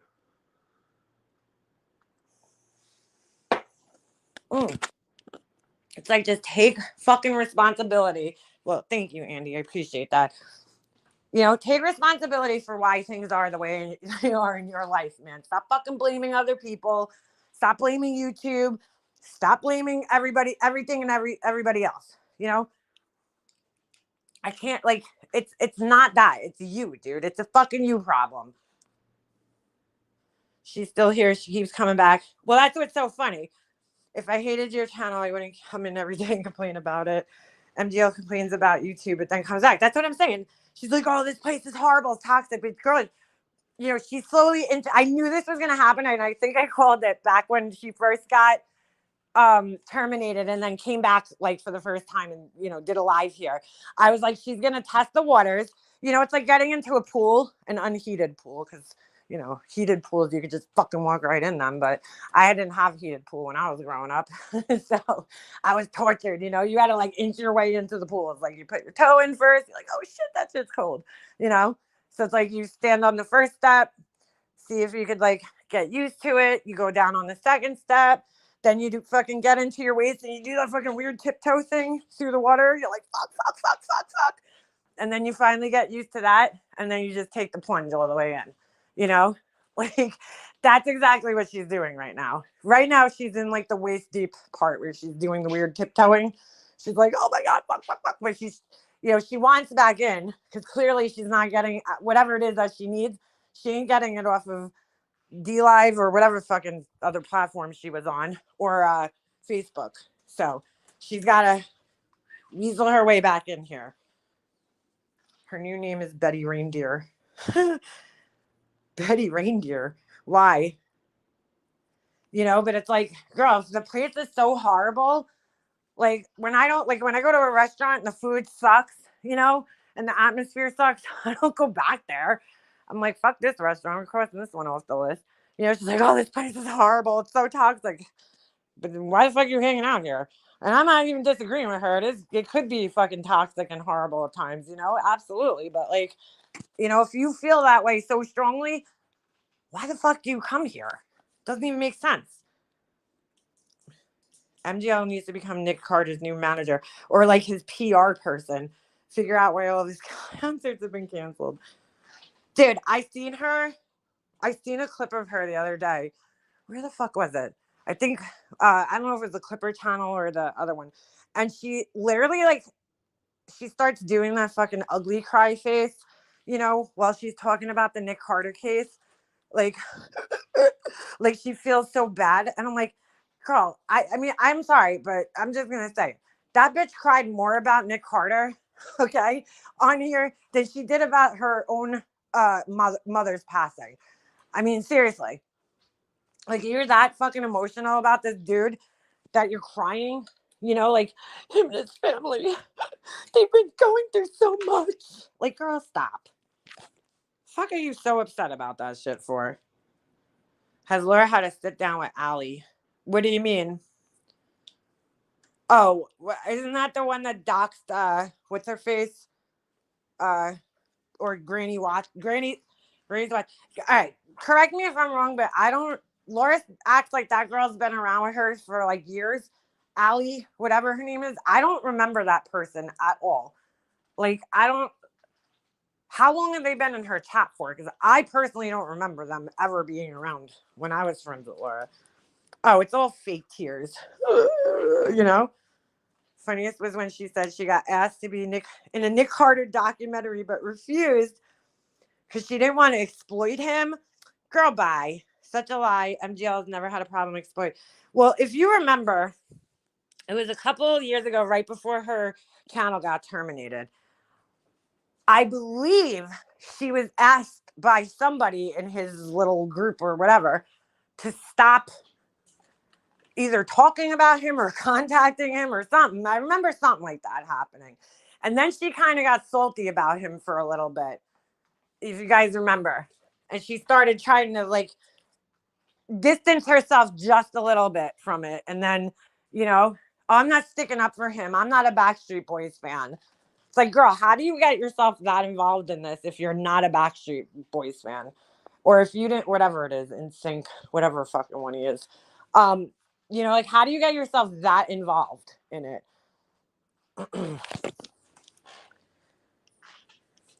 Laura does this all the time. They've been with me since Megan murdered days. She says that about anyone who stays in her chat longer than a month.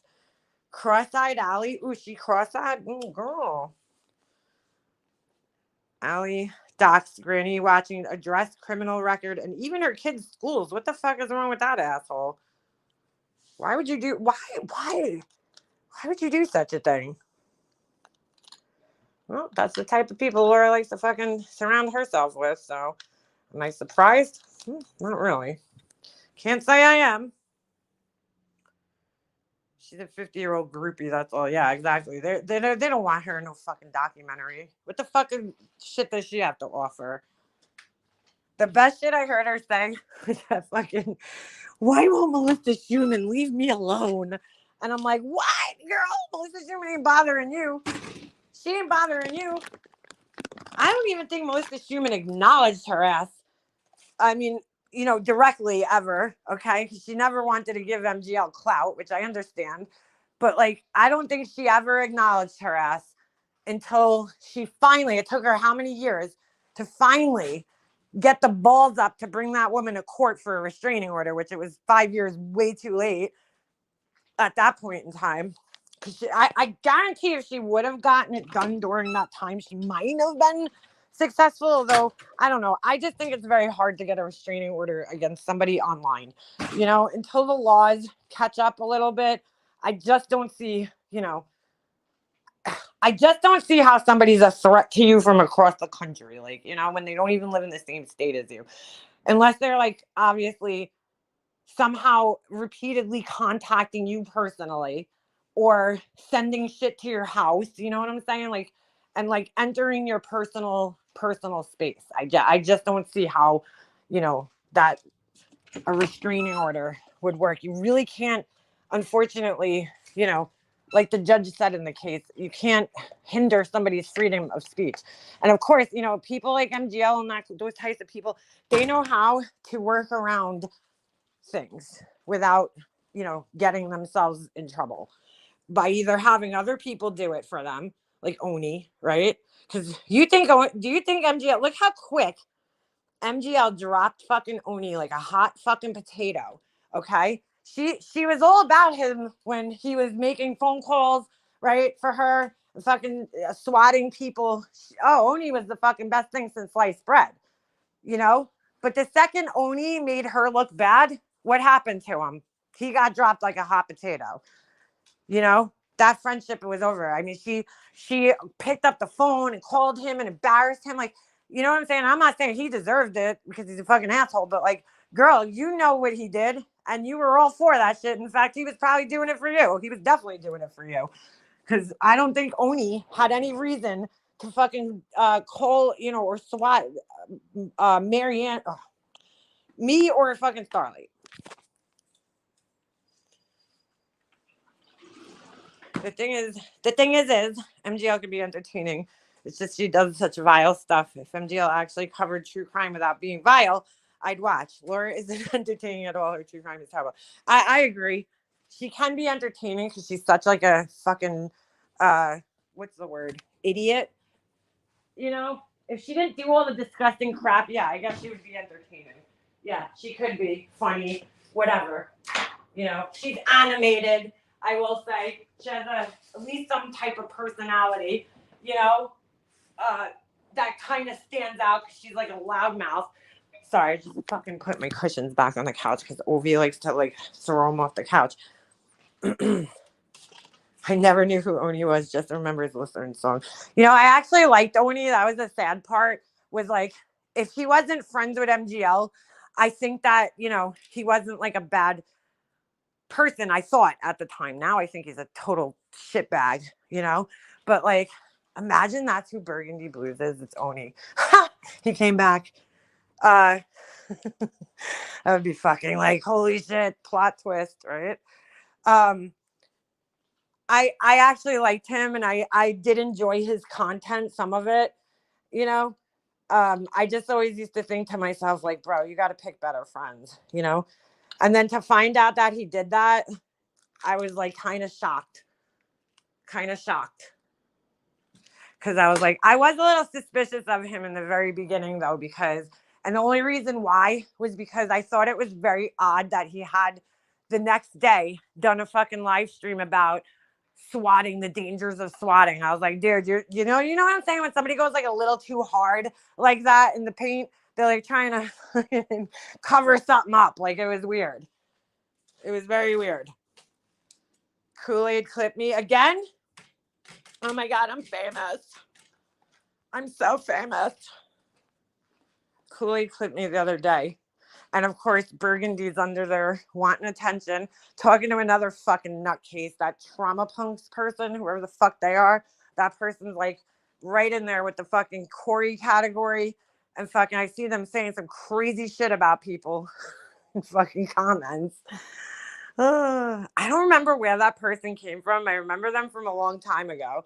But I'm like, I'm so glad you found another friend. You know, anybody that dislikes me is their friend. So, but anyway, so like they're like tag anywhere that I left a comment, they got so fucking triggered that two people said I was pretty, and I responded to them by saying, you know, you guys need glasses because, you know, whatever, because they do. But thank you for the compliment. But you guys need to get, you know, your fucking vision checked, right?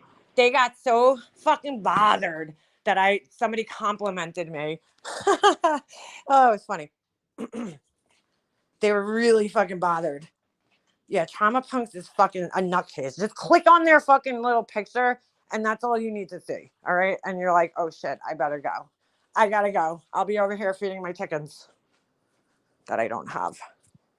But like, they're fucking, you know, they really needed my attention, so they like, I don't know, they left a comment somewhere under my one comment, and I didn't answer that. So like a couple of hours later, you know, they replied to another one of my comments just so they could get their ass in my notification, because they just want to fight with me, you know. So they're like, the dog got more attention than you. And I'm like, well, the dog's a lot cuter than me, so the dog definitely, you know, deserves the attention. Like, you know what I'm saying? Like, they're like, oh, like, they think they got something. It's like, wow, dude, well, I'm glad the dog got more attention than me. Like, do you really think I fucking care? He kind of deserves it because he's like a young, cute puppy. And I mean, not really a puppy anymore, but he's young and he's cute and he's a fucking awesome dog and he's a fucking awesome looking dog. So he deserves the attention, you know? Like, fucking amen. He does. But they got real fucking triggered that I got a compliment. I don't know, they said something about my hair. They're like, oh, yeah, your hair. I'm like, dude, how about this? How about you hide behind a picture of a fucking Robert Moses Bridge, okay? You won't come up on a panel and take a link. How about you shut the fuck up, all right? How about that? They used to go into burnt toast a long time ago. Who? Trauma punks? I mean, in all honesty, it could be the same fucking person talking to themselves in the comments because it kind of sounds that way. They're both fucking crazy. Like, to be honest, I would be. And then they try to gaslight you and they're like, hates everybody that disagrees with her. It's like, yo, dude, you come in here doxing my family, talking shit about me all the time. Why the fuck would I like you? That's not disagreeing with me, okay? Because I have no problem with people disagreeing with me. People come in here and disagree with me all the time. But when you come in here and talk shit about me, dox my family, yeah, I'm not gonna like you, you know? I mean, why should I like you? It's not you need to learn what disagreeing is, okay? You know, saying that I'm a fucking, you know, narcissist and all this other shit, which isn't true, that's not a disagreement, okay? I mean, well, it's your opinion, but it's not true in my opinion. So that's not why I don't like you, though. I don't like you because you dox my fucking family. I mean, you could disagree with me all fucking day. I really don't fucking care. But that's not what you do, you know? Burgundy is Laura, and all her friends are Laura too. Has to be. Well, you want to know what's so funny? Guess who shows up in that person's comments? Oh, it's Tinker. Tinker's always right there, wherever that person is. And I'm like, girl, that's like Laura, because she used to do that. She'd be like, oh, go comment over here, you know, to people. I mean, the more they talk, I agree, the more they sound like Laura. I just don't know if Laura has the fucking, you know, because Laura half-asses everything. I don't know if she has the dedication. But the way that they try to distance themselves from Laura is really suspect. Very suspicious. They're always like, oh, I'm not here for Laura. And I'm like, you kind of are, though, because like you have an issue with everybody that has an issue with Laura. If I woke up this tomorrow morning and I was like, you know what, guys, I love Laura. I'm going to start being friends with her again. You know, you guys need to stop picking on her. Guarantee that person would fucking stop talking about me. Because I saw them, and the reason I know this is because I saw them do it with Alicia. When Alicia was, you know, fighting with Laura and then made amends with Laura, all of a sudden there's Burgundy Blues in Laura's comments like, oh, Alicia finally woke up, you know, she saw the light, you know, wishing her well. And the second she fell out with Laura, all of a sudden they hate Alicia again. So it's like, dude, come on. Burgundy Blue said you were friends with Laura for 4 months. Well, that's like another Laura thing because Laura fucking, you know, she has like a warped concept of time. So I was friends with Laura for like 4 months, maybe the first time that her and I were friends, you know, that we were talking. And then after that, I think it was like over a year, maybe even 2 years. But okay, you don't know how to count.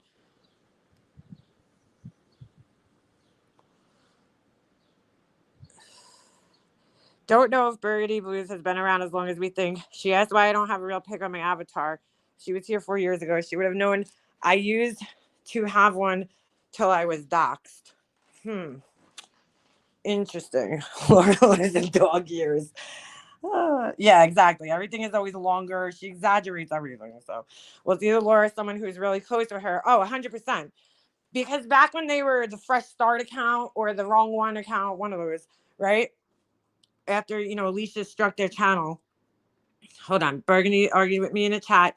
That didn't involve you. I just can't see anyone going that hard for Laura. Yeah. Well, it's either Laura herself or it's somebody that's very close with her. I agree. Because, right, I remember at the very start when this person first started coming around. Well, when they first started coming around, they would talk shit about Laura, you know? and they said they were in her Patreon and they had this whole story. And then all of a sudden they were calling her a narcissist, right? And then all of a sudden they changed their story. So, anyway, Laura always is like, I think somebody was saying that it was Brian, right? That Fresh Start was Brian. And Laura's like, it's definitely not Brian. And I'm thinking, and even Tinker, the Tinker person, they're like, oh, it's definitely not this person. But how, or was it Tinker? Or I don't know, one of Laura's people, or like, oh, it's definitely not this person or that person, or, you know, there's various people that people have said it could be. But like, the only way you could know it's not somebody is that you know who it is. You know what I'm saying? So like, by you saying that, you're a fucking idiot, because you're kind of giving it away, you know, because like, there's no way you could say for 100%, you know, fact that it's not Brian or it's not Corey or whoever the fuck was, or the girl Christina or whoever, right? Unless you know who it is. There's no way. Like, Laura's like, oh, it's Christina. I heard her saying that on live one time, and I'm like, well, Laura, the only way you would know that is if you know it's Christina, is that she spoke to you. She was very quick to jump on that one, though, and say it was the girl Christina. Laura, I wonder if Burgundy was Whistle Dick. Ooh, interesting. Sometimes I even think it's Fod. Fod has always had a thing for Laura. Could be Fod. There's a few people, but I mean, look, if they're not Laura, they sound exactly like her. It's her, one of her little fucking friends. Clearly, one of her extremely stupid friends.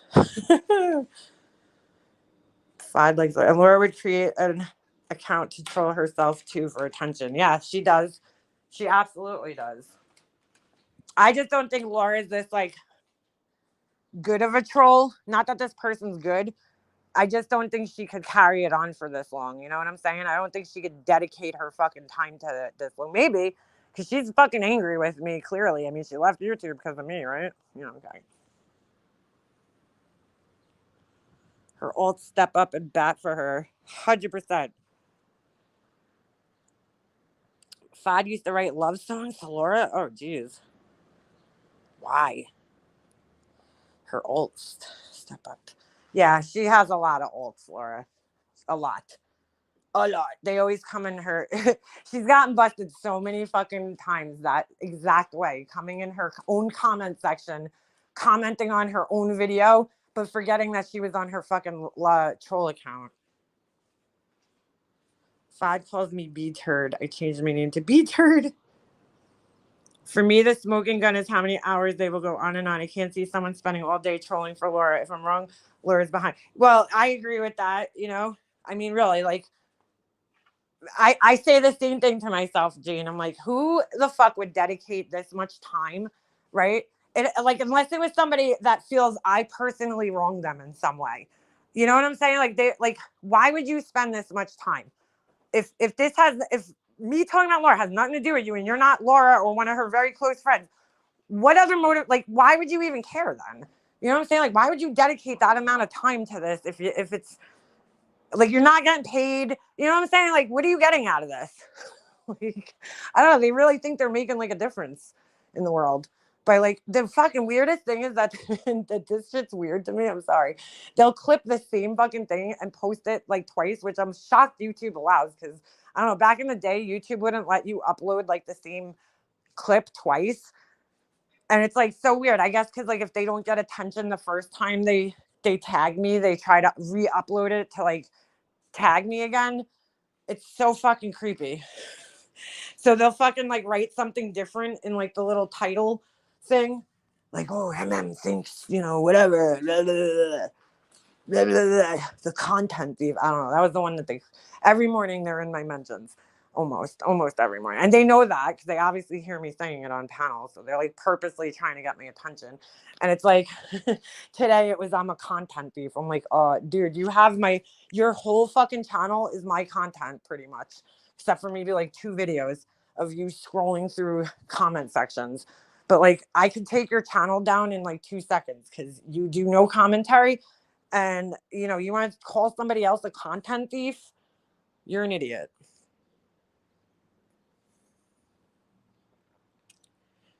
Don't you remember those creepy? Oh, yeah, that's right. Yes.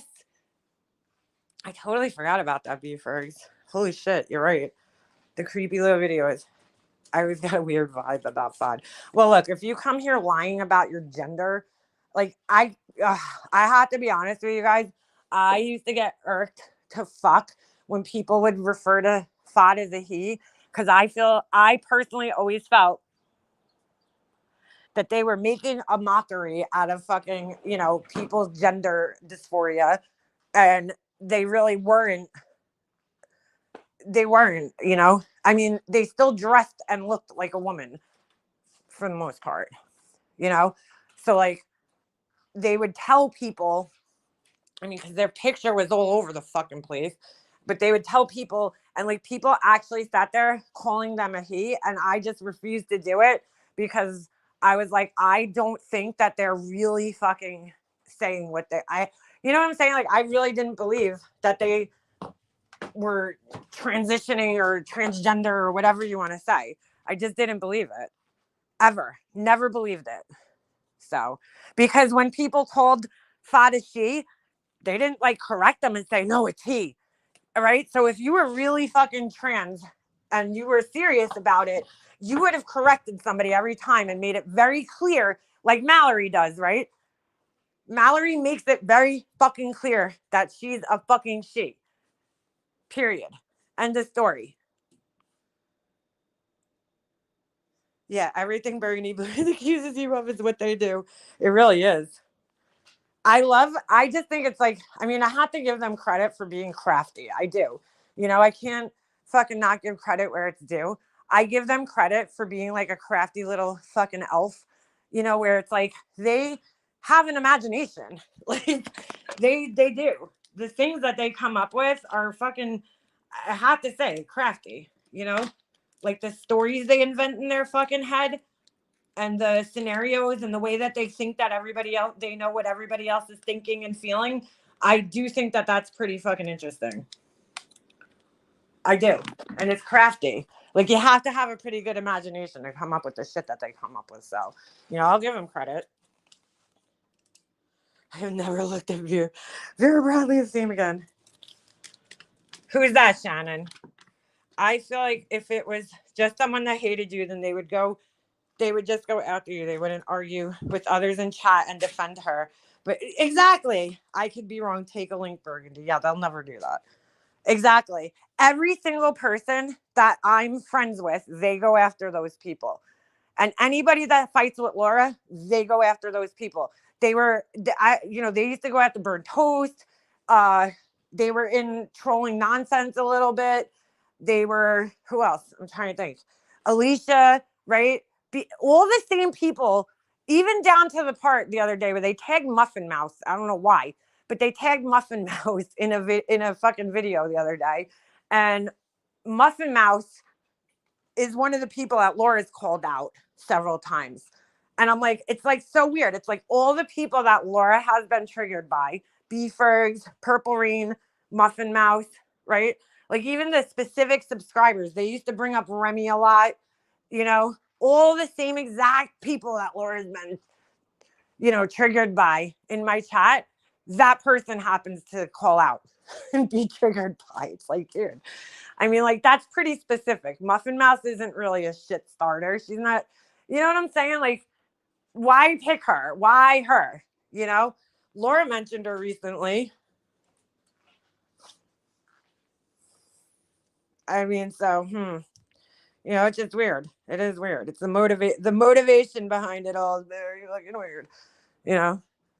They spend a lot of time defending Laura, but then try to act like they're not associated with her and they don't defend her. They're like, I'm not here to defend Laura, but that's all you do, dude. 90% of it, and then I guess to try to cover that up, they act like they care that I talked about my, family. Like, oh, you really care that why would you fucking care if I talked about my family? And I could tell whoever it is. I used to think they watched my Grease series, but the more they talk about it, the more I realize they didn't watch it, because I'm like, most of that series is just like me just talking about what I went through and, reading emails and shit. I mean, the bulk of that fucking series is is me reading back and forth emails. So like, they clearly didn't watch it. And wouldn't she be in Laura's chat? Nope, never in Laura's chat, only in her comment section. You know what? If I come to find out, though, that it is Laura, dude, you are the biggest fucking clown ass bitch pussy on the planet, Laura, if that's you. Because, like, you know what? I don't need to hide behind a fucking troll account to call your ass out or to say what I got to say about you. If you have to go to that extent to create this stupid troll account with a fake, I guess you would have to do that in her situation because, you know, she sits up on her channel. I don't talk about the same person every day, you know, but, you know, that's why you would need to, I mean, look, if it walks like a horse and talks like a horse, most of the time it's a horse. I mean, a duck. Sorry. But like, if that's her, you're the biggest pussy on the planet, dude. Biggest pussy on the planet. I just don't see anybody besides her having the motivation to waste that much time, you know, on me. I just don't. Never in the same room at the same time. Nope. Nope. Never. Never, ever, ever. Never in Laura's chat. You think she would have missed a live if she wasn't Laura? Yeah, right? They came in Laura's chat once, right? Because I called them out. If you guys remember, it was just a couple of weeks ago. I called them out because people in the chat were saying it. And I'm like, yeah, they're never in Laura's fucking chat, only in her comment section. So then all of a sudden one day they showed up in her chat and they're, oh, I have a job. Yeah, okay. You have a job, but you clearly don't have a job because you're fucking commenting and clipping fucking videos all day. You know? So how the fuck do you have a job? I mean, they're going back. What they clipped recently? They clipped so stupid. I mean, they don't realize this, right? They're obviously spending more time than they want to, you know, they're like, oh, it takes 15 seconds. No, dude, you think like I don't know how the world works? Like they went back and found some old ass video of me talking about some stupid comment on that happened 6 years ago. And I hate to say this, I like Wendy, but when Wendy brought it up, it was a fucking reach, okay? It was during the time that we were, you know, as friends with Tiffany, and I was fighting with Wendy and Randy, and they were like trying to make us like we're real lifer. I mean, not Wendy and Randy, Wendy and Diane. And they were trying to make like, oh, you know, they're real lifers, you know? So somebody found this old, I think it was a community post. I'm not even sure that's how fucking long ago it was. This is when I was like brand new to YouTube, okay? Like and lives and all that shit, being trolled on YouTube. So it was back in like 2018, I think, or 19. Somebody had come on my channel. Molly Golightly and all them had just started trolling my fucking channel at that point in time, you know? So, and people were coming in and doxing me and all that bullshit, right? So this person comes on my channel and they leave this like really fucking rude comment about my teeth and shit and whatever. Like, obviously nowadays, how many comments have been made about my teeth? I'm fucking desensitized to it at this point. I don't fucking care. If you don't like my teeth, don't look at them. Like, you know, I don't like them either. And I don't blame you for being offended by him. I'm offended by him too. But like, fucking, you know, what was I gonna say? Oh, so fucking this person comes in, okay, and they have this really pretty face, like picture, whatever. It's this really, really beautiful girl in the picture, and they leave this like nasty comment. I don't remember exactly what they said. It was something about my teeth, and I forget what the rest was, you know. So I'm like, is this like a real person? And you got to remember too, at the same time, I'm making my grief series and I'm getting threats from my family telling me that they're going to sue me. You know, they're like texting my husband, my aunt's texting my husband. So I'm like, who is this? You know, like I'm like a little paranoid at the time because I don't know who it is. So I go to Facebook because I was like, is this a real person? This can't be a real person. You know, because they had a really pretty picture, just like fucking Camel Catfish, right? She has a fucking picture of a really pretty girl. It's not her. Well, she used to have like this other picture of this really, really pretty girl. That wasn't her, obviously. You know, so like, same thing. I was like, you know, is this like a real person? So I go into Facebook to see, because the person was here, their name here was their full name. It was like, I don't remember, something Elizabeth something, whatever. I don't remember the full name, but that their screen name here was their real full name, right?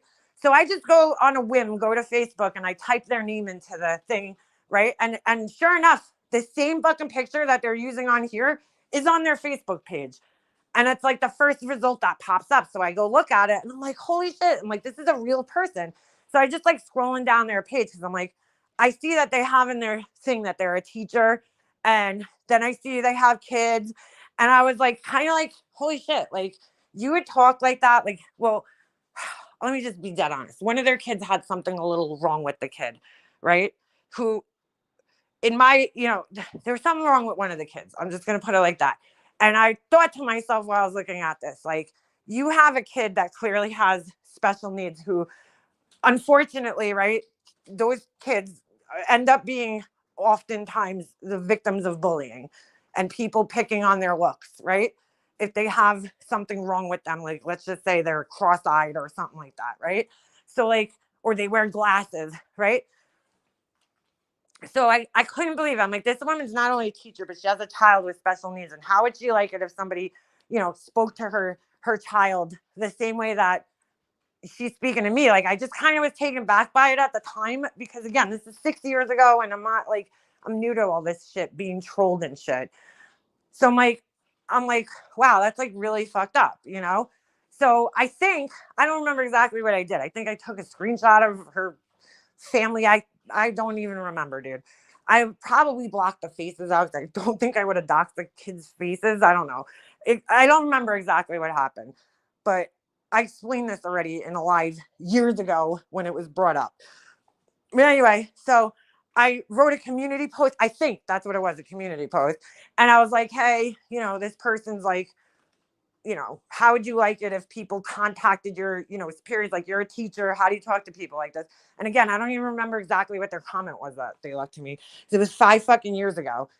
But Wendy went live and they were saying that I had my subscribers contact the job, and that never fucking happened. Like, never fucking happened. Nobody contacted this lady's job. Nothing like that ever fucking happened. Okay. But at the time, we were fighting with each other, and you know how it goes. People try to kind of change things and twist things. Fine. Nobody ever contacted this lady's job, and I'm sorry. And they're like, oh, she Makeup Mobster doxed her. I didn't dox her. She was here with her fucking real full name. She doxed herself, like, as far as I'm concerned. I didn't fucking put her name out there. She put it out there, but that was it. That was the story. So I made some comment. Nobody ever fucking contacted her family. And so Wendy V clipped it, I guess, when it happened, when Wendy started talking. So, like, when Wendy was talking about it in 2020, it was already 2 years old, the comment, the post or whatever the fuck it was. So now here we are in 2024. It's like, dude, this happened like 6 or 7 years, well, whatever it is, 5 or 6 years ago. And I'm not saying it was right, but like, shit, have I done anything like that since then? No. So, I mean, my bad, but like, you have to reach back that far to find something, so whatever. Burgundy Blues is sitting around clearly typing my name into the fucking YouTube search and trying to find any video. Like, you're putting your time in, girl. You know what I'm saying? You went back to 2020, so you must have went to Wendy V's channel and just started watching any videos with my name in the title until you found something that you thought you could fucking use on your little shit channel. That your two biggest fans are Tinker, fucking Drinker Tinker, and fucking Corey. And maybe Trauma Punks. Maybe she'll start going to your channel now. But like, it's like, wow, 3 people give a fuck about what you have to say. 3 people that already don't fucking like me. I'm very upset about this. I think I'm gonna quit. But anyway, but yeah, I'm like, dude, like, you're spending a lot of fucking time on this shit. I'd rather have cankles than saggy bags under my eyes. Well, I don't know. I'd rather have fucking saggy bags under my eyes. Just being honest. But shit happens, genetics. Anyway, oh, poor thing. You're really bothered by the cankles comment, aren't you? Anyway, so, but I'm going to give you credit for actually, saying something besides my fucked up teeth that I know are fucked up. Thank you. I do have bags under my eyes. I always have. Anyway, thank God for, see, that's the thing. I can cover up those bags and put concealer on them, but you really can't do much about your cankles. Well, I guess you can wear pants, but they're always going to be cankles, right? I could put some caffeine under my eyes, you know, depuff them a little, put some fucking cucumbers up in those bitches. But you really can't do much about the cankles. Short wearing, probably not that fun for you. Anyway, but every time we talk about this motherfucker, this asshole shows up. So yeah, so they got to be spending a lot of time digging into like old fucking videos to find things of me. You know what I'm saying? Like, but they want to pretend like, oh no, this only takes like 5 minutes. But it's like, no, dude, you sit there and complain, and every comment you say, oh, does 5-hour lives. And then you'll clip something that's like 4 hours into my live, which tells me that you sat there watching the whole fucking live until you found something that you could clip. So don't sit there and pretend like you're not spending the amount of time that you're actually spending on me, because you're spending a lot of time, dude. Not only writing fucking long comments, which I do too, you know, I write long comments from time to time, but you know, and arguing with people who half the time aren't even fucking associated with me, like they were doing on the Hacks person's channel. They're like fighting with like random fucking people. What was the one person's name? I don't know. They were missing a chromosome or something. They said, like, they're sitting there arguing with this person who admittedly is missing a chromosome. Like, you know, it's like, oh shit. I think it was that person, Bobo, something like that. And I'm like, you know, about me, but you know, you're not spending that much time, right? All right, dude. You're spending as much time as you say I spend talking about Laura. You're probably spending double that talking, you know, on me, because you're sitting there writing these long fucking comments, arguing with anybody that'll argue with about me, right? And then fucking you know, searching for clips that you could find in like old community posts and old shit of mine. So like, come on, dude, who are you fucking kidding? Who are you fucking kidding, girl? But she won't clip that shit. She'll only find something else. Well, like I said, she's got a good imagination. Burgundy's nuts. Burgundy's nuts. But if you bring up something Laura did last month, she will say that was a month ago. That's an excuse, but does something once and it's a video. Yeah, exactly. Yeah. I mean, find another instance where I fucking, you know, posted some comment like that in my community page, just doxing some lady from Facebook who doxed herself here. I didn't even dox her. I screenshot her fucking comment, which I think actually, you know what? Now that I think about it, I'm pretty sure her comment and her profile, not only was it her full name, her full legal name, I believe her picture was like a family, like it was like her and her family. So, and it was the same picture that she was using on her Facebook profile picture. And I'm not making an excuse for it, like, but like back in those days, I was like totally brand new to fucking being trolled by people like that. You know, I never experienced that. Now, like, do I give a fuck that you don't like my teeth? No, I really don't fucking care. And it wasn't about my teeth. I mean, they said something about my teeth, but there was like more to the comment. I just don't. The only reason I remember even the part about the teeth is because it was in the clip, but there was more to the comment. You know, Wendy didn't, I don't think she even read the comment that they left to me. Maybe she did. I don't know. I haven't, you know, thought about that situation in 6 years. So, you know, it's kind of a little foggy. But like, yeah, all right. I went to Facebook and verified if the person was a real fucking person. Cause like I said, at the time, Molly Golightly was trolling me. My family's fucking, you know, saying stupid shit and whatever. Not a big deal. I don't even think I knew Diane or anybody at the time when that happened. Which is also why I think it's Laura, because she would have to know something happened at approximately when I knew nothing about that. So I wouldn't even know to go back and look for that incident from years ago. Well, yeah, that's what I'm saying. I mean, or that, well, I don't even know if they knew about that incident, as far as they're just sitting there typing my name into the Google search and then going back through old videos to find something, you know, which is like, again, you're spending a lot of time doing that. I mean, you're going to try to tell me that, you know, you remembered that Wendy V uploaded that clip and the timestamp of where this was. Like, dude, you're spending a lot of time sitting there watching content about me, you know what I'm saying? Or clips of people talking about me until you could find that one fucking thing. Girl, stop it. You didn't know that was there. You had to find that shit. You had to search and find it. Don't be telling me it's 15 seconds I'm spending. Bullshit. No, Laura's never been good with comebacks. Honestly, like, I don't care. I want them to keep clipping me. Keep fucking clipping my channel, please. I honestly want you to. Like, I wish, honestly, you would clip it a little bit more, to be quite honest. Like, try a goal of, like, 3 clips a day. All right? You do 2 sometimes. I'm real proud of you, you know? But, like, try 3 or 4 maybe a day. I remember when she had the book of comebacks. Bro, like, if you need a book of comebacks, just, like, get out of here. Just quit, you know? Don't even do comebacks. Like, how the fuck would you even remember the comebacks from the book? I would never be able to remember that.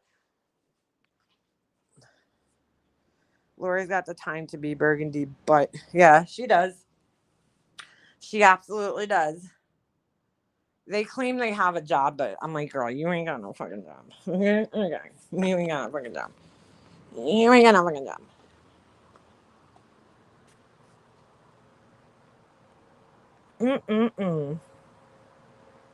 YouTube is her whole world.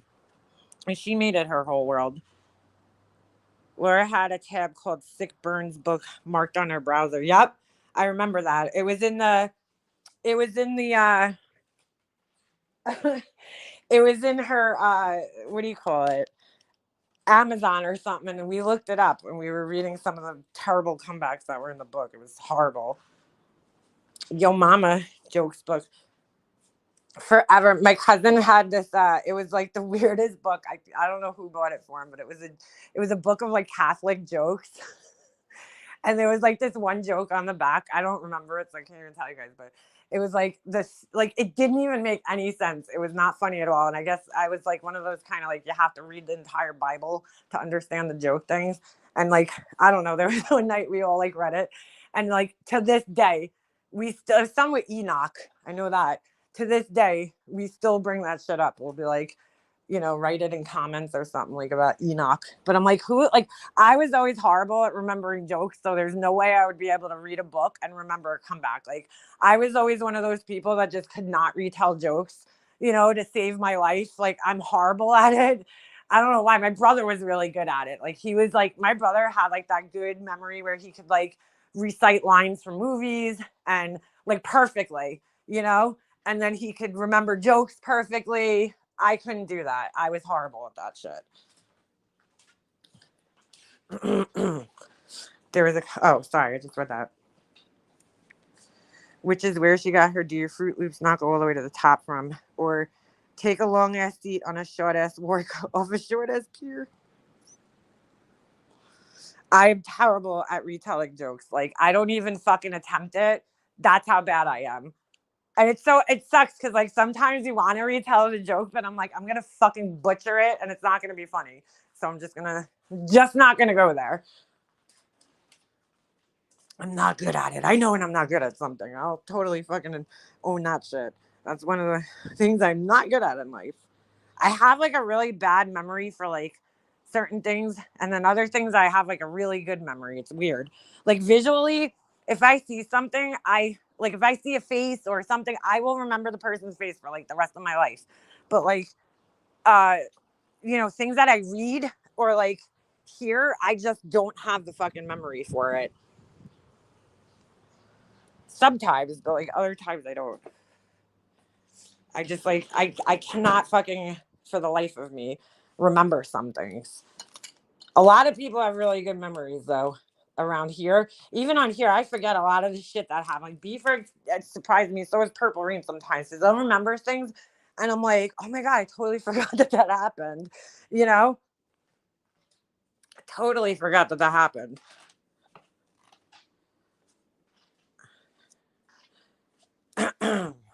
Chick Eastwater. How come I don't see her? Oh, don't call it a comeback. I'm gonna knock you out. Oh, Mama said knock you out. Don't call it a comeback. That's the one thing I do have a weird memory for though is songs. I fucking remember song lyrics. Like it's my husband's like, dude, like there's like something wrong with you because like we will drive from like here to like Jersey, Pennsylvania, and I'll have the radio on, and I know like every fucking word to every fucking song that comes on the radio, And he's like, I just don't have that type of memory where I would ever remember every word to a song. He always gets them wrong. I know like every word to every song. I don't know how, like, I don't know why, but I don't know. I hear a song maybe like a couple of times and it's like, boom, it's committed to my memory. It's a weird, weird thing. There are so many sense memories. I think that's what it is. I think it's just like the melody and there's like a beat, just like with dance moves. I don't know how dancers remember dance moves. Like when I was in dance, I don't know how you remember to put your body in certain positions. You know, that just involves so much coordination that I don't have to do like dance moves. Like even I watch like videos of people doing like dances on like TikTok and I'm like, how the fuck do these people do this? Like to me, they're doing like sorcery. I just don't even understand it. I'm like, how the fuck? I can remember cheerleading, right? When I had to do cheerleading, but because the movements are mechanical, you know, it's like a step one, step two. You're not like, I don't know, dancing is totally different because you're like doing like a fluid dance that, you know, you have to like gracefully go from one move to the next. You know, and it's so fucking hard for me to remember that. You know, it's like your foot's got to be here, your arm's got to be here. It's like too much to think of. And I just like, I could never fucking do that. I don't know how. I'm like mesmerized because my cousin's like a professional dancer and I used to go to her recitals and her shows and whatever she was in. And I was just like mesmerized by like how, I'm like, how does she do this? Like, it's really amazing. She's like I'm not just saying it because she's my cousin or anything, but like she really is fucking so talented at dancing and choreographing. It's like she's just born with that natural talent to dance, to be an amazing dancer. Even from when she was like a little kid, you know, like, you know how you usually go to the little kid recitals and you're like, oh my God, this is so bad. Like she was always that girl that was right in the front and that was doing the dance better than anybody else in the dance school, you know? She's just like that girl and she's so good at dancing and it's really fucking amazing to watch her. Like I used to like thoroughly enjoy watching her dance because I was just really amazed by, you know, how she even fucking remembered how to do all that shit. I have a good memory for songs, but sometimes I can't recall how to read the fucking measuring tape. Oh, I'm good with the measuring tape. And I only got good with it because I had, you know, one of my jobs that I worked at, I was in the quote engineering department. I hate even saying that, but my boss was really pretentious and he just didn't want to call it the production art department, which is what it was. So he named it the engineering department. It's like, dude, we're building fucking signs. You know what I'm saying? Like, we're not building fucking buildings here. We're building like signs with like acrylic and whatever. It's not engineering, but you know, I was like, I'm not putting that on my resume that I'm an engineer because I'm not, you know. So I always put production artist on there. But it was like I had to, you know, I had to basically make the instructions for the production area in the back how they were going to actually build the sign. So I had to like draw out all the instructions for the signs and I actually really enjoyed it. That's where I fell in love with signs. I don't know. But anyway, it was, so I had it like everything had to be measured down to like the 16th, the 32nd, the 64th sometimes of an inch. I still like back then when I was working and I was doing it every single day, I didn't even like, I got to a point where I didn't need to look in like the conversion chart anymore because we had to put everything in decimals for everybody because in the back, you know, computers, obviously you can't type a fraction into a computer. So you always have to type everything in decimals for the machines. So, you know, I had to sit there and convert it. So like back then I could totally remember, like, I'd be like, oh, 1/8 is, you know, 0.0125 or whatever it is, you know. Now, forget it. I have to look at the freaking thing every time. But I still know what's what. Like, I still know what's an eighth, what's a 16th. I still have trouble counting them, though, because they're so tiny. You know, you go to count, and you're like, fuck. Well, did I count 5 or 6? But, yeah, it's, I'd say it's close to 5 3/4. See, no, I know that it's like an eighth or a 16th. I have to do it on my website now. Everything I measure, I have to write down like the earrings. I put down. Somebody reminded me, and I remembered to do it with the last couple of sets. I have to, you know, I measure them all down to the, you know, 16th. I think is like the closest I'll round up to, or eighth. Sometimes I round up because it's kind of hard to tell where the earring ends. You know, even on some of my other items, I'll put like, I'll write approximately because like I can't really tell if it's like something that's like oddly shaped. I can't really tell how wide it is, you know? So, and I usually measure it from the widest point. By the way, speaking of, I just ordered more wax and I'm trying to decide which candles I'm going to do next. So I'm either going to do a 3-wick candle like the one I sent to you beavers or an 8-ounce candle. I'm not sure which one, but I think I'm definitely going to do the midsummer's night. I think it's called. So I can't figure out which one I want to do. Maybe I should do a poll. I don't know. I know there's a 7/8. 7/8 is the last line before you get to the next inch.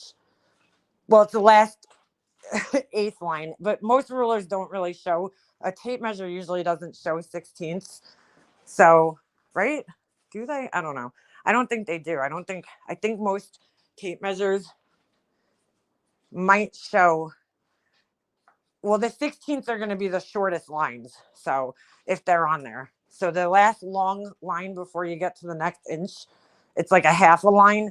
So the inch line marker line is going to be the longest.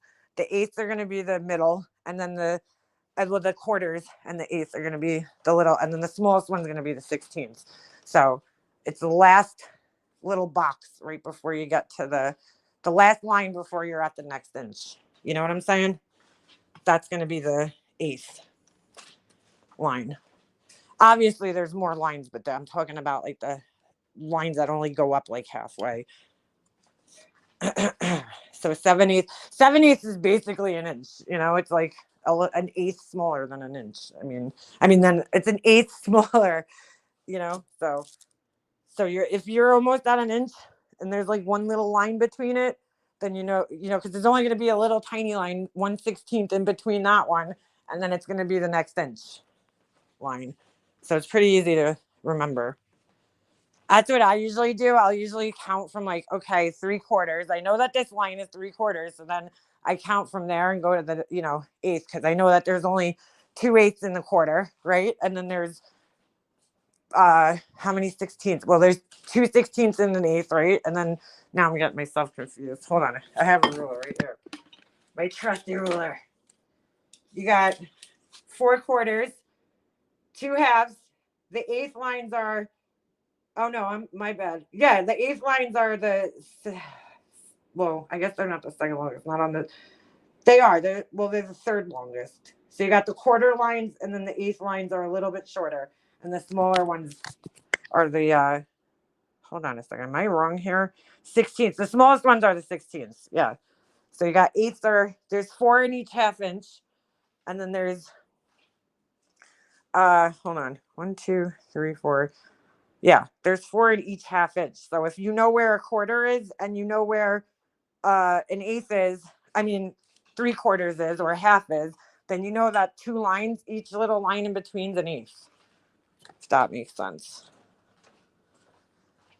So I didn't know how to read a fucking ruler either, like that good, until I started working at that job. Like that job made me like fucking pretty good at being able to understand. I still suck at counting them sometimes, because if there's like a lot of lines there, it's hard for me to like follow them and count them.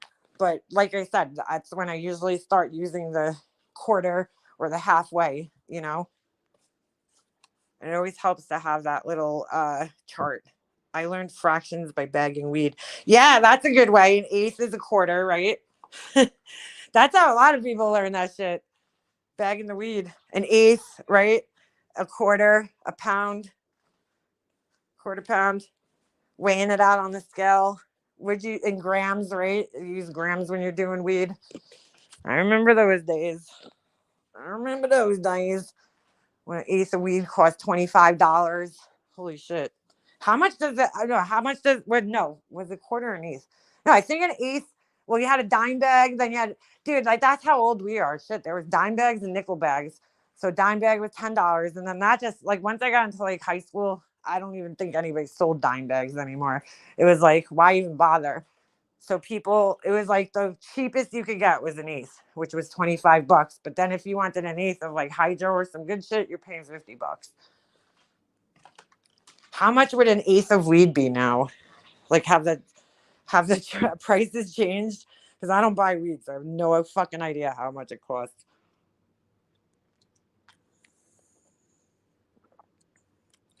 The weed man.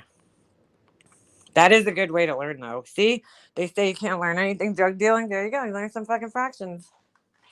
Learn some fucking fractions. You don't buy it? Yeah, see, I have no idea. 8-ball, 3.5 grams. I thought an 8-ball was a quarter. I thought an 8-ball was like a pound or something. No, not a pound. Now I'm getting all fucking confused. Or 8 ounces or some shit like that. A half pound. That has to be a lot of fucking coke. Shit. That I don't know shit about. Never did it. No, thank you. I couldn't. I don't know. I was weirded out by snorting something up my nose.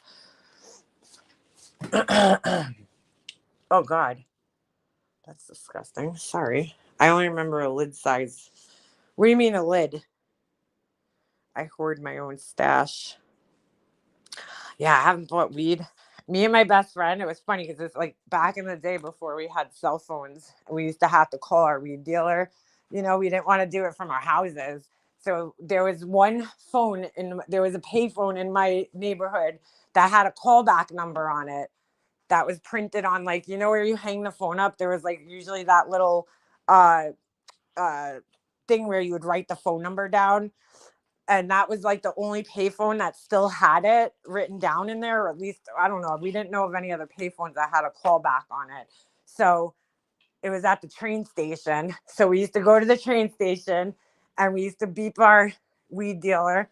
And then he knew the number because, like, we weren't the only ones who did that, you know, back in those days.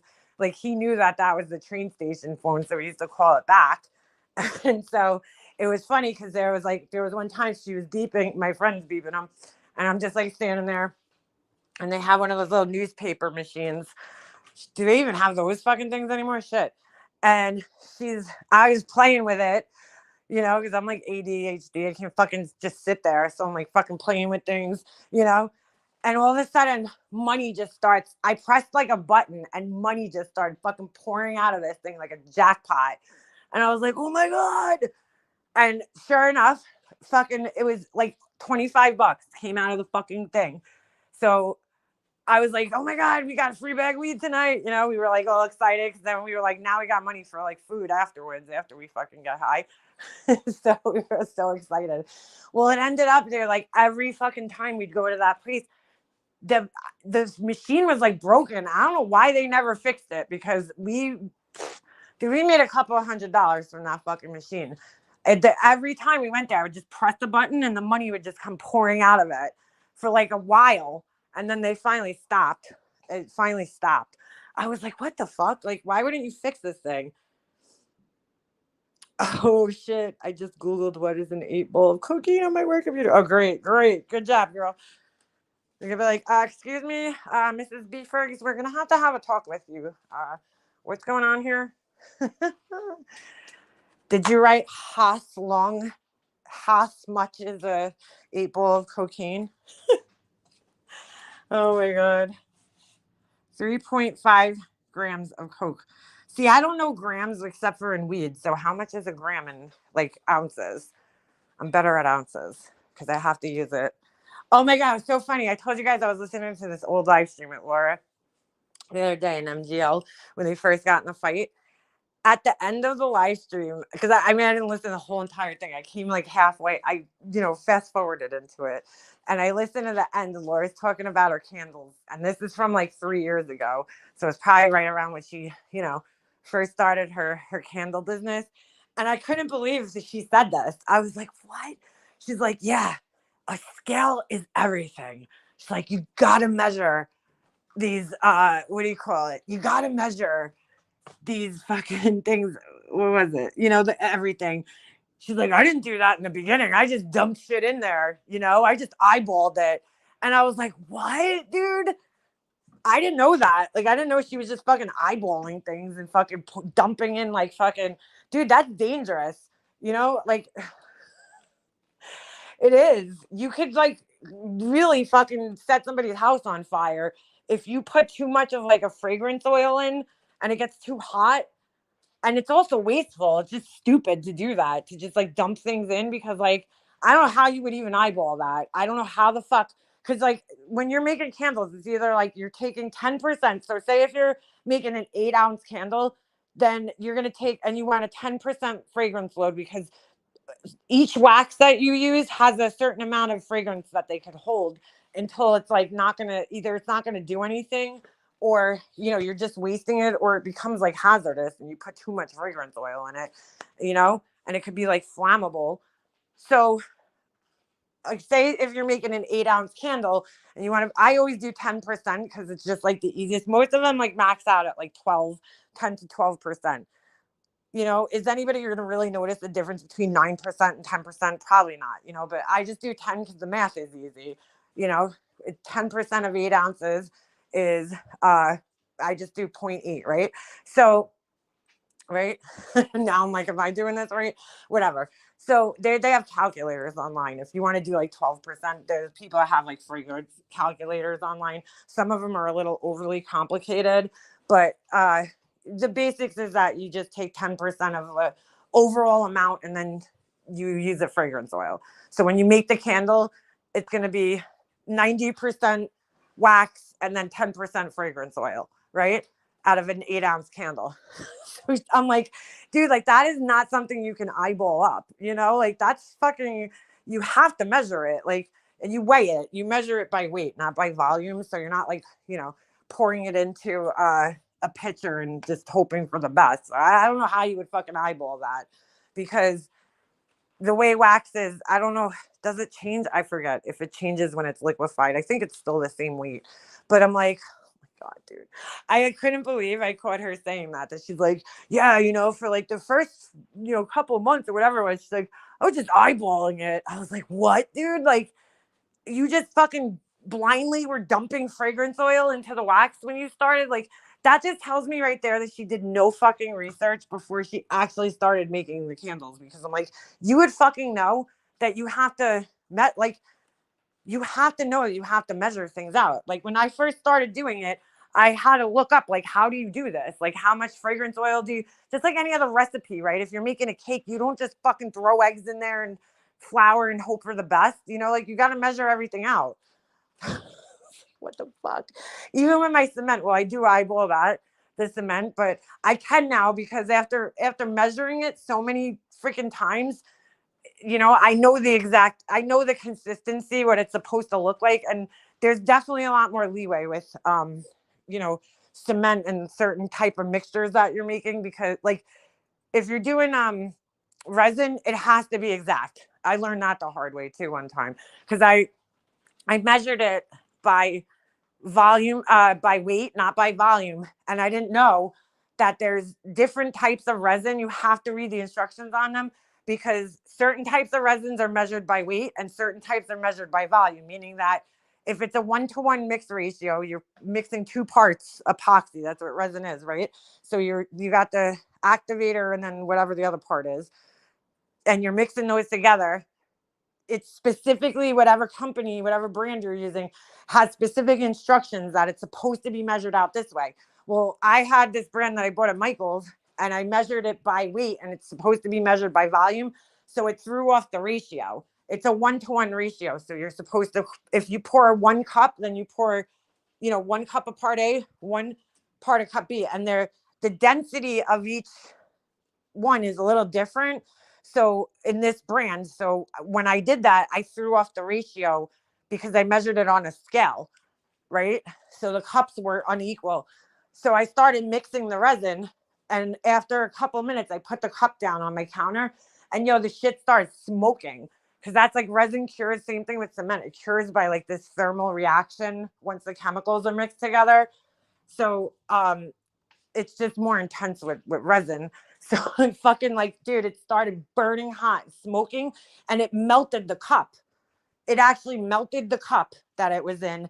So I had to grab it with a pair. I think I had gloves. I grabbed it with a pair of gloves and I ran outside. I put it in one of those like tin things, like those that you cook with, the disposable like aluminum trays that you cook with, or pans. And I was like, oh my God, like what happened? And then I figured it out after I mixed it by volume, which I shouldn't have done, so I'll never make that mistake again, because you could set your house on fire like that. It gets that hot where you could literally burn yourself and it could start a fire. So it's like, holy shit, I didn't know. I didn't know there was a difference. But with the cement, it's a little different because, like, sometimes you might need a more it's more flexible because you could have a drier mix. Certain times you might need a drier mix or you might need a wet, more liquidy mix. So there's a lot more flex in cement when you're or like plaster or something when you're mixing that stuff. Baking sourdough bread is the same, measured by grams, not cups. Yeah, like there's certain instructions, but I'm like, I was just like, how the fuck did you like not look like? I don't know. I didn't know how to make a fucking candle, so I had to like figure that out before I even tried because I was like, first of all, this shit's expensive, right? The wax is expensive, the fragrance oil is expensive, everything's expensive. So you have to like, I don't want to waste it. So I'm like, how much of everything do I need to put in here? Like, I guess she just sat there dumping shit in. I don't know. But I was like, how did you even do that? Because let's just say, I think the first time she did it, she ordered like a little kit. That's how most people start out. They'll order like a little kit, pre-made kit on what do you call it? Like Amazon or something, that's what I did. And in the kit, it fucking tells you how to make the candle. Exactly. It gives you exact instructions. And I'm pretty sure that's what she did the first time. So I don't know how she ended up, because I remember she was ordering it off Amazon. So I'm like, so did you just like not read the instructions? Like what the fuck? Like you were just dumping things in there blindly? I can't. I don't know. There's like a sourdough craze, dude. Like people are painting sourdough bread, and I'm like, holy shit. I mean, God bless you. I'm like, I don't know if I want to sit there wasting time painting bread that's going to be eaten. But I guess people do have cakes, right? I'm still Long John chocolate donut. Oh, I never heard of that. But yeah, dude, like she was just clearly was just dumping things in. I'm like, girl, that don't sound too good. Like fucking just dumping things in. Oh, jeez. Actually, that reminds me. I wanted to make a fucking sample candle for myself, and I keep forgetting that. Because if I do the next candle that I want to do, I got to do one more tester, and then I give up. And then I'm going to make... That'll help me out figuring out which one I'm going to do next. So, I should get to that. I got a different little oven. My Dutch oven was in it. I don't even know what you would do with a Dutch oven. I'm so like stupid when it comes to that shit. Anyway, all right. My son's gonna be off the bus in a couple minutes, and that's about it. I'm not gonna be around obviously this weekend. I got shit to do. But I hope everybody has a really safe and happy. Well, yeah, happy Memorial Day. Thank our veterans. We appreciate the veterans out there who served our country and who gave their lives for our country. I do, at least. And the people who have in the past and the people who will in the future. I got a lot of veterans in my family. And, my grandfather, my uncle, thankfully they're still here. But, well, my uncle is my grandfather passed away, but not from, his military service. But, I'm very thankful for their service because their fighting, gave us the freedom that we have today. So anyway, be safe this weekend. Don't do anything stupid. Enjoy yourselves, get outside, get some fresh air, and I'll catch up with you guys sometime next week. So have a great Memorial Day, everybody. Peace out.